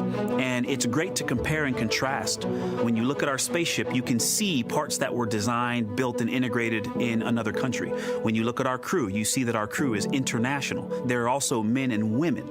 And I just think that comparing and contrasting makes the story even richer. The piloting role specifically, I will have an hour and a half or so where I get to fly the spacecraft by hand. We haven't flown that many spaceships. And so the ability to fly one actually in space on a test mission is just a really unique opportunity. I can't tell you how I'm going to feel when we fly by the moon and see the moon up close and the Earth from 250,000 miles away, but I don't use the word excited because I'm focused. What we do, this is very serious and it's very risky, and we are all intimately familiar with that risk. And so if we go out there and we're successful and we can pass that baton on to Artemis II, that's something to really be excited about. I tell a story, which is one that my dad told me before the Apollo missions when he was just a very little boy. He was looking up at the moon with his mom, and his mom said to him, "Don't worry, Ronnie, we'll never get there." Fast forward maybe 70 years later, it's his daughter that's actually going there. And I think that long arc is something that we can all learn from. The idea that the seemingly impossible becomes possible if you just believe in it and are willing to work hard and come together to achieve it. My name is Christina Koch, and I'm a mission specialist for NASA's Artemis II mission around the moon. When I look back at my dreams as a kid, I definitely never thought I would actually get here. I was very pragmatic. Even though I'm a dreamer, I knew that the odds were way against me again, so I might as well do something I'm loving in the meantime. I definitely loved science and math in school and, did pretty well in those things, but I also loved being active. I was always outside. I loved things that made me feel small. I loved looking at the night sky, oftentimes between the pine tree branches, or I loved the ocean. North Carolina also has mountains, and when we would go there, I just loved the vastness of all of those things. I loved how they made me feel and what they made me think about, and the vastness of the universe and how much out there was to learn. I'm drawn to exploring. I'm drawn to challenges that involve both mental and physical, and I'd much rather be solving problems wearing a whole lot of equipment and in a harsh environment, and that's just something I've carried with me ever since I was a kid. Thinking about the fears or challenges that I've had to overcome, there are just so many. I mean, basically, that has been the journey. I always say to people, do what scares you, and that means I have to follow my own advice. So doing what scares me meant getting on a plane and going to the Antarctic, getting on a plane and going to study abroad in Ghana, applying to become an astronaut, opening the EVA hatch in the airlock and going out of it into the darkness, strapping myself onto a rocket. And so for me, I think that no matter what the challenge, recognizing that if people believe in you and you believe they believe in you, the challenges seem always a little bit easier. To me, the moon, it represents history. It is a witness plate. Everything that's ever happened to the moon is still written on the moon. Every single person has looked at the moon their entire lives. We see the same moon. That's something really special. It's just the epitome of a symbol of something that's in each of our hearts, but that's also represents exploration and reaching. I have this very distinct memory of seeing an image of an astronaut standing on the moon. It's burnt in my brain because I went back to it so many times in my childhood, and I would look at that image, and I know it had a huge impact on me that humans had walked on the moon. My name is Colonel Jeremy Hansen. I'm an astronaut with the Canadian Space Agency, and I'm a mission specialist on NASA's Artemis II mission around the moon. My elementary school years, I grew up on a farm outside of London, Ontario. I spent as much time as I could with my dad on the farm. I learned the value of hard work, for example. If I wanted to go to work with Dad, it was going to be a long day, and I was going to have to not complain, or I wasn't going to get to go the next day. I had a treehouse. I had a vivid imagination, and I changed my treehouse into a spaceship. I made all these dials and controls. I had circuit breakers for switches that I found in the barn, and I was exploring space in my imagination. The most important thing I did to get to where I wanted to go in life, which was flying fighter jets and eventually becoming an astronaut, is I shared those desires with other people. And it turns out, just like you don't go to the moon on your own, if you could, I would have done it a long time ago in my treehouse as a kid, you have to go as a team. I think the biggest impediment to achieving my goals was, of course, myself. And I think that's a common human experience. There are many times where just little things would get in my way, and my immediate interpretation of that was, well, now that goal's out the window. You know, people must have lifted me back up, and somewhere in the back of my head, that persistence came through. And I think that's a common human experience, to doubt ourselves. I've come to this, I guess, realization that I believe that we all have gifts to contribute, and the goal is to figure out how to use your energy towards adding positively to humanity's existence on this planet. But I love it when humanity sets big goals, like sending humans to the surface of the moon with an eye to eventually going to Mars, because when we do that, we can bring together genius from not just even in one country, but around the world. I've also learned from my indigenous mentors that they refer to the moon as Grandmother Moon. So you've probably heard of Mother Earth. They use Grandmother Moon because Grandmother Moon is responsible for the water in their community, just like the moon moves the water around the planet, affects the tides. And I think that's a really beautiful thing for us as we go back to the moon, to think about all the different cultures around the world and how they view the moon differently. And that's really neat because we all share that same moon in the night sky.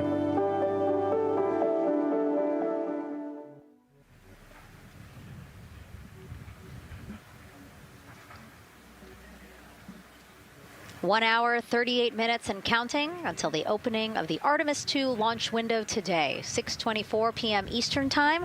And we are looking at the rocket and Orion out on the pad, historic launch pad 39B here at Kennedy Space Center. What a great view, Nicole. Yes, it is. You know, we can see the clouds out in front of us, but they are to the west. And you can see that there's some blue sky peeking through behind that rocket, which is good news. And more people continue to come on center here. About a couple of hours ago, folks with special passes to come on center were allowed to start driving on with family and friends. And of course, we have media growing by the moment here at the press site here at Kennedy Space Center, setting up their cameras, setting up tents, interviewing folks. Again, this great jib shot that we have from our camera here showing all the interest that we have here at the press site. And actually, even to the right of us, so camera left, no, sorry, the right of your screen, left of us, plenty of other people there, set up with their own tents, broadcasting to their own viewers. And so again, just really cool to see everybody wanting to share in this moment. Yeah, that's, I mean, how many media tents we can see from here. It's a beautiful thing. Yeah. I think it's important to share this message with the whole world. Yeah.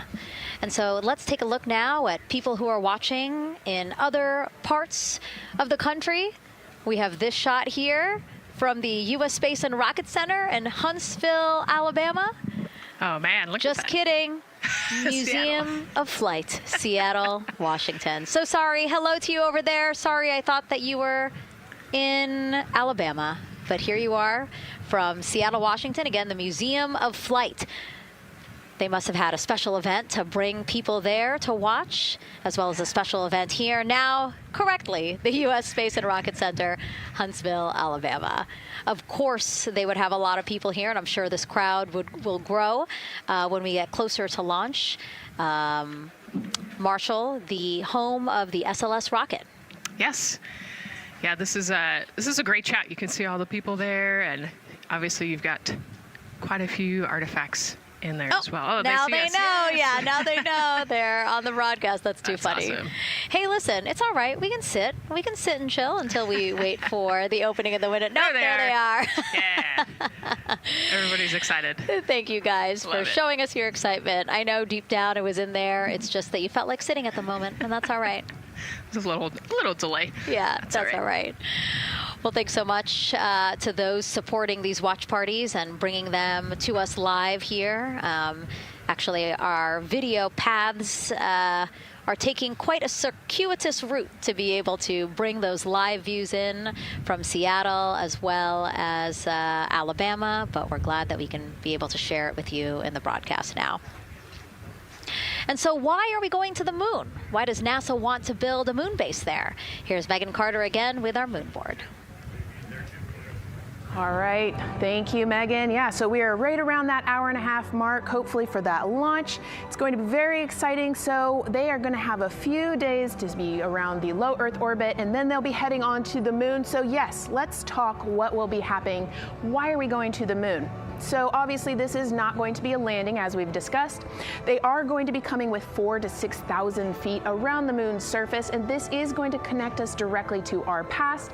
Those Apollo missions did have 6 lunar landings, and the Artemis campaign is looking to build on that past by going back to the moon, staying longer, and then going farther. So how are we going to do that, and why? We have obviously talked a little bit about that lunar South Pole, and we are focused specifically on the far side of the moon for this one for a specific reason. You might have guessed we're going to be looking for some resources especially, and that's going to be water or water ice. That is going to be giving us some really critical pieces for future missions. And as you can see here, we have identified 9 potential landing zones. So this is going to be a critical objective for our crew.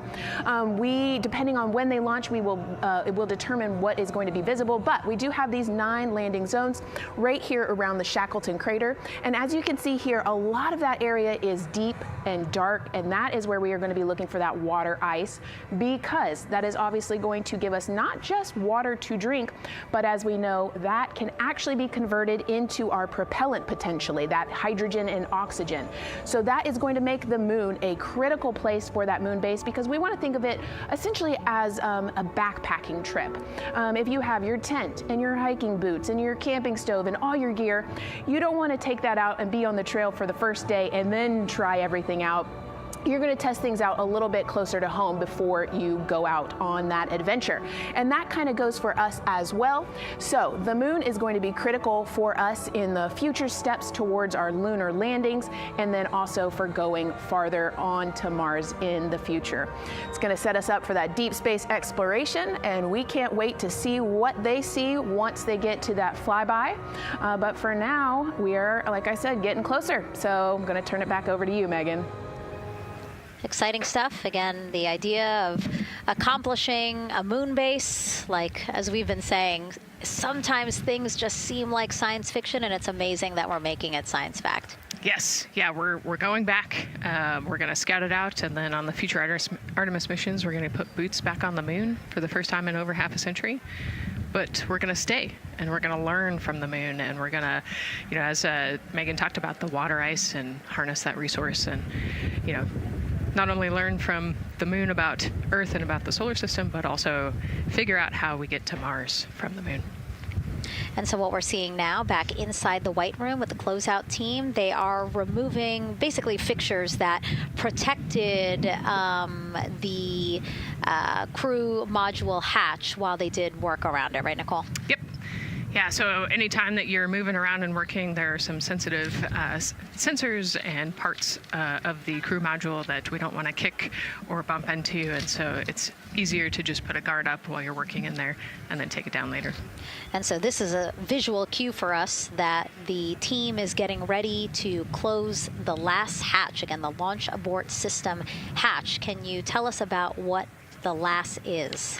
Yeah, so launch abort system, this is, you know, we have the crew module, and then what sits out basically on top of the crew module is the launch abort system, and it has its own motors, so that we'll arm it about 5 minutes prior to launch, and then it stays with the crew module until about the Kármán line, so that 100-kilometer point in space.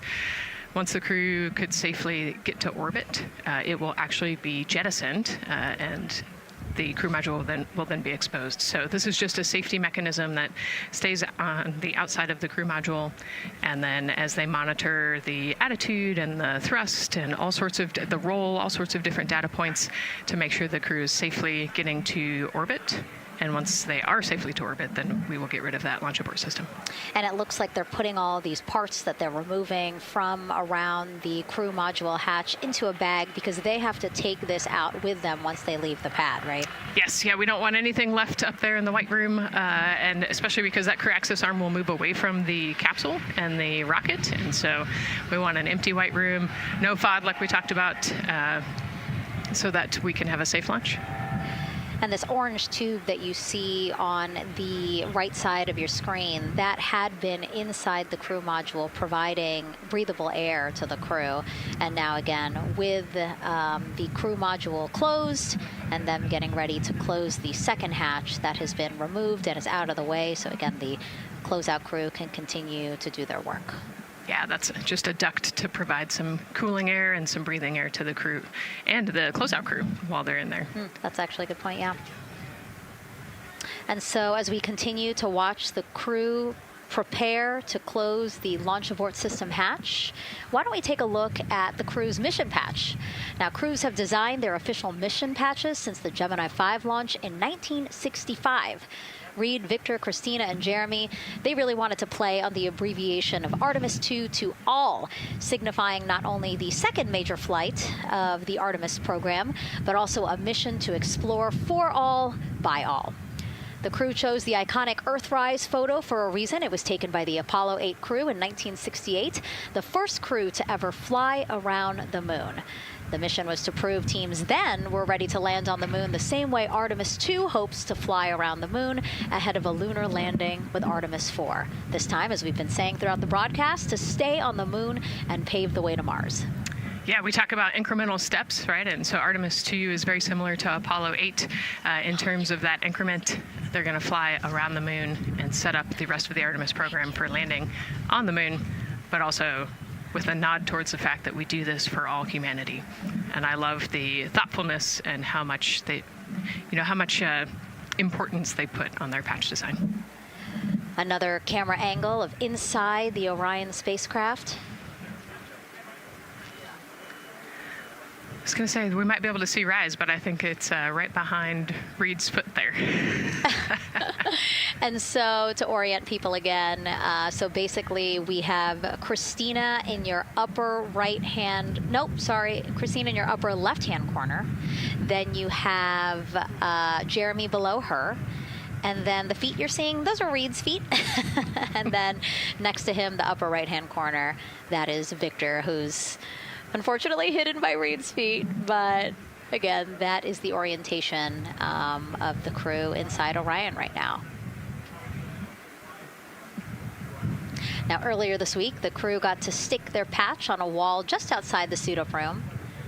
You can play that video there now. You can see that crews have been doing this as part of a pre-flight tradition again. Wow, Reid just making sure that thing won't come off. It's flat. And so now Victor is signing there, followed by Christina, and then Jeremy. That's a fun tradition, and your patch is up there too. It is. Yeah, ours is on the left-hand side there. It's a fun tradition. This is a really fun day too. You know, they did this a couple days ago, but it's just another step that makes it a little bit more real that you're going to be launching soon.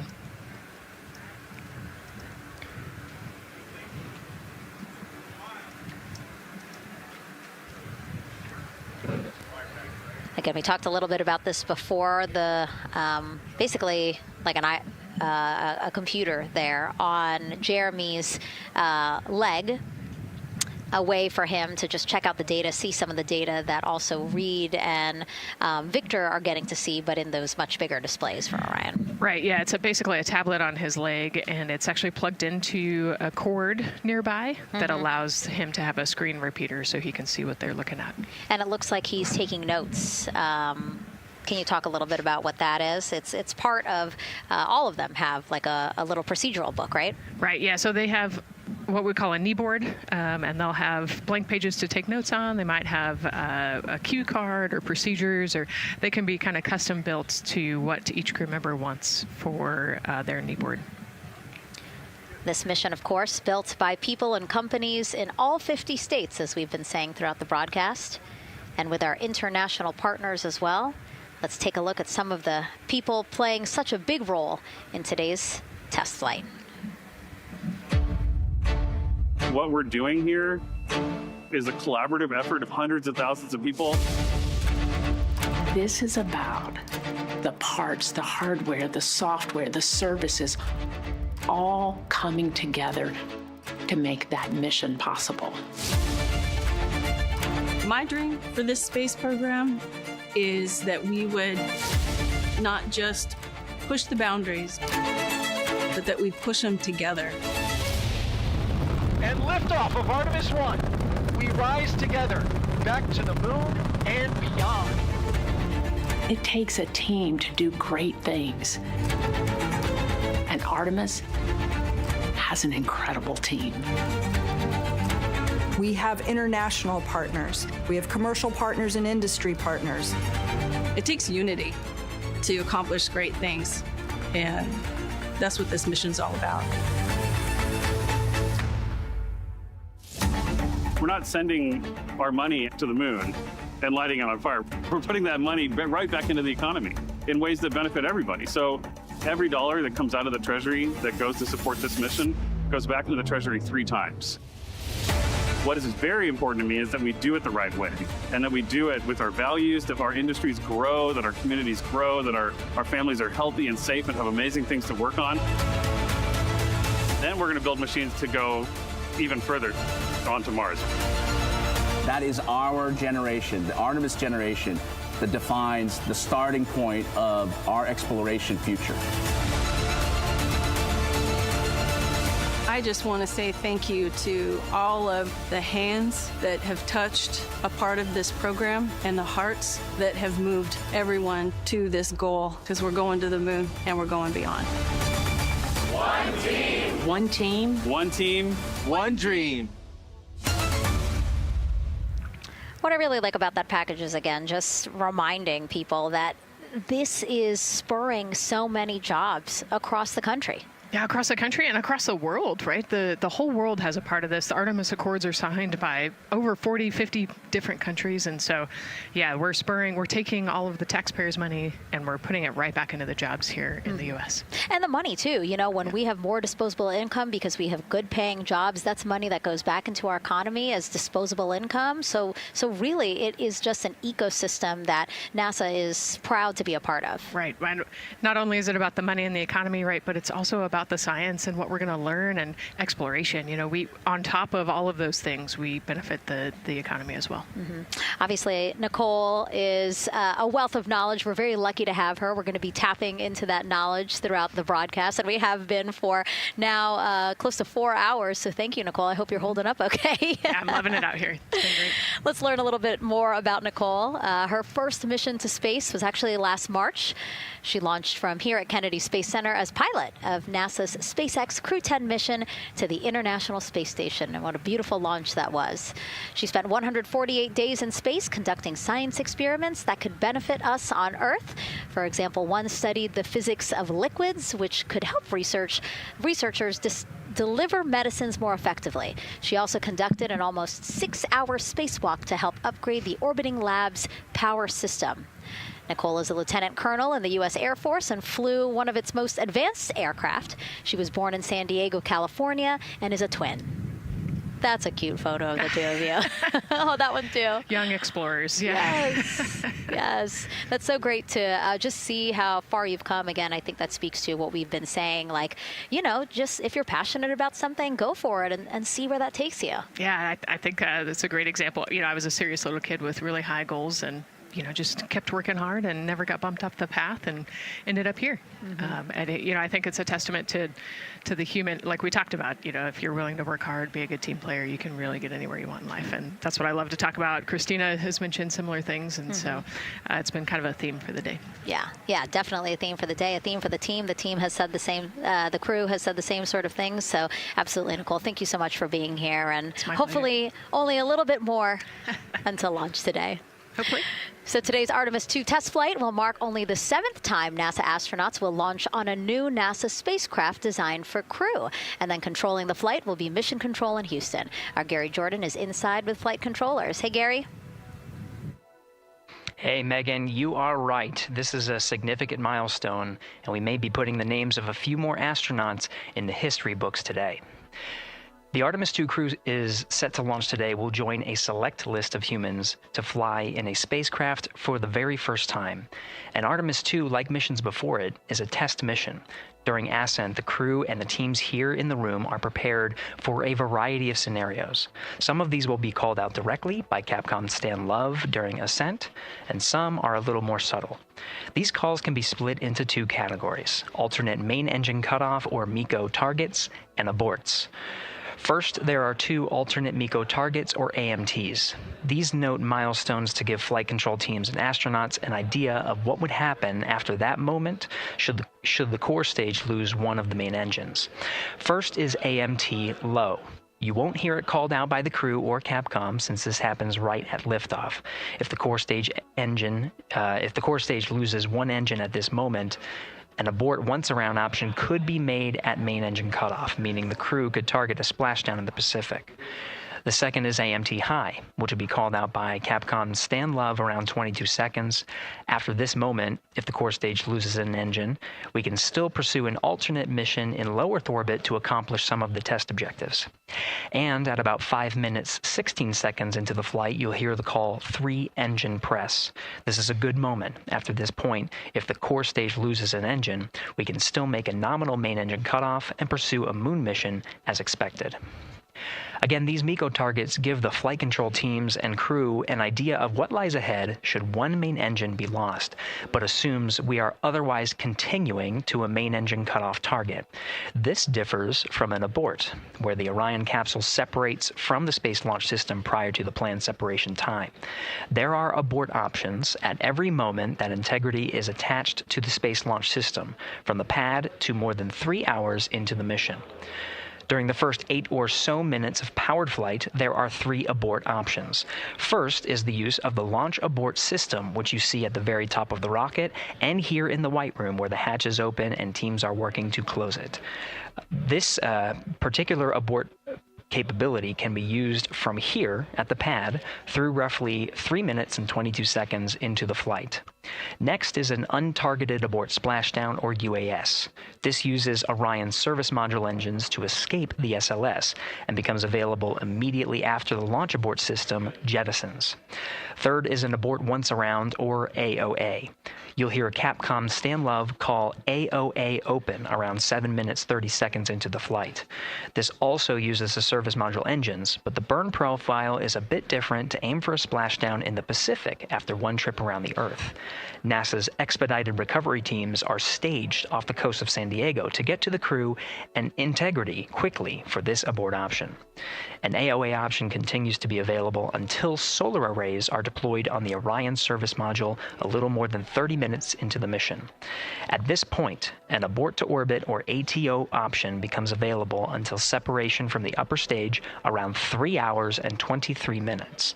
Mission profiles can vary depending on when an ATO is executed in that window, but with power being drawn from solar arrays, it buys more time for astronauts and flight control teams to make decisions and stay in Earth orbit, return for a splashdown, or continue to the moon.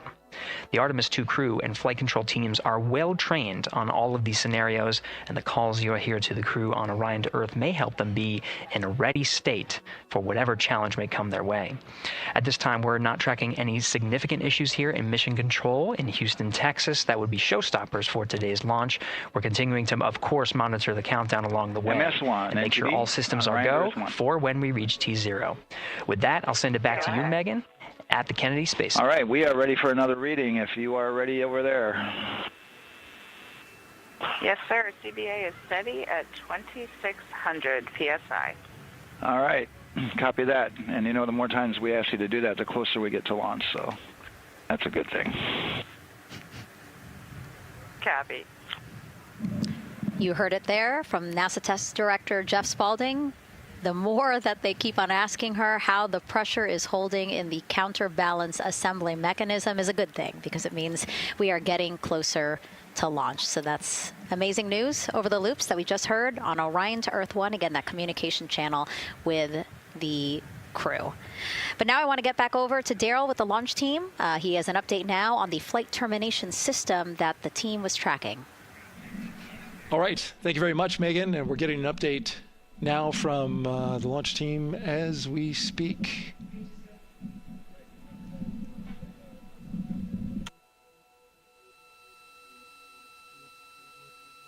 All right, stand by 1 second.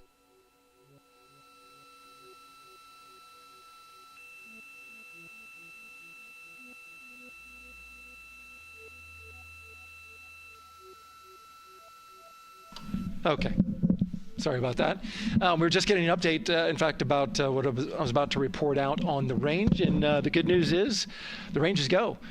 So we reported that they were working to verify their equipment regarding the FTS system. And they asked for a little of that verification work to be done by one of the FTS engineers here in the firing room. He went out to the VAB to get some legacy hardware to help out with it. But in the end, this is a fix that the range had come up with to get clearance, to clear the range rather, and to as well work the FTS system. And so now they are go. Again, the range is go. That is no longer a constraint. And so you combine that with the fact that the rocket and the ground systems here also working, no constraints. Clear board here is great news. So again, the range is green, and we're continuing to work through the countdown. We got a weather update that came in to the launch director from Launch Weather Officer Mark Berger. He reported out that there's still a little bit of feisty weather activity that's happening up in the Titusville area. That's the city neighboring the Kennedy Space Center. Those showers had passed over Kennedy, and then now they're currently over in Titusville, currently still within that mile kind of constraint of flight through precipitation rule. But we're still far enough from the window that it looks like it won't be an issue. And in fact, we're seeing some good sunlight now breaking through onto the launch pad. As you can see, it's actually shining on the other side of the rocket here. But to the west, we're starting to see some of that clearing that was forecast. And so the launch weather officer held his forecast for 80% go for flight during our launch window tonight, which, as a reminder, is 6:24 p.m. Eastern Time until 8:24 p.m. Eastern Time.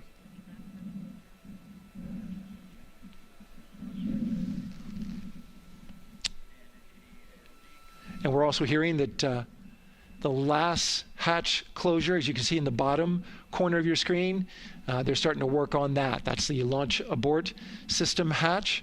There are two hatches, the crew hatch and the launch abort system hatch, and the closeout crew that you see right there, right on time with their work as they go to shut.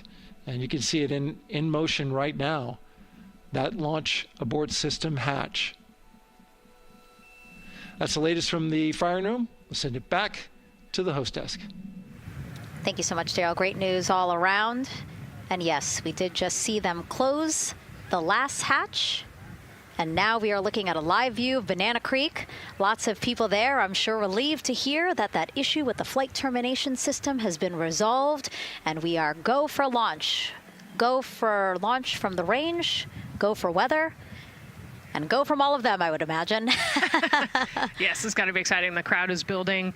And as Daryl said, you can start to see the sun poking out here, and we can see all the clouds are moving north and moving away from us. So it's all good news. And so as we know, we have our Leah Martin down there at the Banana Creek viewing location, and she's standing by with some other guests. Hey, Megan, I don't know if you heard that huge cheer just now. If you heard a big rumble, as soon as Daryl said that the range was clear for launch, everybody clapped. It was super excited as we get to these final countdowns. Standing next to me, I have Hansen and Maddox, the son of brothers here. And I asked you a little bit earlier, how excited are you to be here for launch? What did you say? I'm very excited. It's our mom's birthday, and not a better way to celebrate right now. I asked you on a scale of 1 to 10, how excited are you? Would you say? 11. Yeah, 11. I'm very excited. Super excited. Yeah. So, Megan, we've been watching the launch broadcast here and hearing some of the questions that you and Nicole have been asking and answering. And I actually wanted to ask these two kids, if you could take a 10-day trip around the moon and take 3 people with you, who'd you take with you? Well, I'd take my dad and my mom. And I don't know. Probably my best friend. I'd just say one of my friends, Oh, one of your friends. So brother got left out. Who would you take? That was just what I was thinking. My dad and my mom and my best friend. That's a pretty good answer. Your brother can get his own trip to space, right? Yeah. So I'm actually joined here also by Dad. Now, you were sharing with me that a lot of the work that you've been doing over the last several months has been prepping the launch teams, our engineering teams, our ground systems teams, to get ready for launch, to be mindful and to be in this moment. How does it feel to be standing here knowing that the people you've worked so closely with are doing what they're passionate about, or doing what they were born to do, moments away from launching this rocket? mean, this is an exceptionally happy moment for us and all of us and the people that are, about to take off on this historic trip here. And I'm grateful to know that we've helped in some way, shape, or form to help them stay steady and calm, in such an exciting time within the agency. And so to just be here and witness it and know that, they've got some tools to help them stay calm and steady is everything to us. So. Fantastic. Well, Megan, we are standing by ready to go, and we're ready to cheer this team on. Thanks so much, guys. And yes, Leo, we did hear that cheer. That was very exciting. I think the vibe over there is they're celebrating, they're having fun. And here, once they heard that we're go for launch, everybody had to run back to the camera and work. It's a little bit of a different vibe, but I definitely think that people are excited, especially as we see now live inside of the White Room at the launch pad. The closeout crew has closed the launch abort system hatch. You saw there, we took it live. Took a lot of them. I think all of them, except for one. I think it took all 3 or 4 of them to push that hatch door close. And then they felt around the perimeter of the door to make sure that everything was sitting just right. Right, yeah, we talked about how heavy the crew module hatch is. This hatch is just as heavy probably. And so, they're working the closure here. And working those connections, and you can see, there's still 3, 4, 5 people that we can see in the White Room. It takes a lot of people to get these hatches closed and this rocket ready to launch. Mm-hmm. And so the next step in the countdown is that this team will start closing out the White Room. So basically disconnecting things, stowing things, making sure that when they leave, there is nothing that isn't supposed to be there. And really, then at that point, it's just all 4 of the crew member, Victor, Reid, Christina, and Jeremy by themselves at the top of the launch pad. Yeah, and then eventually that crew access arm will move away, and then it'll really just be them up on top of that rocket. Mm-hmm. Yeah, your eyes lit up when I said that. That's exciting. It is. It is. Yeah, we had a moment, we talked a little bit about my fear of heights, but most of our crew is afraid of heights. And so there was a moment where I realized that it was just us, 100 and some odd feet up and no crew access arm, and may or may not have said something that made everybody go, huh. Were you wondering to yourself, how did I get here? We're pretty far up.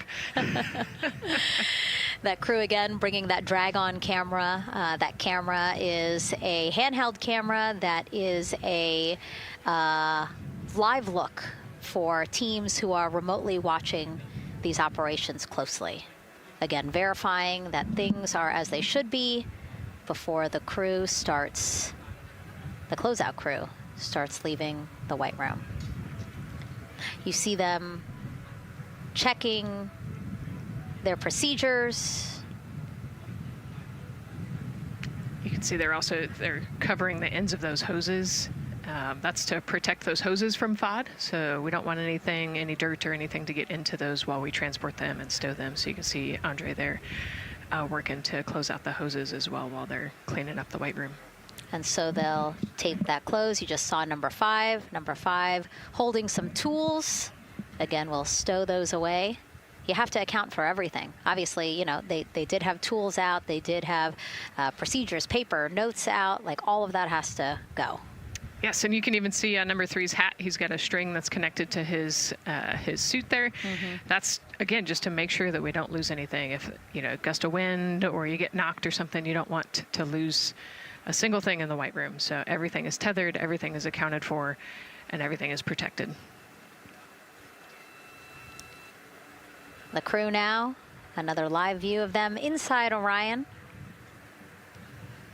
Jeremy, Christina, and Reid and Victor on the right side of your screen. What do you think they're thinking right now, Nicole? Oh man, just over an hour to launch. There's probably a little bit of a lull right now, monitoring some systems, but you can see Reid's got his feet crossed. So I think just trying to relax and, pass the time by maybe thinking through the items that they're going to monitor through the launch, the different jobs that each of them have throughout the launch. And once they get to orbit, this first day on orbit is actually really busy for them. Mm-hmm. They've got, 2 burns that they have to monitor. They've got to get the system set up, and they've got to get the cabin set up. So there's a lot going on in the next 24 hours for this crew. I think they've got a couple sections where they get to take a nap, but I don't think they get a full night's rest for quite some time. So, going through what's next. And so as we say that, I mean, imagine what it would be like to live in a spacecraft for 10 days. Let's take a look at what life will be like in Orion. Artemis II is our first crewed mission back to the moon since the Apollo program. A lot of the focus of Artemis II is really checking out systems to be sure that we're ready and well positioned for continued human exploration. My name is Susan Baggerman, and I'm the Chief Health and Performance Officer for the Orion program and the Artemis II mission. And this is 10 Days in Orion.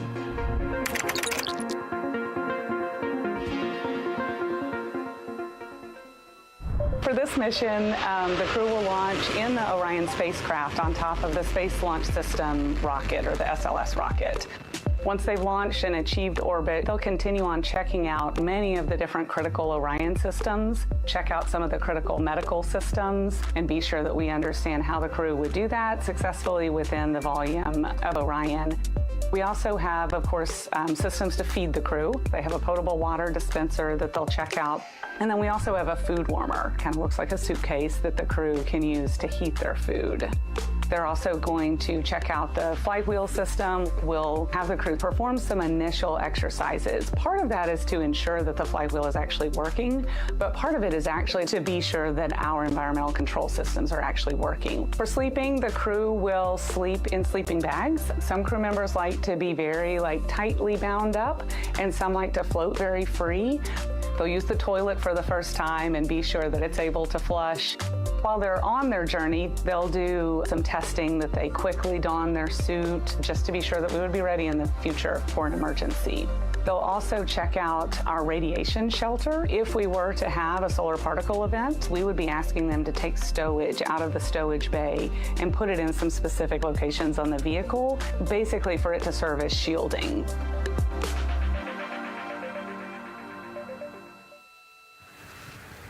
And so I want to talk a little bit more about what we just heard in that package. I am interested in the space food.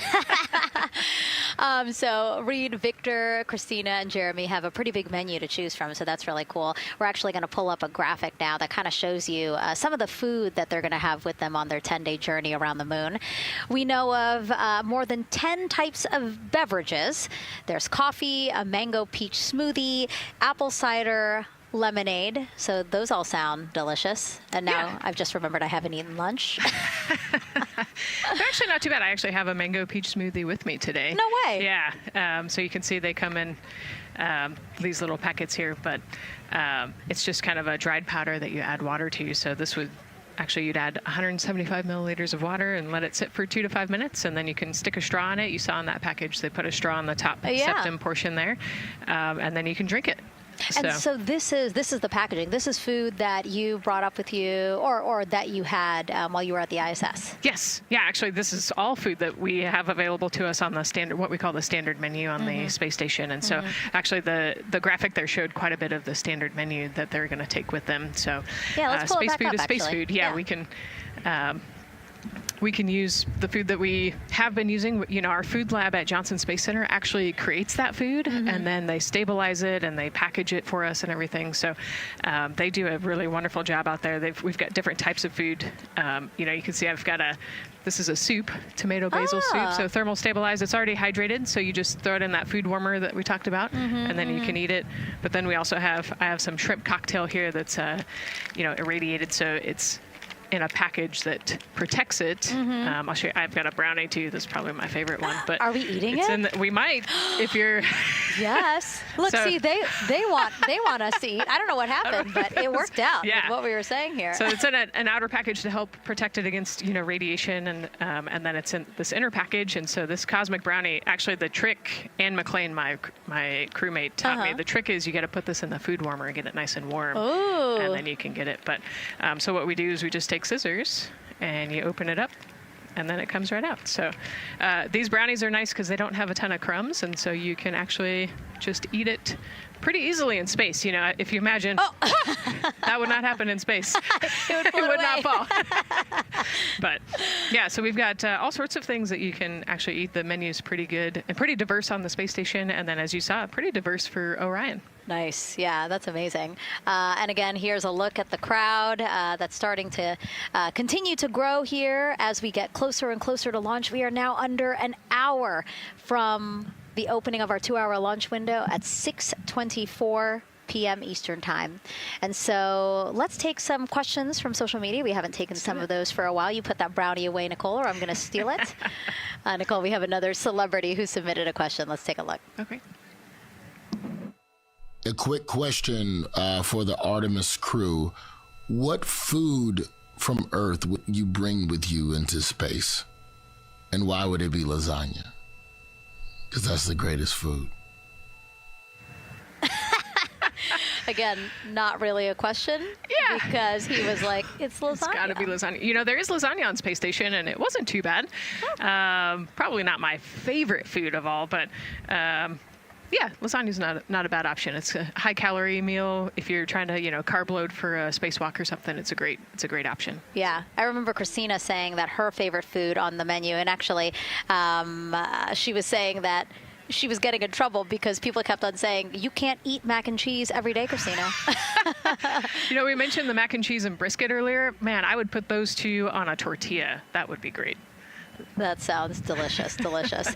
Well, thank you so much, everyone, for sending in those questions. For everyone from a 5-year-old that we got a question from to all the way to Roy Woods Jr. there, a comedian. So thank you so much. And if you're just joining us, welcome to the Space Coast of Florida, where we are counting down to liftoff of Artemis II. You see a beautiful aerial shot there of our rocket on the pad. For the first time in more than 50 years, we are sending humans to fly around the moon and back, and we're taking you all of you with us on this next chapter of human spaceflight. I'm NASA's Megan Cruz, and this is NASA astronaut Nicole Ayers. Great to have you here, Nicole. Yes, this has been a beautiful day. Excited. We're continuing to march towards this launch. Yeah, and if all goes as planned, this crew could travel farther from Earth than any other humans before them and see parts of the moon no one has ever laid eyes on. How exciting. Yes. Exciting is an understatement, I think. That's true. We're going to see the far side of the moon for the first time by humans in a long time. It's important. And as the crowd again builds behind us, more activity that you're seeing here at the Kennedy Space Center press site. We also have a ton of people gathering around the world to watch this history-making moment. So let's take a look at those watch parties now. Oh. That crowd has grown. We checked with them probably like 30 minutes ago, and it was half that. But again, as we get closer and closer to launch, we are seeing more and more people gather together, wanting to experience this together and not just in a vacuum at home, Yes, this is so exciting. Look at all of those people. Man. And now here we are back in Seattle, the Museum of Flight. Again, people gathered there to show their kid. We see someone walking in the second row there. His first crewed launch to the moon. How exciting. That is exciting. Hello, everyone. Woo. Oh, that's so great. And now let's get you up to speed on what's happened so far. Again, we are now within an hour of the opening of our launch window. So what has been happening so far today? Well, a lot.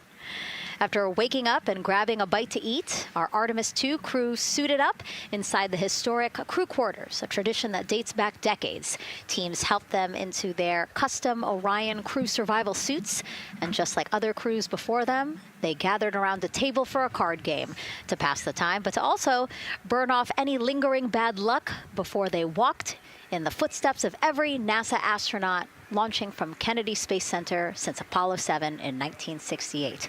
They walked outside the Neil Armstrong Operations and Checkout Building to greet a crowd of family, friends, supporters before getting into their Astrovan for their security-escorted ride out to historic Launch Complex 39B.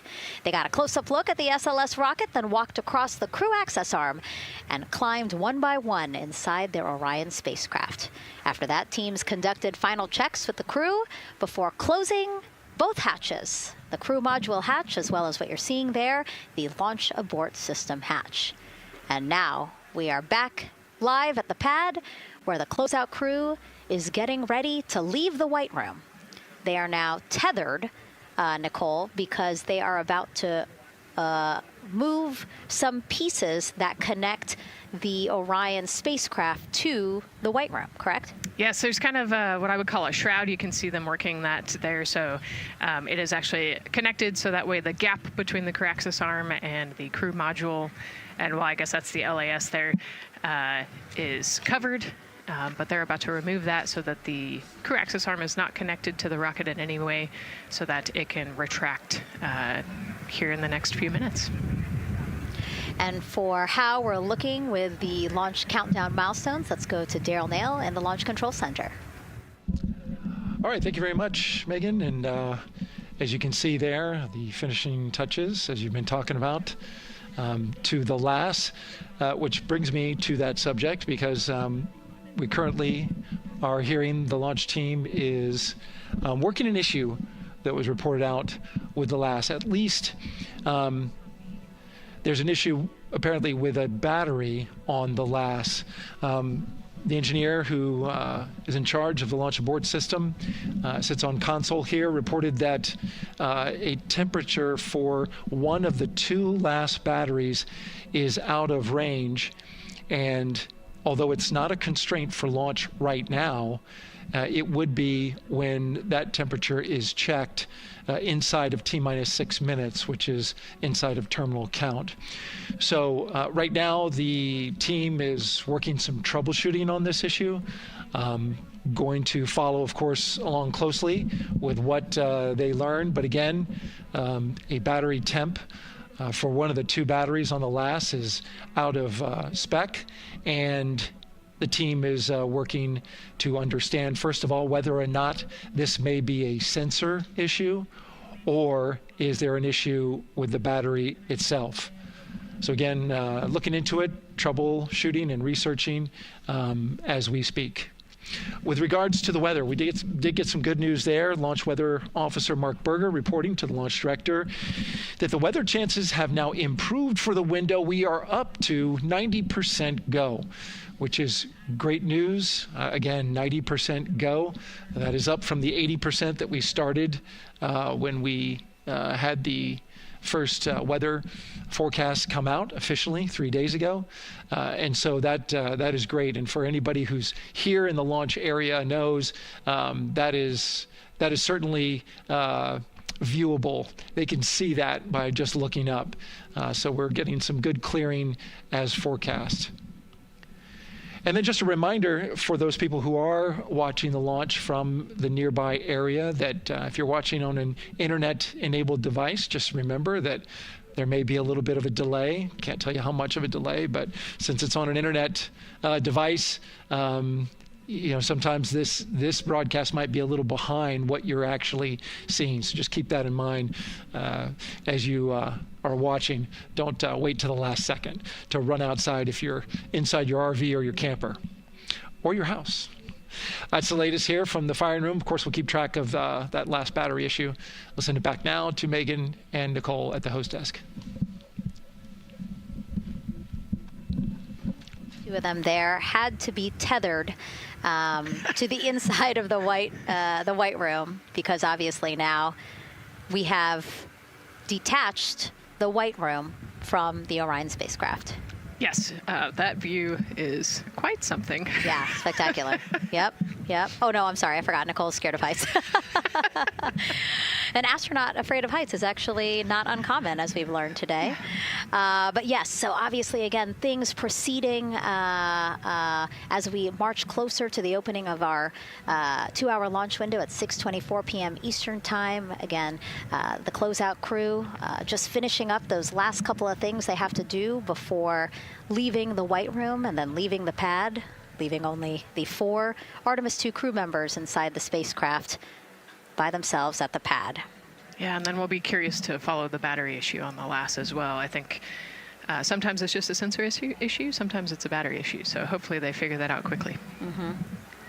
And so if we can take a shot of the crew inside the capsule, if one's available, why don't we talk a little bit more about each of them?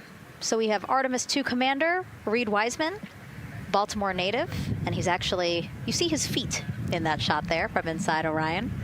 He's been in space once before as flight engineer for Expedition 41 aboard the International Space Station from May through November 2014.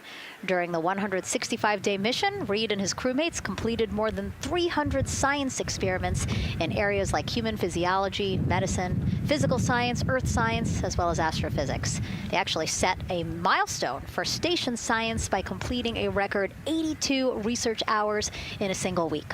He also served as chief of NASA's astronaut office from December 2020 to December 2022. His 2 daughters were out to wave goodbye to him as he made his way to the launch pad. And again, there's Reid's feet. Reid is the one sitting in the seat to the right, closest to our camera there. So looks like he's relaxed by the body language of his feet. Yeah, I think they're kind of in a holding pattern, if you will, or a waiting period. So it makes sense that he's a little bit relaxed. He's also kind of just a relaxed person in general. He's wicked smart, but has a demeanor that keeps everybody calm. And so I think we're seeing that here today. And so in this shot, Reid is the one sitting on the left, and to his right, Artemis II pilot Victor Glover. NASA selected the California native as an astronaut in 2013, and at the time he was actually serving as a legislative fellow in the United States Senate. His first trip to space, November 2020, pilot of NASA's SpaceX Crew 1 mission.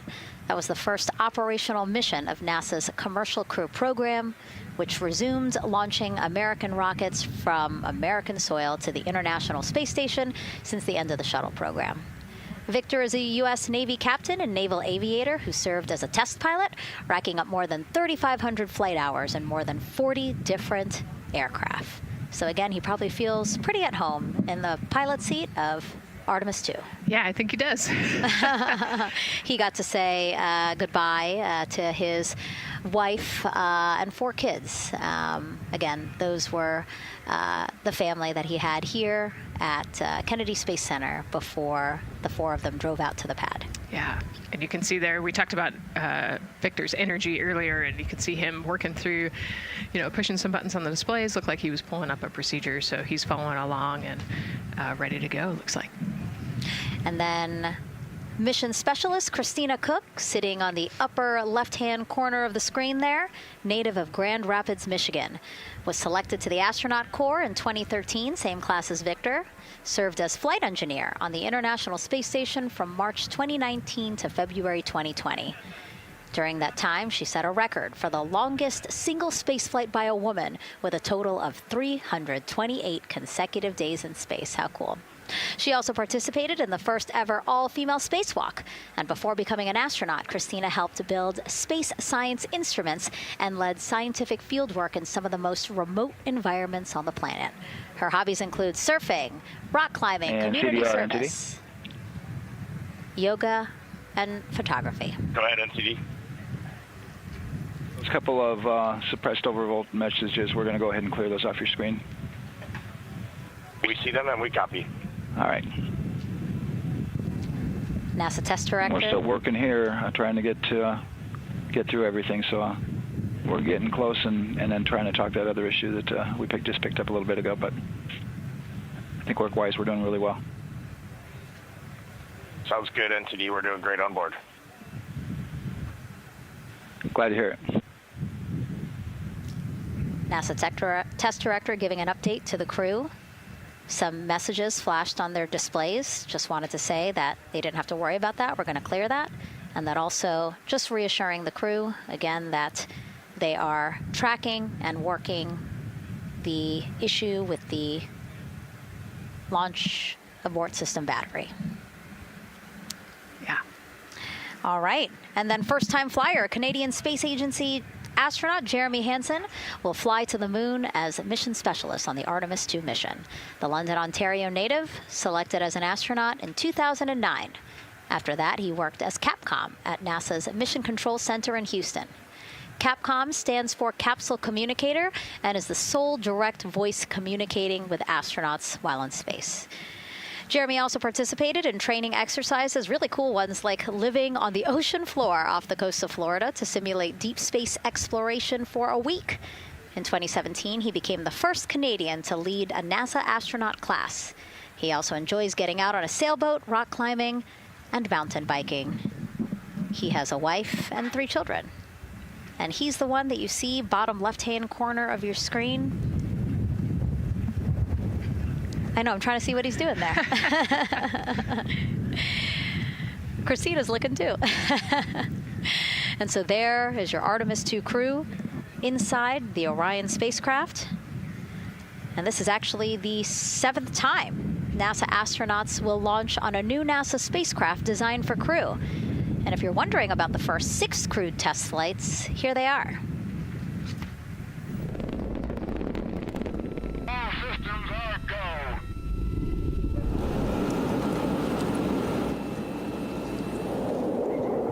Gemini 3, Gus Grissom, John Young, March 23, 1965. Apollo 7, Wally Schirra, Don Isley, Walt Cunningham, October 11, 1968. Space Transportation System, or STS-1, John Young, Robert Crippen, April 12, 1981. Then NASA's SpaceX Demo 2, Doug Hurley, Bob Behnken, May 30th, 2020, followed by NASA's Boeing crew flight tests. Butch Wilmore, Sonny Williams, June 5th, 2024. And now, Artemis II with Reid, Victor, Christina, and Jeremy. It is really surprising, honestly, to hear that through all these decades, through all these launches we've had, this is only our 7th new vehicle that we're testing for crew. Yeah, you know, we have so many different missions that we think about and we talk about, but really 7 vehicles that we've tested and that we're flying. You know, I like to think of spaceflight really as a permanent test, right? We have, you know, hundreds of missions or so. You know, an airplane that gets tested and then flown has thousands of data points. And so really spaceflight is always going to be in the test field. And I think it's important to remember that, especially as we put humans on rockets that we never have before, or for the 7th time we start a new vehicle and a new mission. Just getting word now that White Room closeouts are complete. And so the closeout crew is preparing to leave the pad. It's exciting stuff. We are making good time, and the closeout crew is doing really well. 41 minutes, 43 seconds and counting until the opening of our window. And Artemis II is a 10-day mission that will send the 4-person crew on a journey around the moon and back to Earth. It will be a critical step towards future lunar and Mars missions.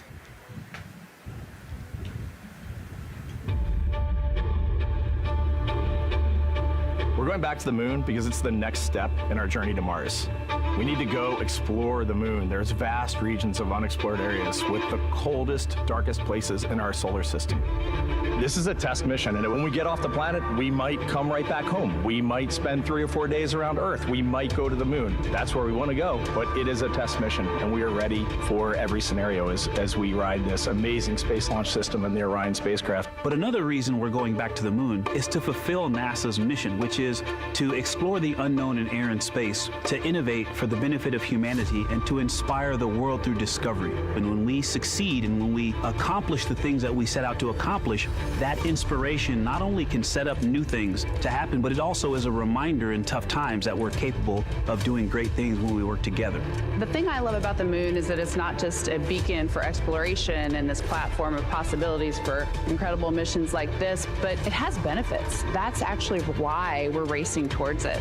Those benefits are really wide in nature. You have everything from innovation, technology development, not only for future missions going deeper into the solar system, but technologies that come back to Earth. You have inspiration, a whole generation of people starting this pipeline of STEM workers and manufacturers and operators that are excited to see what you can do when you work hard and you come together as a team. When I think about the 4 of us flying around the far side of the moon, seeing that Earth rise, taking taking images and video and sending them back to you. The feeling that I have inside is hope. We know that Artemis II is not the solution for humanity on planet Earth, but it is a contribution in the positive column. We hope that just for a moment that people will pause and say, wow, it's extraordinary when you look back upon the Earth with over 8 billion people, and you see this concrete example of what humanity can do, this extraordinary thing when we set big goals and CDR NTD to achieve them.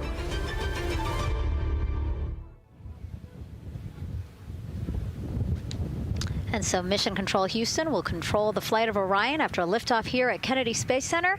Here's Gary Jordan, who's embedded with that team. Gary, you might have to pause because we did just hear a call out to the commander in Orion. Will do, Megan. I think that was Commander Reid Wiseman responding to prepare for some of the next steps. We are now holding at the T-minus 10-minute hold. Expected a 30-minute hold. So we are well on the countdown. We are well on the timeline to meet this L- time and launch towards the beginning of the window, but continuing to track progress along the way.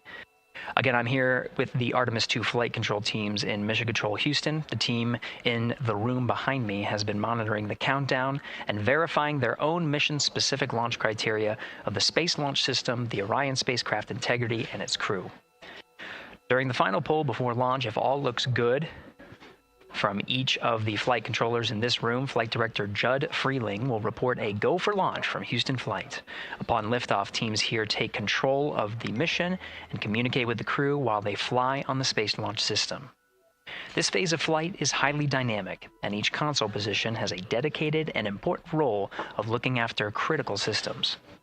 You'll hear calls from Capcom and NASA astronaut Stan Love in this room to the Artemis II crew as milestones are reached during the more than 8 minutes of powered flight on the core stage. Liftoff and ascent are just the beginning. This room will be staffed around the clock over the next 10 days to oversee every moment of the mission through splashdown. Here from the Johnson Space Center, we'll be streaming the mission live 24/7 so anyone can follow the crew's journey, take peeks inside the spacecraft, and share the experience of a lunar flyby with astronauts looking down at the moon's surface. Teams here have been rehearsing tirelessly in simulations to throw every conceivable and inconceivable scenario their way. We are ready and eager to begin the Artemis II mission. Still milestones to come as we continue the countdown, but we'll be right back with you during the ascent phase of today's flight. With that, Megan, I will send it back over to you at the Space Coast. Thanks so much, Gary. Under 37 minutes until the opening of our 2-hour launch window, 6:24 p.m. Eastern. I've never been more excited for a time. But why don't we send it back over to Megan Carter with the Moon Board to learn more about what happens after ascent. Absolutely. I am definitely also getting excited. Things feel like they're starting to pick up a little pace here. A lot is about to happen within the first 10 minutes of launch, but what happens after those first 10 minutes? Let me take you over here to my mission map so we can kind of jump ahead and let me explain a few things. So, our main engine cutoff is going to stand for MECO, and that is essentially where the rocket's job is done, and it is then going to turn the propulsion duties over to our ICPS. That stands for Interim Cryogenic Propulsion Stage. Don't try and say that too many times fast, but the ICPS is going to be right here, and that's our in-space propulsion. About 50 minutes into, after about 50 minutes into launch, it is going to conduct that first burn, and that's going to be the perigee raise maneuver. Essentially, what that is going to do is going to raise the spacecraft from a lowest point of Earth just a little bit higher into space, and then they are going to conduct that nice path. It's going to set them on that nice circular path around the Earth. That's when they're going to start to be able to really check out the spacecraft. The Orion spacecraft is going to be able to, like we've talked about, be maneuvered by the crew. They're going to check out those life support systems, and communication checkout's going to be vital at that point as well, obviously. Then they will be be conducting that another burn, and that's going to raise them just a little bit higher again. And then they will, it'll be about time for the ICPS to separate, and they will start another lap around the Earth as well.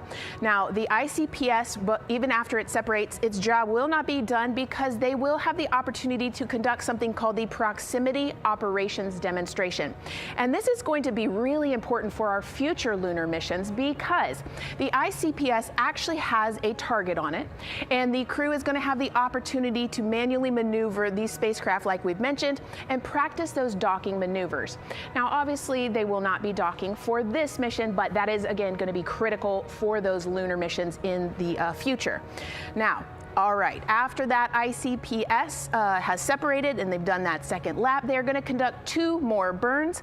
And what these burns are going to do is set them up to the high enough orbit and a fast enough speed in order to conduct the translunar injection. This is going to be that critical moment and that critical milestone where they are going to produce about 6,000 pounds of thrust. And this is that point that is going to take them out of low Earth orbit into deep space, and it's going to set them on that nice path towards that lunar flyby. And I know we have talked a little bit about why this could be a record-breaking flyby and journey to the moon. And with that, I'm going to turn it back over to Megan so she can tell us just why.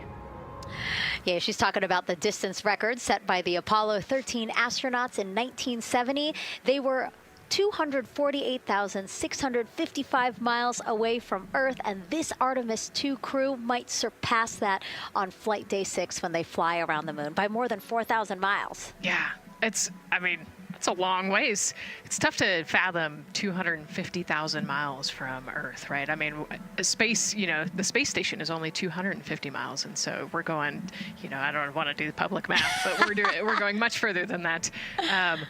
But it's important, right? Because we want to get back to the moon. We want to see the surface. We want to see the far side of the moon. And the way we do that is by breaking distance records. Yeah, and the exact distance record depends on exactly when they launch, like the time, the day. So we'll learn more as we go into this 10-day mission with the Artemis II crew.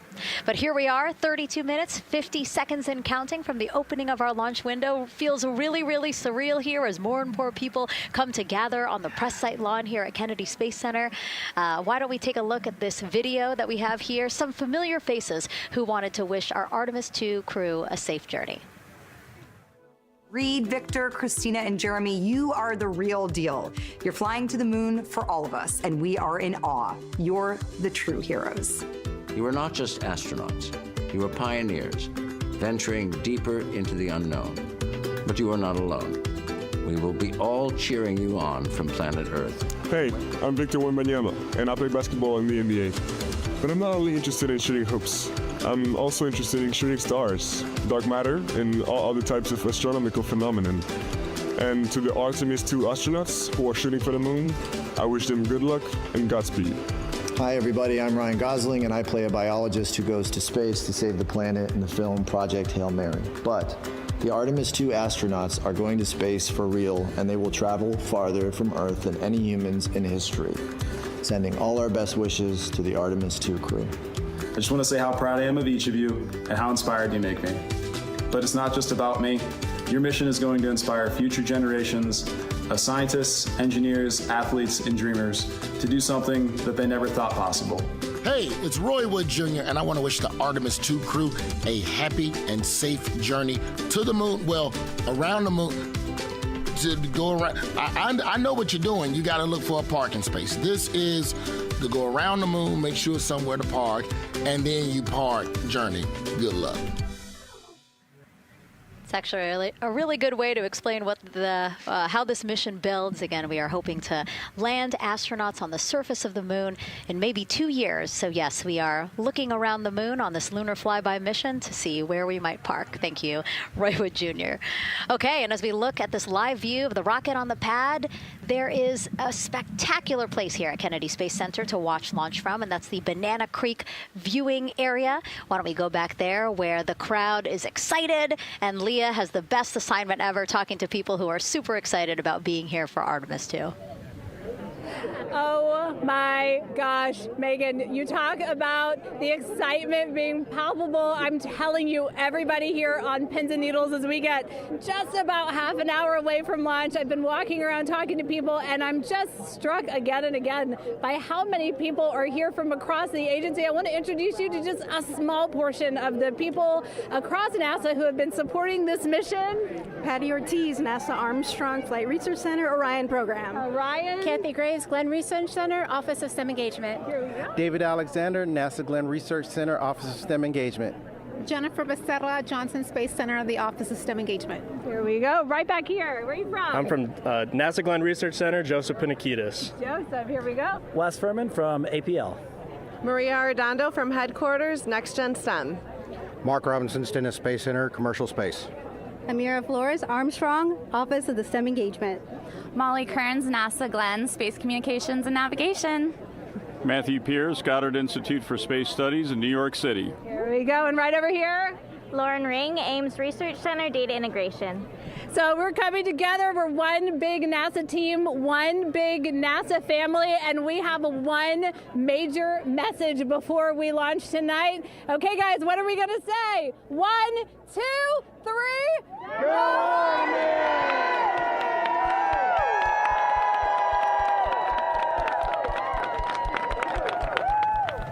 Oh my gosh, that made me so emotional. That was so inspiring to see. I mean, wow, yeah, that was great.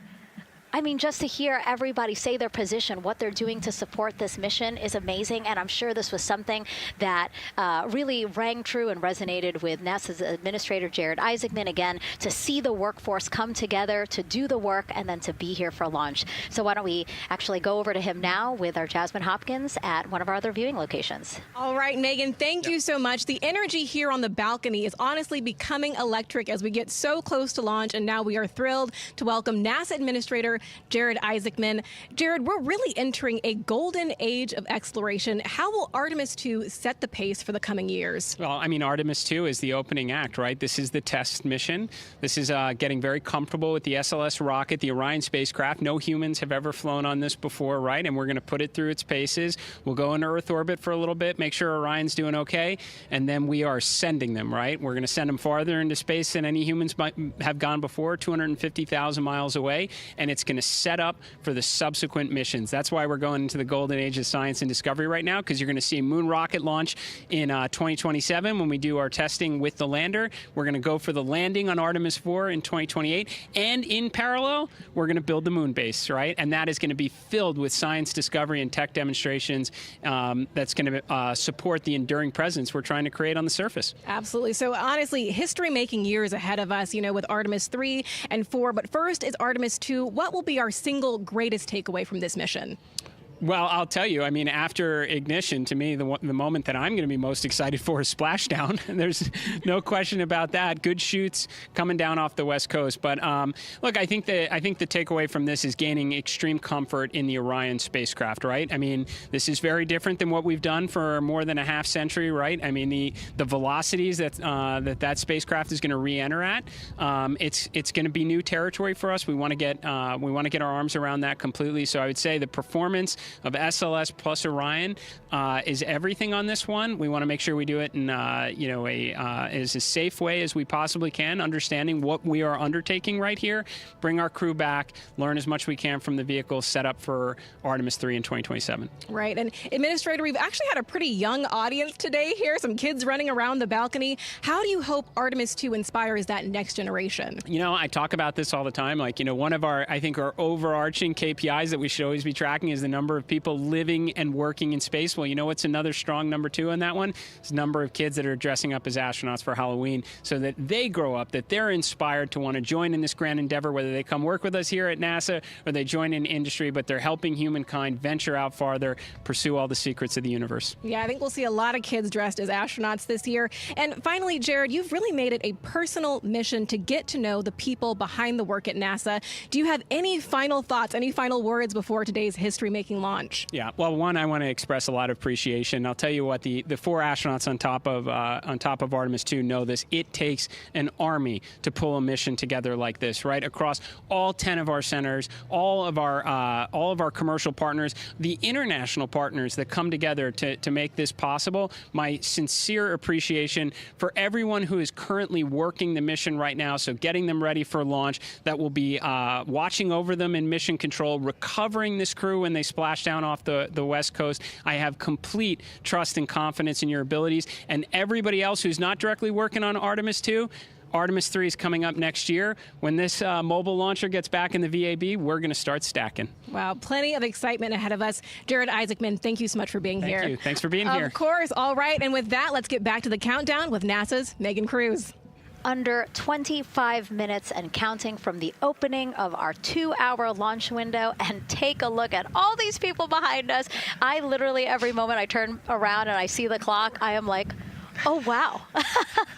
Oh, wow. There are more people and less time. Yes, exactly, which is a great problem to have. Yes. Now, this first crewed test flight of NASA's Artemis program coincides with the 250th anniversary of our country's founders signing the Declaration of Independence. Exploration is a part of America's DNA, and it continues now with our return to the moon.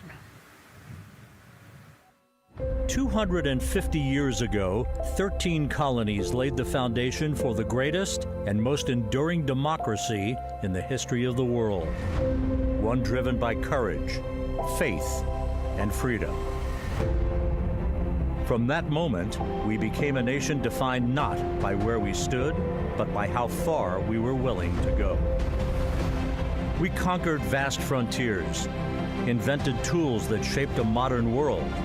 We found light in the dark, and we rose from the earth. Faster, higher, farther.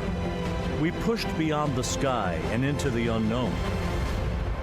We carried our courage into the cosmos, and we planted the American flag on the moon, the defining achievement of American superiority in space.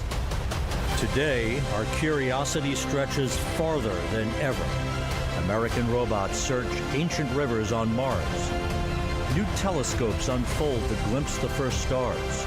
And a new generation prepares to return to the moon, this time to stay. For 250 years, America has carried the light of humanity forward. But American exceptionalism isn't inherited, it's earned. Our greatness comes not only from what we've done, but what we're still determined to discover. Because in every era, across every horizon, America is at its best when it's reaching for something greater. America celebrates 250 years, and we are leading the world into the future. 22 minutes, 15 seconds and counting from Artemis II, NASA's boldest test flight in a generation. The crew has said this often, that they hope it inspires children around the world. And recently, a group of kids here at Kennedy Space Center got a surprise of a lifetime while watching that rocket roll to the launch pad. So tell me what color it is. And who's going to be on that rocket? We're going to be on that rocket. I could make it a little bit longer. Did you see it? Okay, so everybody's looking at the rocket because it is kind of cool and impressive. One of the coolest things happening over there right now, though, is it's on top of a giant tractor. Doesn't all food come in like tubes? It's in these like little plastic bags, and you have to like rehydrate it. Sushi. There's not. I haven't seen sushi in space. It's probably hard to keep that back. Sushi mashed together. My favorite part was this one little girl, she had a question. She had patiently held her hand for a long time, and Christina turns to her and says, okay, what's your question? She just goes, I forgot. It was like, that's a perfect little kid moment. I just like, Wait, are you my mother's cats too, astronauts? What? Say that again? Never mind. It's a little hard to say. Go Artemis! These two? Yeah. Put it on yeah. There you go. I like your dabbing astronaut back there. It's just so fun to see the enthusiasm, the energy, and a little bit of chaos. 3, 2, 1. Wasn't that so cute? I love kids and their excitement and, even just being real. Like, I don't remember what I was I know, he gonna goes, ask. but I'm glad you're here.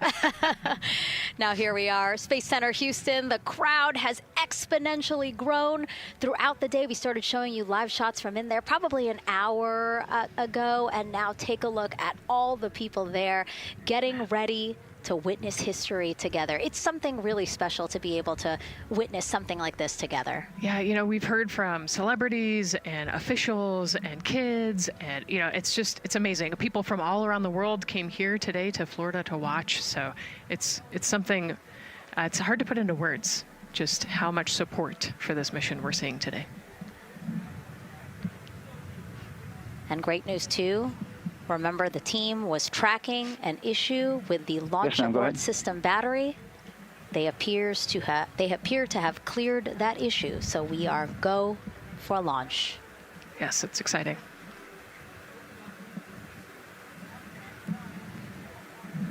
U.S. Space and Rocket Center here, Huntsville, Alabama, waving to the Artemis II crew sitting right there inside Orion.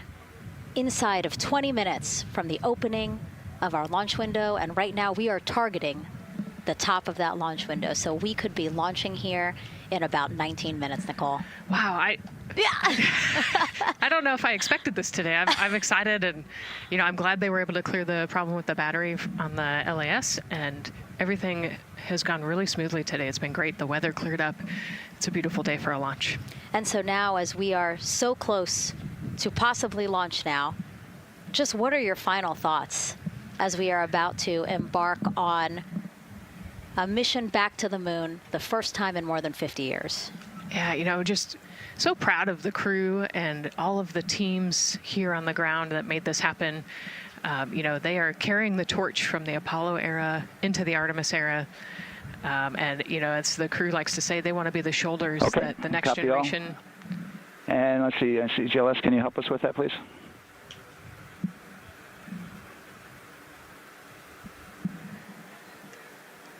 They want to be the crew wants to be the shoulders that the next generation can climb on. 001. I think it's in their patch. We're going for all. It's in the name of their capsule, integrity, representing humility and the professionalism of everyone that got them there today. So proud of them. We love them. We're excited for them, and we cannot wait to see what they see. Just leveraging everything we've learned so far as an agency, taking us from Apollo now to the launch pad here, 39B, with Orion and SLS poised to again fly us into the history books. And before we leave you now here at the host desk to get back into operations, we just wanted to answer one question for you guys. We asked you earlier on today, what are you most excited for? And we asked you to go vote on Instagram and Twitch. Instagram, you guys said launch. Twitch, you guys said lunar flyby. So I think you guys will all be very excited since we are now about 17 minutes from the opening of our launch window today.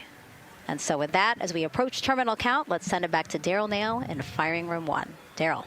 All right, thank you, Megan and Nicole, and just want to give you an update on the launch abort system that you just reported that they cleared. They believe, they're convinced, this is an instrumentation failure. So there are 2 batteries on the LAS. The LAS, of course, and with the help of my 2-year-old son's model rocket, Daniel said I could use this, so it's okay. The LAS is right here. It's the tower above Orion. Orion capsule's inside of here. It's used to pull Orion off the rocket in case the rocket is something's going on with the rocket, either on the pad or in flight. 2 batteries are bad. Well, I'm sorry, one of the two batteries reported an out-of-family temperature, and it was very much out of family. And so they checked their data going back into the vehicle assembly building where they recharged the batteries and worked on them. And they have good, solid data, they reported, that tells them that this is an instrumentation failure, that there's something wrong with the sensor. And so they took it before the mission management team, which has to accept the risk, any changes to launch commit criteria, which this would be one, and they all fully accepted it. So now we are clear as far as that constraint is concerned. And one quick thing as we count down now, we are getting into the final minutes before liftoff. There's a 2-hour window. We haven't quite set the T0 yet, but this is a list of the cutouts. There are 150 cutouts that are included for this 2-hour launch window. And that's important. They're in very small print. That's important because there's basically 16 minutes inside this window that they cannot launch. And these are because of small things flying in orbit. There's a lot more things in orbit than there were back in Artemis I when we had 35 to 40 cutouts. For that reason, because of these 156 cutouts, they're going to be managing the launch window as we go forward. So they may have to wait out one of these cutouts. They range in time between 2 seconds to 23 seconds, but you'll hear the NASA test director talk through that.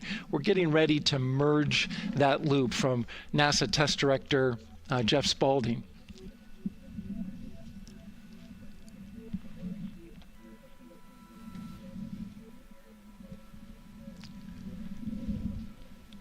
And so now I'm listening to the launch team get ready to merge their operational channel.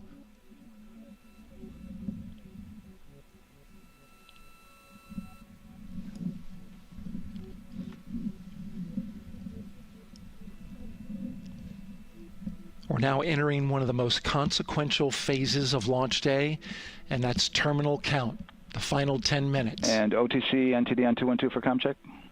Good, comm. How me? I hear the same. STC? GTC? GTC is on 212. All right, copy that. NASA Test Director Jeff Spaulding confirming communications with his team.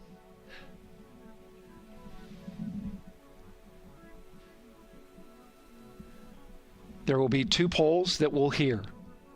One from Spaulding, the NASA Test Director, confirming the ground systems and the launch team are ready to proceed.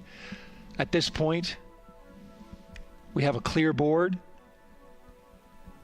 no constraints, but we need confirmation from each individual on the NASA Test Director team. So we'll hear him poll his team.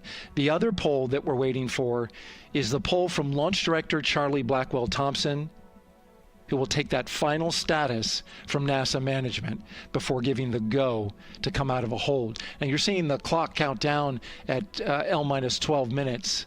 CCL, OTC, Orion, RS1. CCL. Yes, sir. Reconfigure ARS primary loop ISO valves. Copy, that's in work. And CDR, OTC, Orion, Earth-1. Go. ARS loop ISO valves are being closed at this time. Integrity copies. NGDLP. Go. Yes, I had a discussion with Sea Ice and with MER Manager regarding the observation the Sea Ice had a few minutes ago. They were able to confirm with BCI photos that the condition that they observed has been there since 2025. MER Manager has had a chance to review the findings, and they do not have any constraints from either a Sea Ice or MER Manager perspective. Okay. Copy all. And Launch Director, NTD, you copy? Yes, sir. I copy. That's good news. OTC, CCL 212. OTC.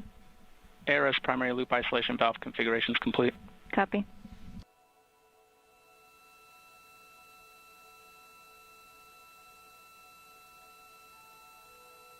And CGLS NTD, cancel pending, please. GLS copies, and that's complete.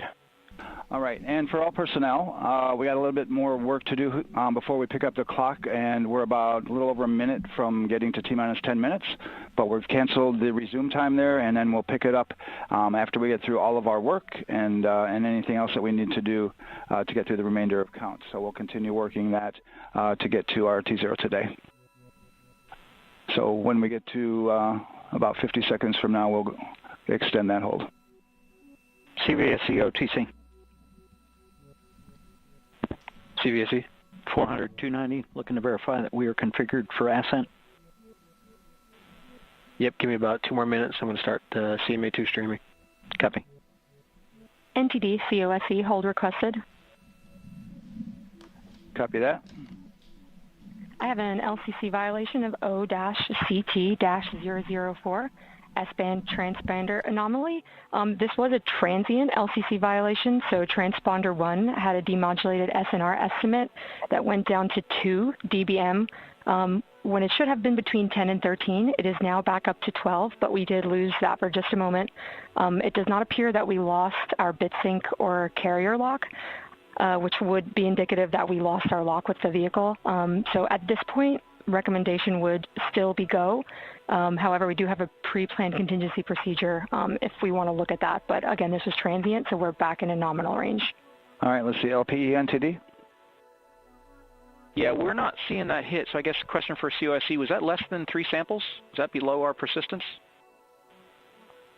Stand by, let me look. It did look like it did persist for several seconds on mine, but let me take a look at the number of samples. Could I get a repeat on the affected LCC, please? Yes, ma'am. That's going to be O-CT-004. Thank you.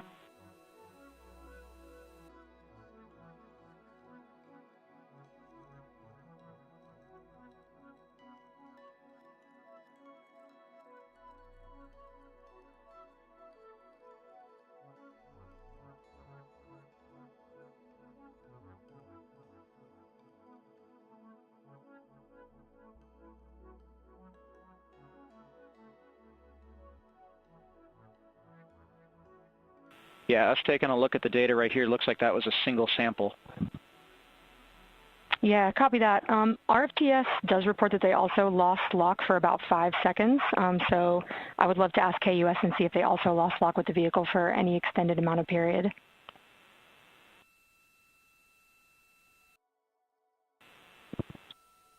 And COSE, while we're doing that, these are 1/10 hertz measurements, correct? So we would have had to lose it for over 10 seconds to get a second sample? Yes, sir, that's correct. It is 1/10 hertz. Yeah, so from our perspective, the allowance is effectively up to 30 seconds, up to 3 samples based on the 1/10 hertz. This is not an LCC violation, I believe. Yes, sir, I would agree with that at this point. Copy that. We're checking with KUS on 232. I don't think they have 212 access. We're trying to verify, but it sounds like they have a loss of lock as well. About 2 seconds. Okay. And I guess for both KUS and COSE, do we have lock now? That's affirmed. We do have lock for COSE.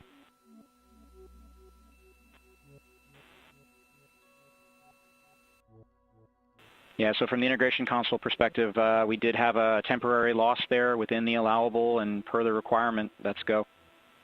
This is Houston Flight. We have lock and we have good telemetry here in GSE.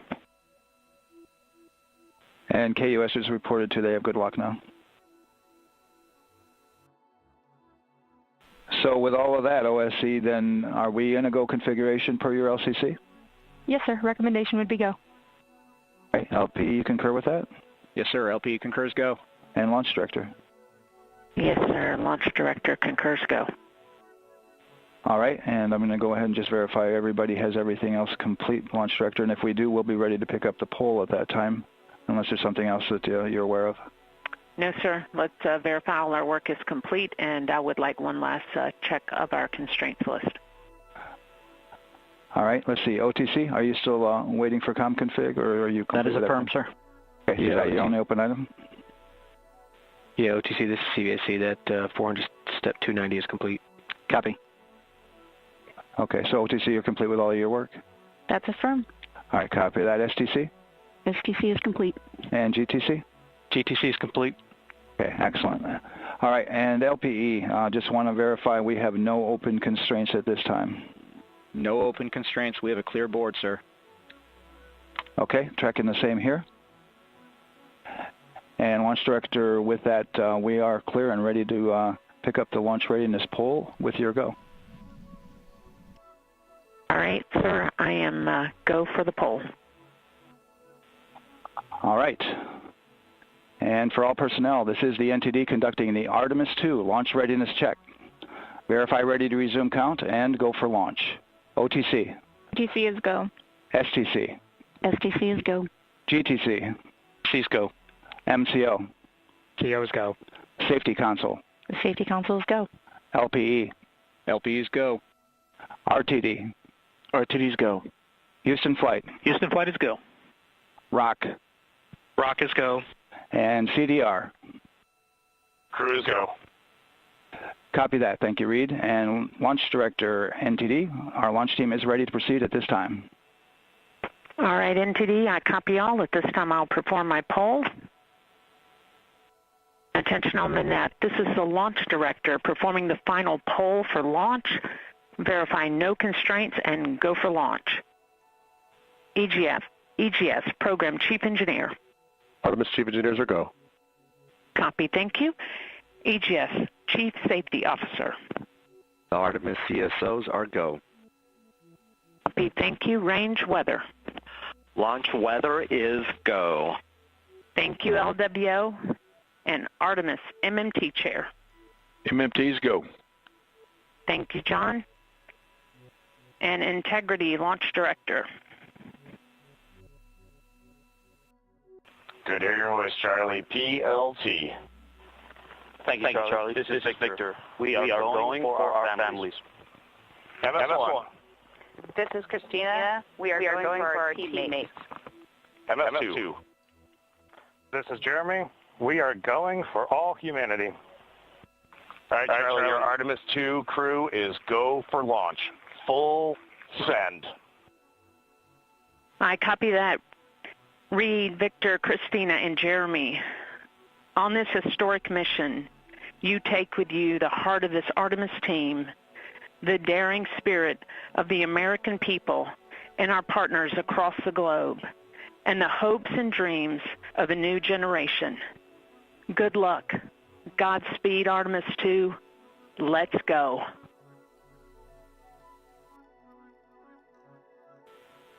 And NTD Launch Director. Go ahead, Launch Director. Yes, sir. You have a go to proceed with countdown. Copy that. I'll put it in work. CDR, NTD.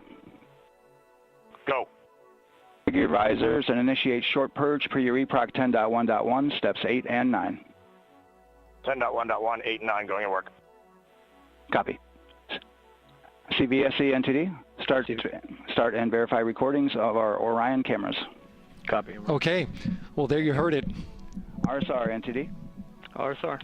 They're getting ready to start terminal count. arm rotation enable at this time, please. It's currently at T-minus 10 minutes. Once we wrap up this last bit of work, SNA arm rotation enable complete. We're going to start that clock. Copy that. Thank you. Integrity crew, close and lock visors.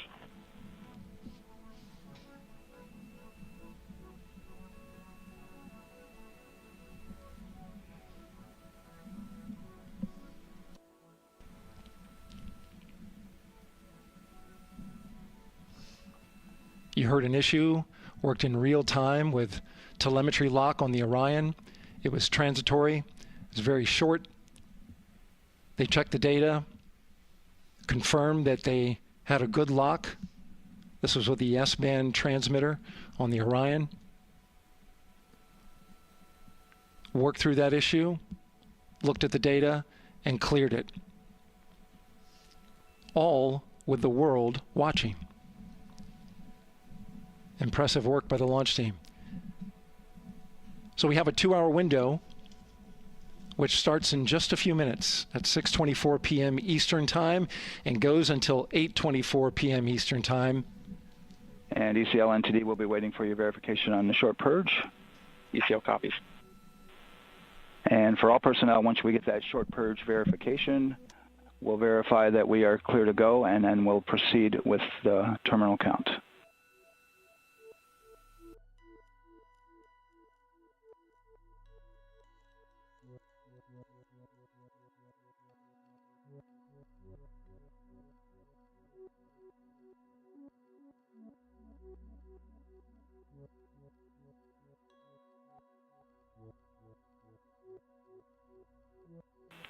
ECL time estimate? About a minute. Copy.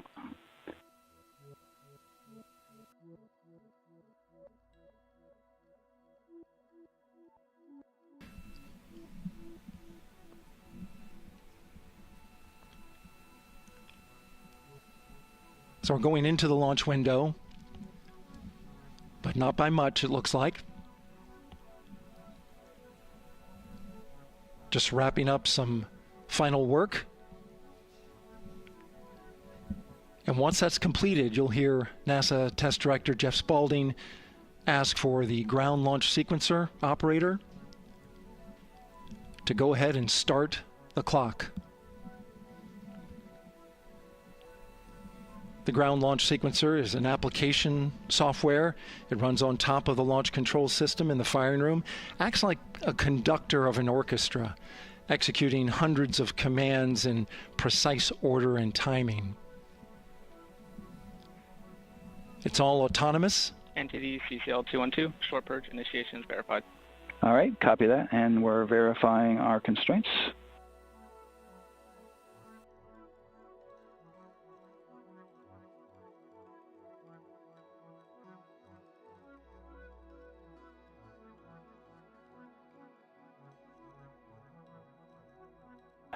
All right, and we're clear from cutouts.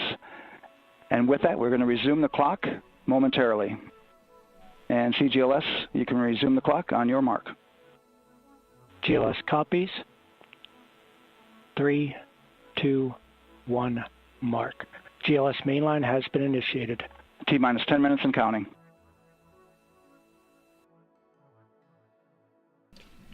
And that begins terminal count. Our new T0 is 6:35 p.m. Eastern Time. 6:35 p.m. Eastern Time. We are now counting down to liftoff of Artemis II.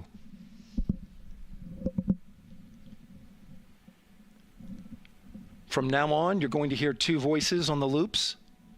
If everything goes nominally, NASA Test Director Jeff Spaulding, who's directly managing the launch team, and Alex Bendelos, the GLS operator who closely monitors the software. He has the ability to stop and restart the countdown.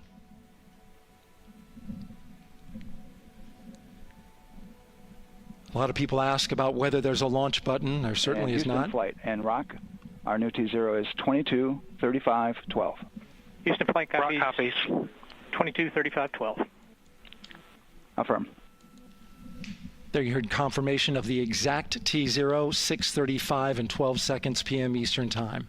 Again, our T0 is 6:35 and 12 seconds p.m. Eastern Time. But as I was saying, there's no launch button. This is autonomous. But there is a button that keeps you from launching, and that button allows the GLS operator to pause the countdown outside of terminal count and during terminal count and submit a hold to the next holding point. So the clock won't stop right away. If there's an issue, we'll go to the next stable holding point. This is how GLS configures the rocket and ground systems to a stable point where they can stop the countdown if that's needed. But right now, we are counting down. Our next big milestone, looking to retract the crew access arm. GLS is go for crew access arm retract. And there you see the crew access arm moving away.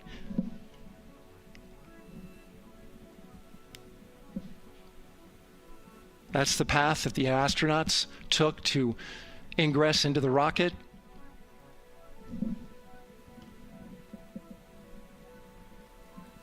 Until this point, that was their way off the pad if they needed to evacuate. But now with that arm retracting, the backup transitions to a launch abort system, and they'll begin arming that shortly.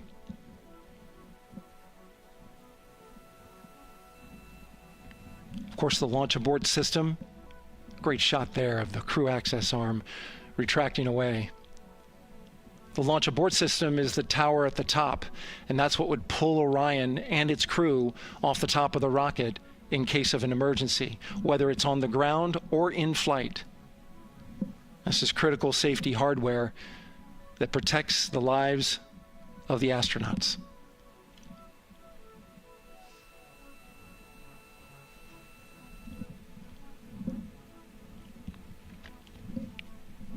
Starting at T-minus 6 minutes, the GLS will start bringing that and other high-energy systems online, starting with core stage pressurization.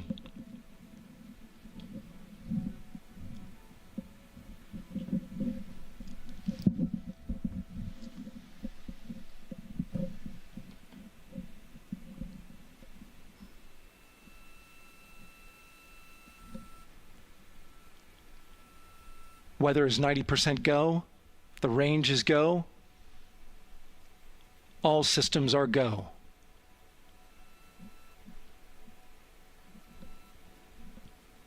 GLS is go for core stage tank pressurization. That means the replenish valve for the liquid hydrogen tank has now closed, and that tank is beginning to pressurize to flight levels because that hydrogen is naturally boiling inside the tank. We'll get the liquid oxygen tank a little later in the count. Now the team is waiting for verification that, if needed, the Artemis II crew could use the launch abort system to pull Orion safely off the top of the rocket in an emergency. Let's listen in for that call. GLS verifies last capability available. And CDR, do you copy? CDR copies, last available.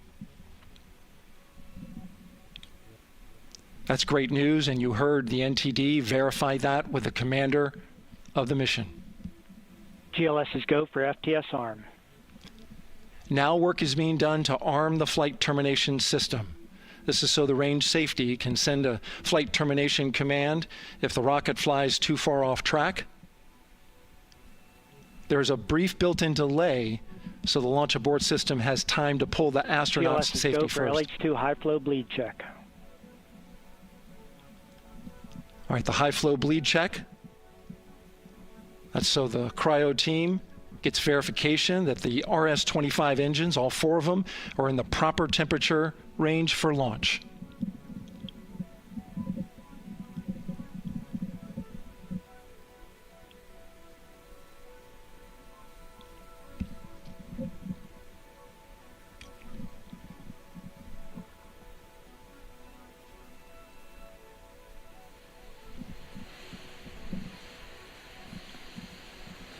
GLS is go for core stage APU start.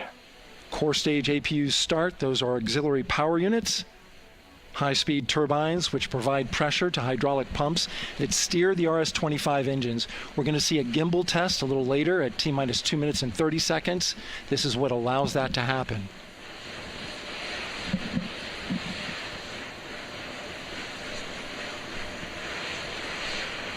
Coming up in about 20 seconds, we're listening for go for purge sequence 4. That's a helium purge of the 4 core stage engines downstream of the propellant valve. This gets all the air and moisture out of there.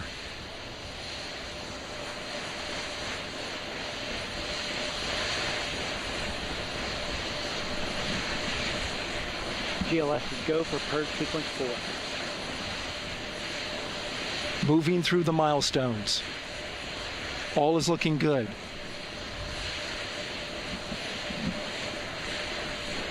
Coming up in just a few seconds, we're going to get that thrust vector control actuator test.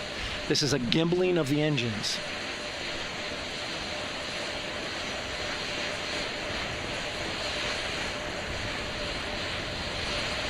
There are the 4 RS-25s, 3 of them shuttle heritage, one of them built from shuttle parts. And there you see them moving.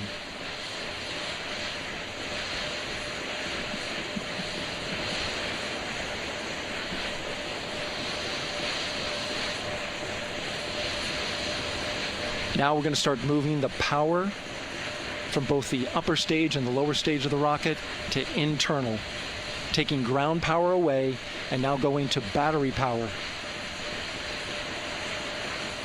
GLS is go for upper stage to internal power.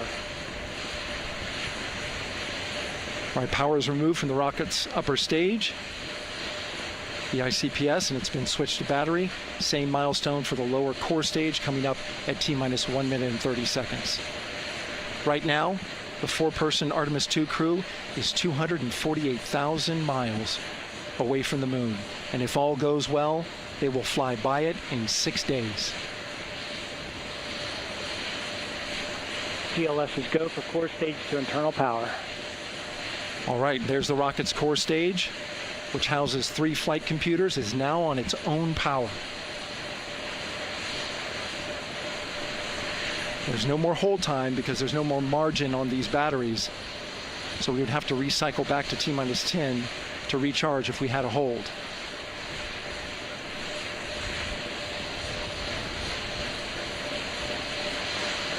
One minute. Right now, the rocket does not know what the T0 is, but coming up at T-minus 33 seconds, control shifts from the ground launch sequencer to the rocket's onboard autonomous launch sequencer, or ALS. The rocket will count itself down, but honor any holds that could come from the ground. Now, shortly after liftoff, Houston will take control of the rocket, and my colleague Gary Jordan will take over commentary. GLS is go for ALS. Great call out. The rocket is on its own. 4 brave explorers ready to ride the most powerful rocket NASA has ever launched. Sound suppression water is flowing. 15. And here we go. 10, 9, 8, 7. RS-25 engines lit. 4, 3, 2, 1. Booster ignition and liftoff. The crew of Artemis II now bound for the moon. Humanity's next great voyage begins. Good roll pitch. Roger, roll pitch. Houston now controlling the flight of Integrity on the Artemis II mission around the moon. Integrity, AMT high. AMT high. On time, passing 30 seconds into the flights. Integrity passes the alternate beacon. Target milestone. Mission Control Houston seeing good performance on 4 main engines. Space Launch System core stage. Integrity, 3 miles in altitude. Traveling more than 1,200 miles per hour.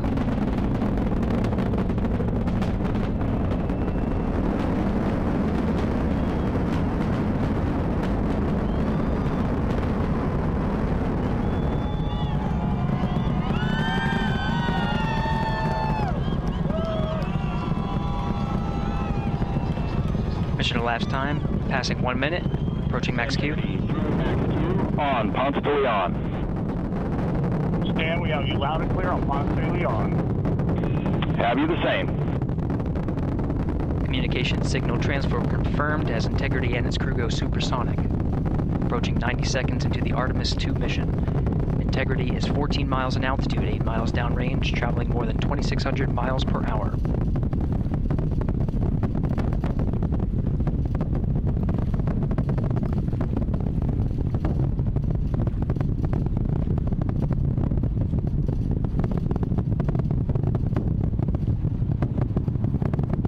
Minute 50 seconds of mission elapsed time, standing by for main engine throttle down to 85%, ahead of solid rocket booster separation, expected at the 2-minute 9-second mark.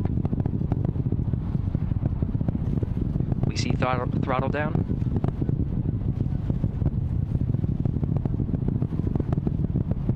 Confirmed separation. Main engines throttling up, guidance converged.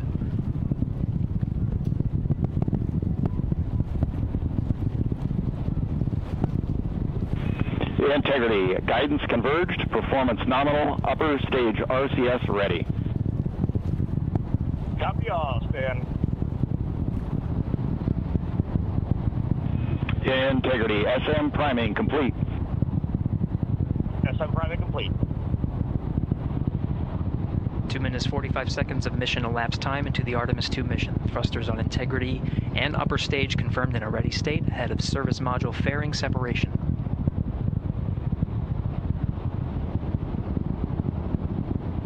Three minutes into the flight. Integrity 49 miles in altitude, 78 miles downrange, now passing 5,000 miles per hour.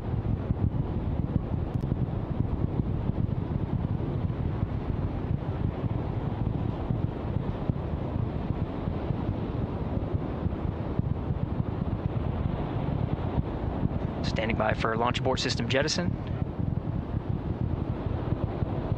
Houston Integrity, good last jettison, great view.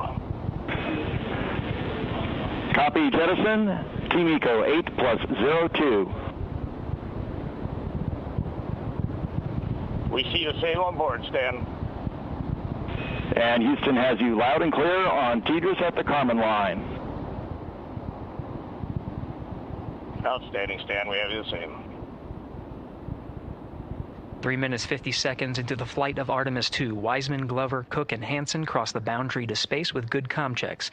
GPS signals acquired after last jettison now working on internal checks to verify accuracy. Flight Dynamics Officer analyzed the time of main engine cutoff, confirmed at 8 minutes 2 seconds, time of MECO.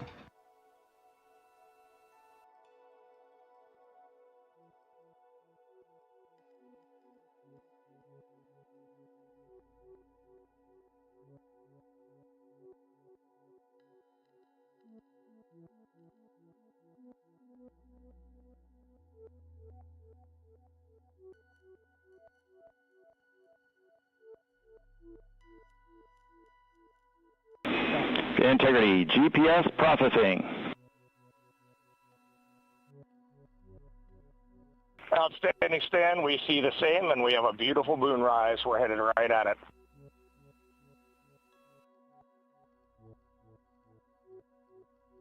Approaching 5 minutes into the flight, Commander Reid Wiseman confirms he has visuals of his destination. GPS guidance, navigation, and control software finishes internal checks and sends to navigation channels. Integrity, 3 engine press. 3 engine press. On time, now passing 5 minutes 20 seconds of mission elapsed time into the Artemis II mission. At this point, 3 good main engines are all that's needed to carry Integrity to a nominal main engine cutoff target. Though at this time, we're seeing 4 good engines here in Mission Control Houston. Integrity, 75 miles in altitude, 330 miles downrange, approaching 10,000 miles per hour.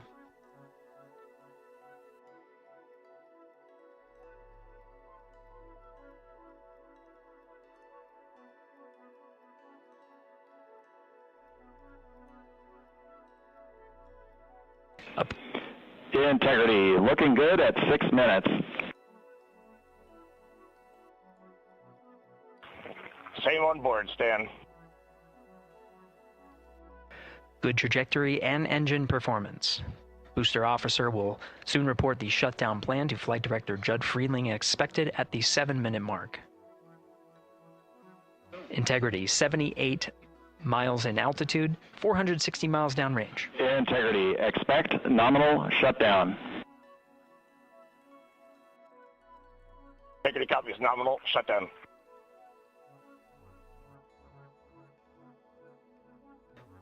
Six minutes 40 seconds of mission elapsed time. Shutdown plan is as expected. Again, the time of MECO was confirmed at 8 minutes 2 seconds into the flight.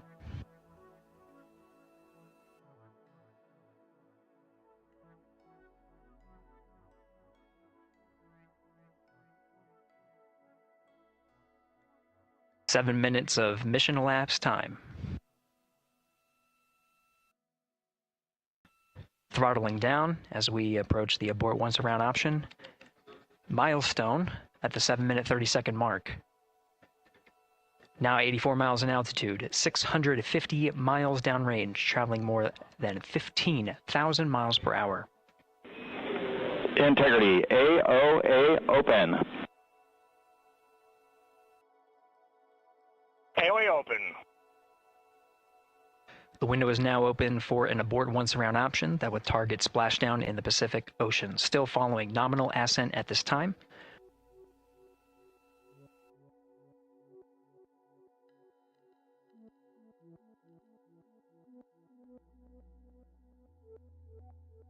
About 10 seconds remaining until the main engine cutoff of the Space Launch System core stage.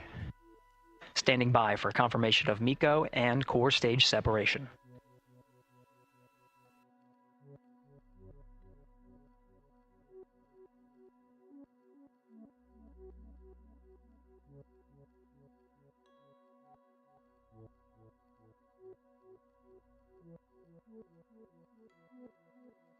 Integrity and nominal MECO, core stage separated.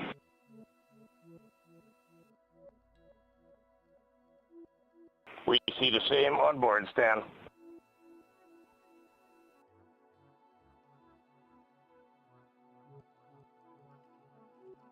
Eight minutes, 40 seconds into the flight, we have a nominal main engine cutoff heading in the right trajectory on the way to swing around the moon. Core stage has separated, done its job. The Space Launch System upper stage, the interim cryogenic propulsion stage, or ICPS, still attached to the Orion spacecraft.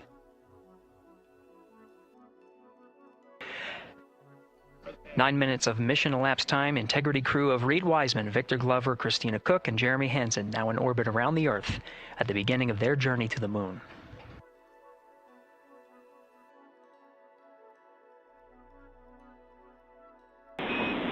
Integrity Houston, looking ahead to PRM, numbers so far per the pad.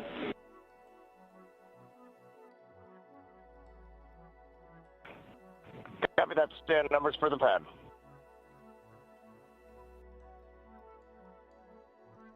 Capcom Stan Loves now reminding the crew that the perigee raise maneuver time of ignition is as expected prior to booster ignition. That time being 49 minutes, 50 seconds of mission elapsed time.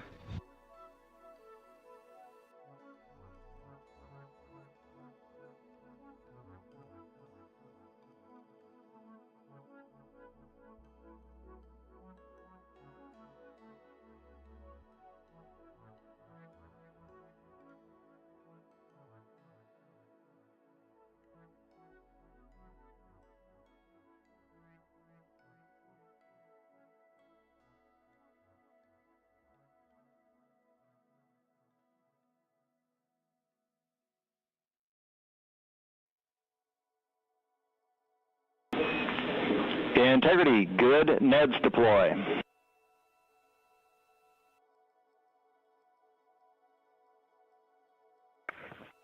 Copy that, Stan. Good, NEDs.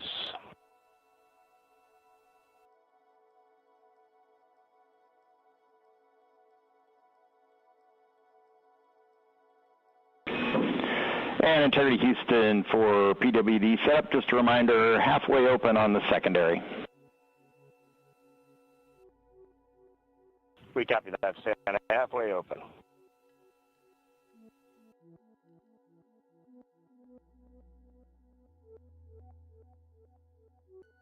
Passing 11 minutes of mission elapsed time.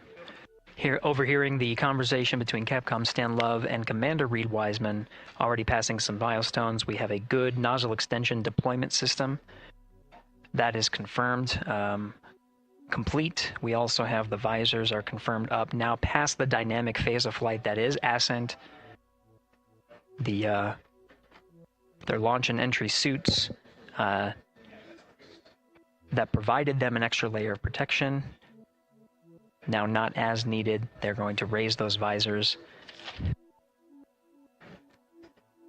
And later in today's mission, they will begin to egress or get out of the suits to begin some of their initial tasks of activating some of the systems aboard in the Integrity spacecraft. It's passing 12 minutes of mission elapsed time. Again, the perigee raise maneuver that's targeted near 50 minutes of mission elapsed time, 49 minutes, 50 seconds. That's what the crew is going to be working towards. The commander, Reid Wiseman, pilot Victor Glover will focus on preparing for that milestone. In the meantime, mission specialists Christina Koch and Jeremy Hansen will start some of the activation of environmental control life support systems. You may hear confirmation of their activation over the Orion to Earth communication network.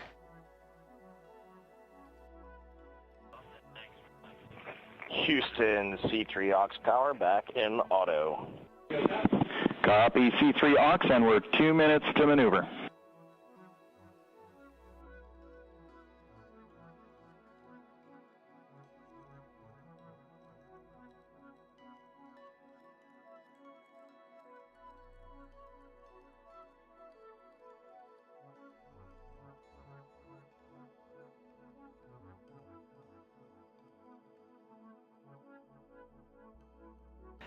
"13 minutes and 30 seconds of mission elapsed time. We're going to continue to follow the crew of the Artemis II mission. They are beginning their journey around the moon to verify the systems that will take us to its surface. An incredible ascent. Artemis II is underway. Reid Wiseman, Victor Glover, Christina Koch, and Jeremy Hansen begin their journey to the moon. Still milestones to come up as we await solar array deploy and the critical burns that will get integrity into high Earth orbit around the Earth before engines are fired to get us around the moon. We'll keep tabs on integrity and its crew from here in Mission Control Houston. But for now, we're going to send it back to you, Megan and Nicole at the Kennedy Space Center. Very jealous to hear how the launch experience was over on the Space Coast. Yeah, Gary, if people are just joining us, welcome back to the Space Coast, where we just saw Artemis II lift off 14 minutes ago. And wow, what an amazing launch, and an emotional one, too. As soon as the rocket lifted off, Nicole, you had tears in your eyes, I had tears in my eyes, and we had all these people around us cheering. It was amazing. Yeah, the energy was wonderful. I mean, it was a beautiful launch. You know, we've got 4 friends and family members headed to the moon. It's pretty amazing. Yeah. How does that make you feel as someone who, you know, is an astronaut as well, but also, as you said, friends? Yeah, so proud of them. You know, man, we don't have the words in the English language to describe this kind of an event, and pride, love, so many emotions. You know, they are truly breaking some barriers, and hopefully, you know, as Gary just said, they've got a long day ahead of them, so wishing them well on everything. But so far, what a beautiful launch to watch. Yeah, to be returning to the lunar orbit in more than 50 years. Maybe they go farther from Earth than any other humans before them. Maybe they see parts of the moon that we've never seen before. I mean, what a great start to what could be all of these milestones that we break in just a 10-day mission. Yes, what a way to welcome in the Artemis generation.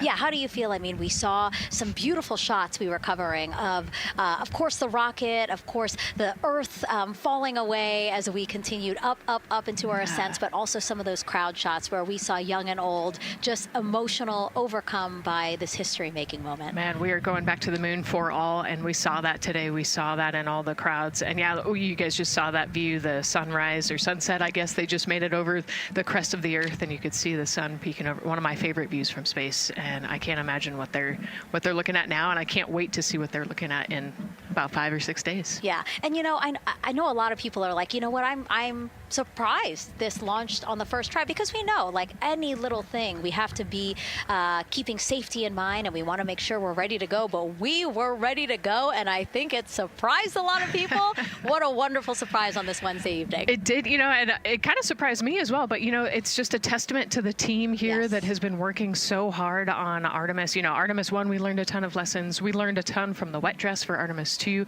We were able to go in, fix those things. We even had a couple mishaps today, not mishaps, but a couple, you know, anomalies today that the team creatively came up with solutions for. It's just a testament to the teamwork that gets us to the moon. And so we can continue to watch Christina, Reid, Victor, and Jeremy on their way now to the moon in Earth's orbit and awaiting the next in-flight milestones, deploying Orion's solar arrays. So why don't we get back in with Mission Control and Gary. Hey, thank you, Megan. Again, we're following along in the action. It is a long day. They have a number of procedures they need to get to immediately in their timeline. And Integrity Houston, cross-tie is on board per the ETSI-DEM. We copy Houston. Thank you.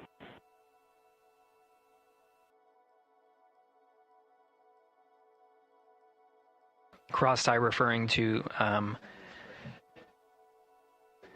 flight controllers here initiating a connection between some of the batteries aboard the Orion spacecraft, allowing for an even distribution of power. This is the flight control teams that took us through ascent of the Artemis II mission today.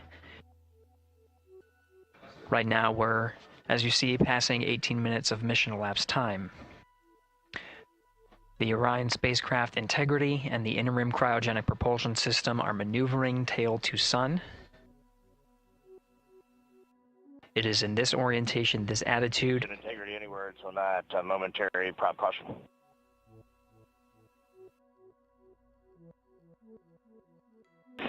And Reid, no action, we're looking at it.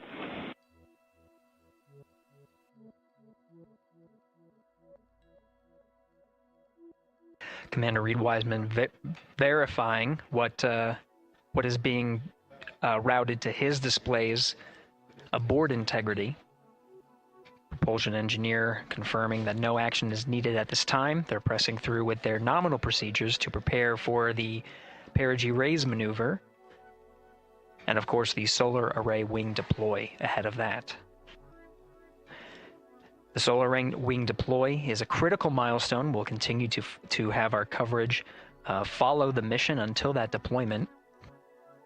Successful launch is just the beginning. The deployment of the solar arrays and successful confirmation that those solar array wings are drawing power is a significant milestone and says to the flight control teams that we will continue on today's mission. Power needs to be drawn to continue through some of the next milestones.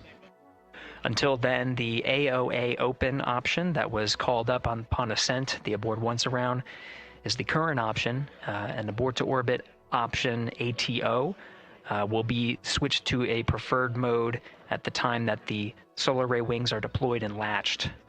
It gives the flight control teams a little bit more flexibility. Integrity Houston, update on TDRS handover for your pad.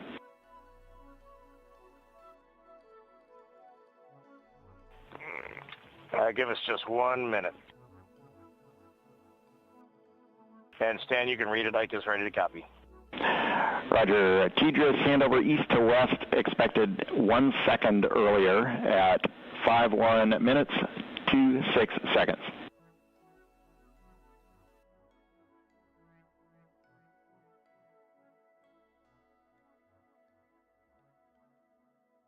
Hi, Stan. We copy 1 second earlier for 5126 TDRS east to west, and saws are starting to deploy. Thermal knives are firing. We concur. Thanks for the report.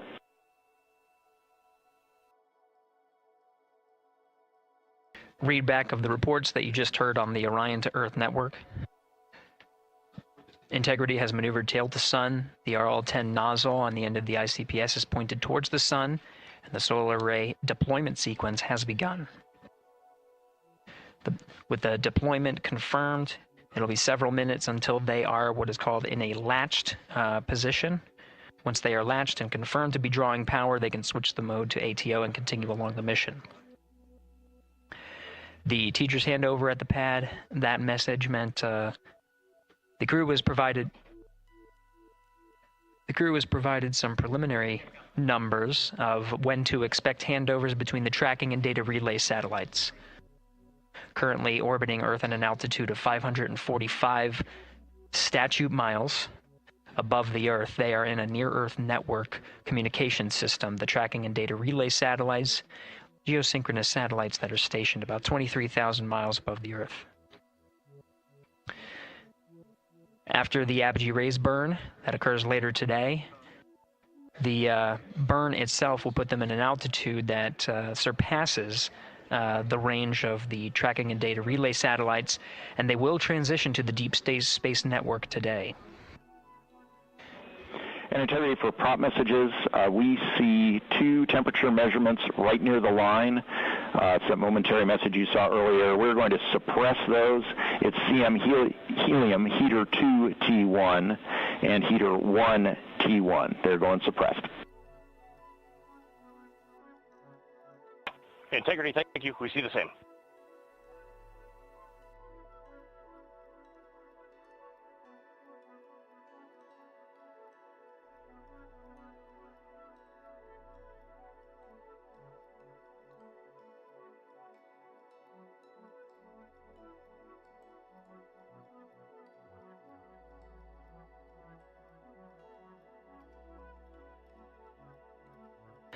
This is Mission Control Houston, passing 23 minutes of mission elapsed time into the Artemis II mission.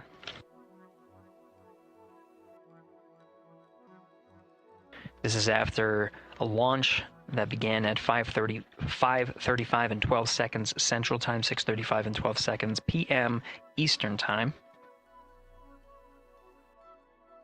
Right now, the orientation you're seeing from our arrow visualization that translates some of the telemetry that we're getting from the spacecraft and puts it into a model so you can follow along on some of the milestones that we are following here. The RL-10 nozzle that you see at the left end of your screen, though it is currently not firing, that nozzle is pointed towards the sun, and the solar arrays are currently deploying. From this visualization, they look fully stowed in a position. Integrity, we are happy to report that Jeremy has the O2 sensors on. Copy O2 sensors.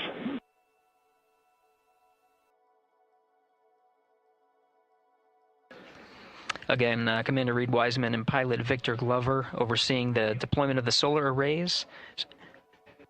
And we'll follow the attitude maneuver changes ahead of the first burn of the ICPS engine, the perigee raise maneuver. Integrity Houston, we see 4 saws deployed and latched, ready for ATO preferred.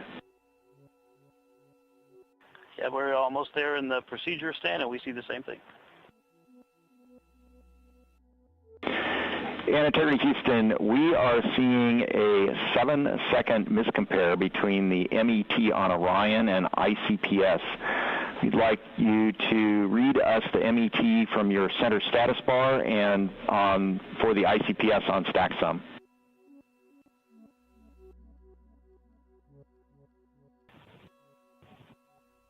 And Stan, we see a absolutely precise alignment. MET 25, 14, 15, 16, precisely aligned with ICPS MET. Copy, thank you for that. We'll investigate a ground issue. And Houston Integrity, ATO preferred set. Copy, ATO preferred.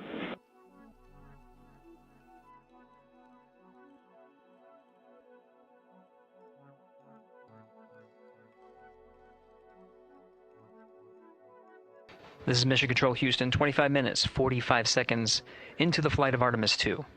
We have confirmation that all 4 solar array wings are deployed and latched. This is the configuration needed to switch to ATO preferred, which you did hear confirmed from pilot Victor Glover. That mode has been switched.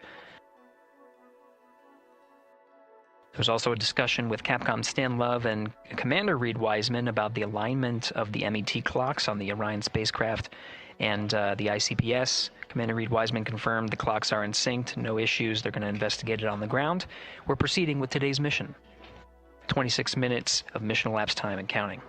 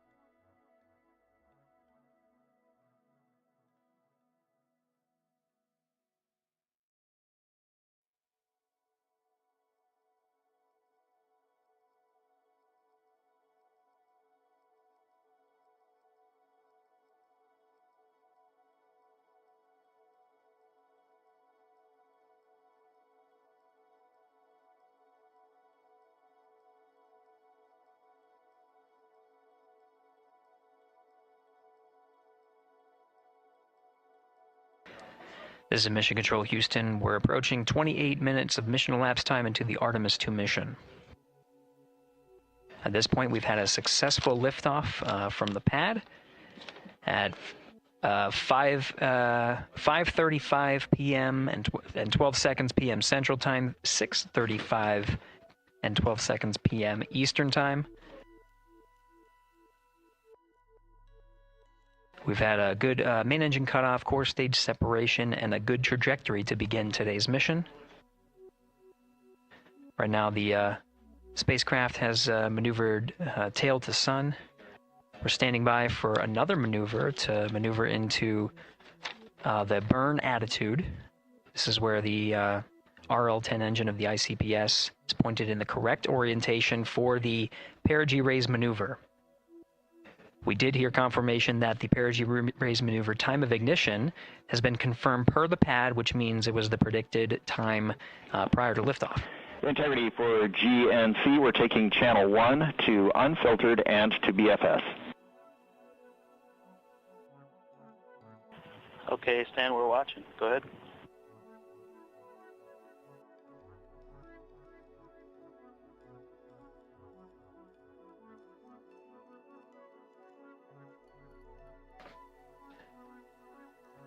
Capcom Stan Love reading up to the crew of Integrity. They will switch the navigation source from channel 1, standing by for confirmation that that switch has occurred. Pilot Victor Glover will receive confirmation when, and as at least watching to confirm that that switch has occurred. Again, the perigee raise maneuver that we're heading towards, not too long from now, we're actually inside 20 minutes at this time from the time of ignition of the perigee raise maneuver. We did have a successful deployment and launched of all 4 solar array wings.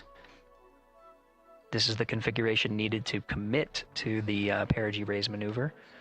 Of course, flight controllers here in Mission Control Houston will continue to evaluate that everything is good before committing to that burn. The perigee raise maneuver does raise the perigee, the lowest point in the orbit, from 15 to 100 nautical miles.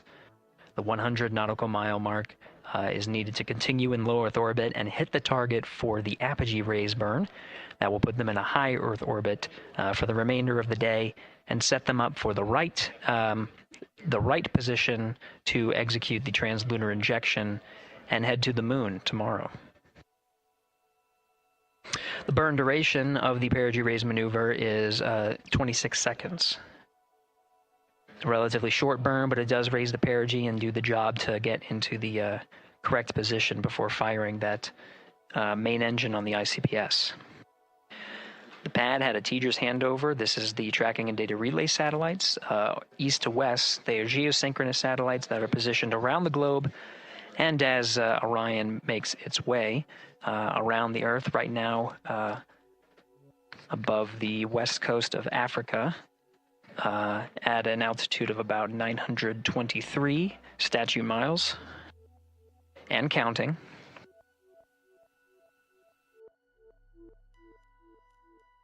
The perigee raise maneuver is not executed at the perigee. It is rather executed on the,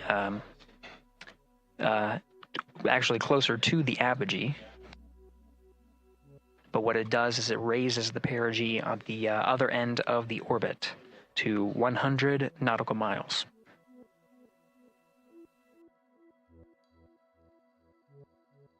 The 26-second duration burn does not conflict with the time that they've reported of the tracking and data relay satellite handover from TDRS east to west. Again, geosynchronous satellites that are used not only by Integrity today, but the International Space Station as well.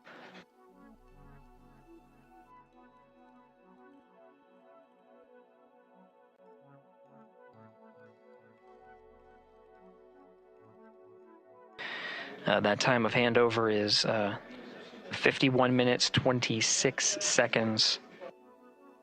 Plenty of margin before the perigee raise maneuver cutoff happens, and the trajectory is analyzed to see whether it was a good burn Good burn means that the burn was performed as expected and sets the trajectory on course for that 100 nautical mile perigee target mark.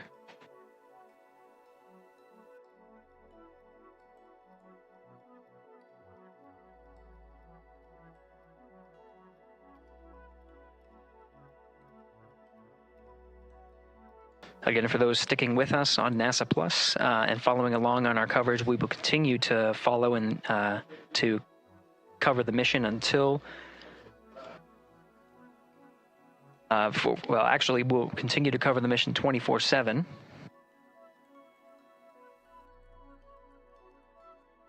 But we'll wrap up our coverage here shortly. And now that solar array wing deployment has occurred on NASA Plus and Amazon Prime. Again, we will continue coverage 24/7 at the NASA YouTube channel. For those that want to see all of the upcoming milestones, there are select times where we will be coming back to NASA Plus and other streaming platforms. You can go to nasa.gov to find the latest on when to find those activities. Given that this is an operational mission, we do want to make sure that we are maintaining transparency in the mission and providing you all the information on what's happening in space as Reid Wiseman, Victor Glover, Christina Koch, and Jeremy Hansen head on their mission around the moon.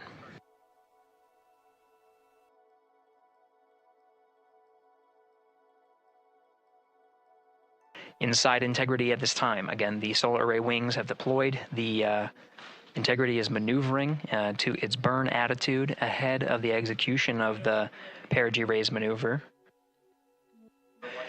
Overseeing these steps is primarily done by Commander Reid Wiseman and pilot Victor Glover. Mission specialists Christina Koch and Jeremy Hansen focusing on some of the system activation inside of Orion, namely the environmental and control and life support systems. The activation and checkout of some of these critical systems are very important to continuing on the mission, making sure that those systems are in a good condition and in a reliable condition to provide the necessary environmental and control needs of the crew with humans on board through the duration of the mission that extends 10 flight days.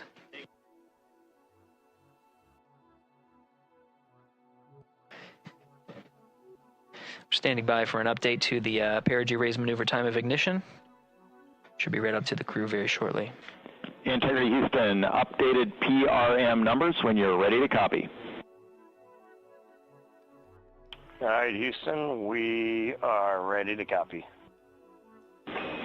TIG is 2 seconds earlier at 4 minutes, 48 seconds. TIGO unchanged at 26 seconds. 49, 48, TIGO 26.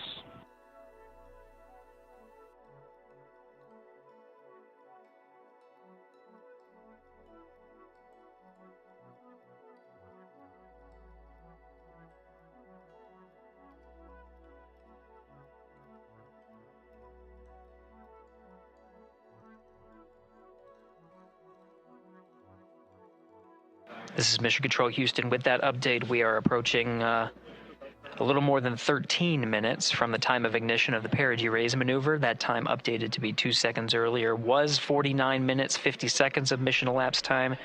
We'll now move to 49 minutes, 48 seconds. The duration of the burn, that's what was referred to as the TGO, will still remain at 26 seconds. Relatively short duration burn, again, just raises the perigee of the orbit today.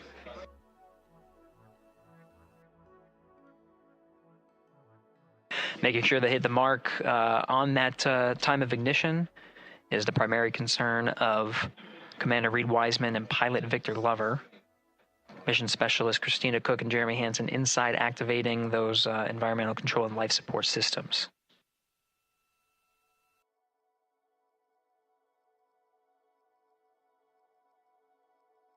At this time, all 4 crew members are wearing the launch and entry suits. Integrity Houston, for Optimus on the PCD, we have time update instructions when you're ready.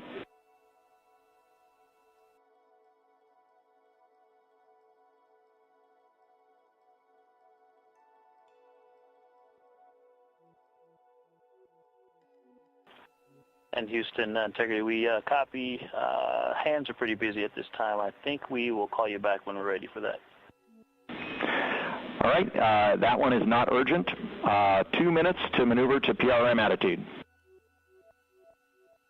We are watching and concurred.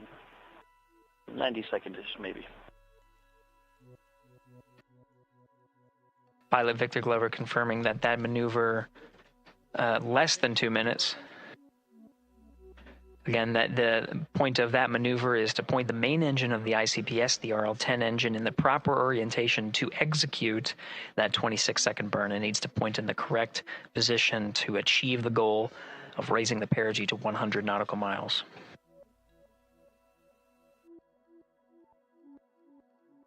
You heard some of the environmental control system activations over Orion to Earth. Jeremy Hansen activated the O2 sensors. They'll be measuring the cabin of Orion. During all of the activations, here on the ground in Mission Control Houston, Flight Director Judd Freeling is doing a poll with all flight controllers in the room to see if we are in a go position to go ahead and execute the perigee raise maneuver. Once concluded, Stan Love will report it back up to the crew, and we'll stand by for that.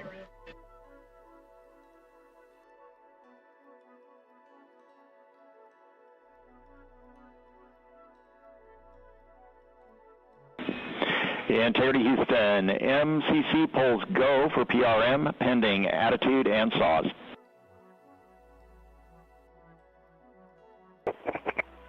Hey, we copy. MCC is go.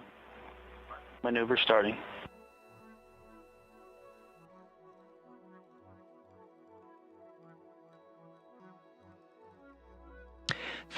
Minutes of mission elapsed time. The maneuver to the burn attitude has begun. The maneuver also is paired with reorientation of the solar array wings that have been deployed. They will have various positions throughout the duration of the flight. Of course, solar array is meant to maximize the draw of power from the sun. So when deployed, we're in a biased solar array wing configuration that was called solar normal. This allows for the greatest surface area of the solar array wings to be drawing power and powering up those batteries of Integrity, of which a cross-tie was enabled between the four batteries, the four battery buses that are inside of Orion. However, for the perigee raise maneuver, the solar array wings will be put into a position to take on the loads imparted by the ICPS main engine when they execute the 26-second burn. You can see in the animation here, the solar array wings are in motion, and the attitude is being reconfigured to point the engine in the correct direction, those solar array wings being pointed forward.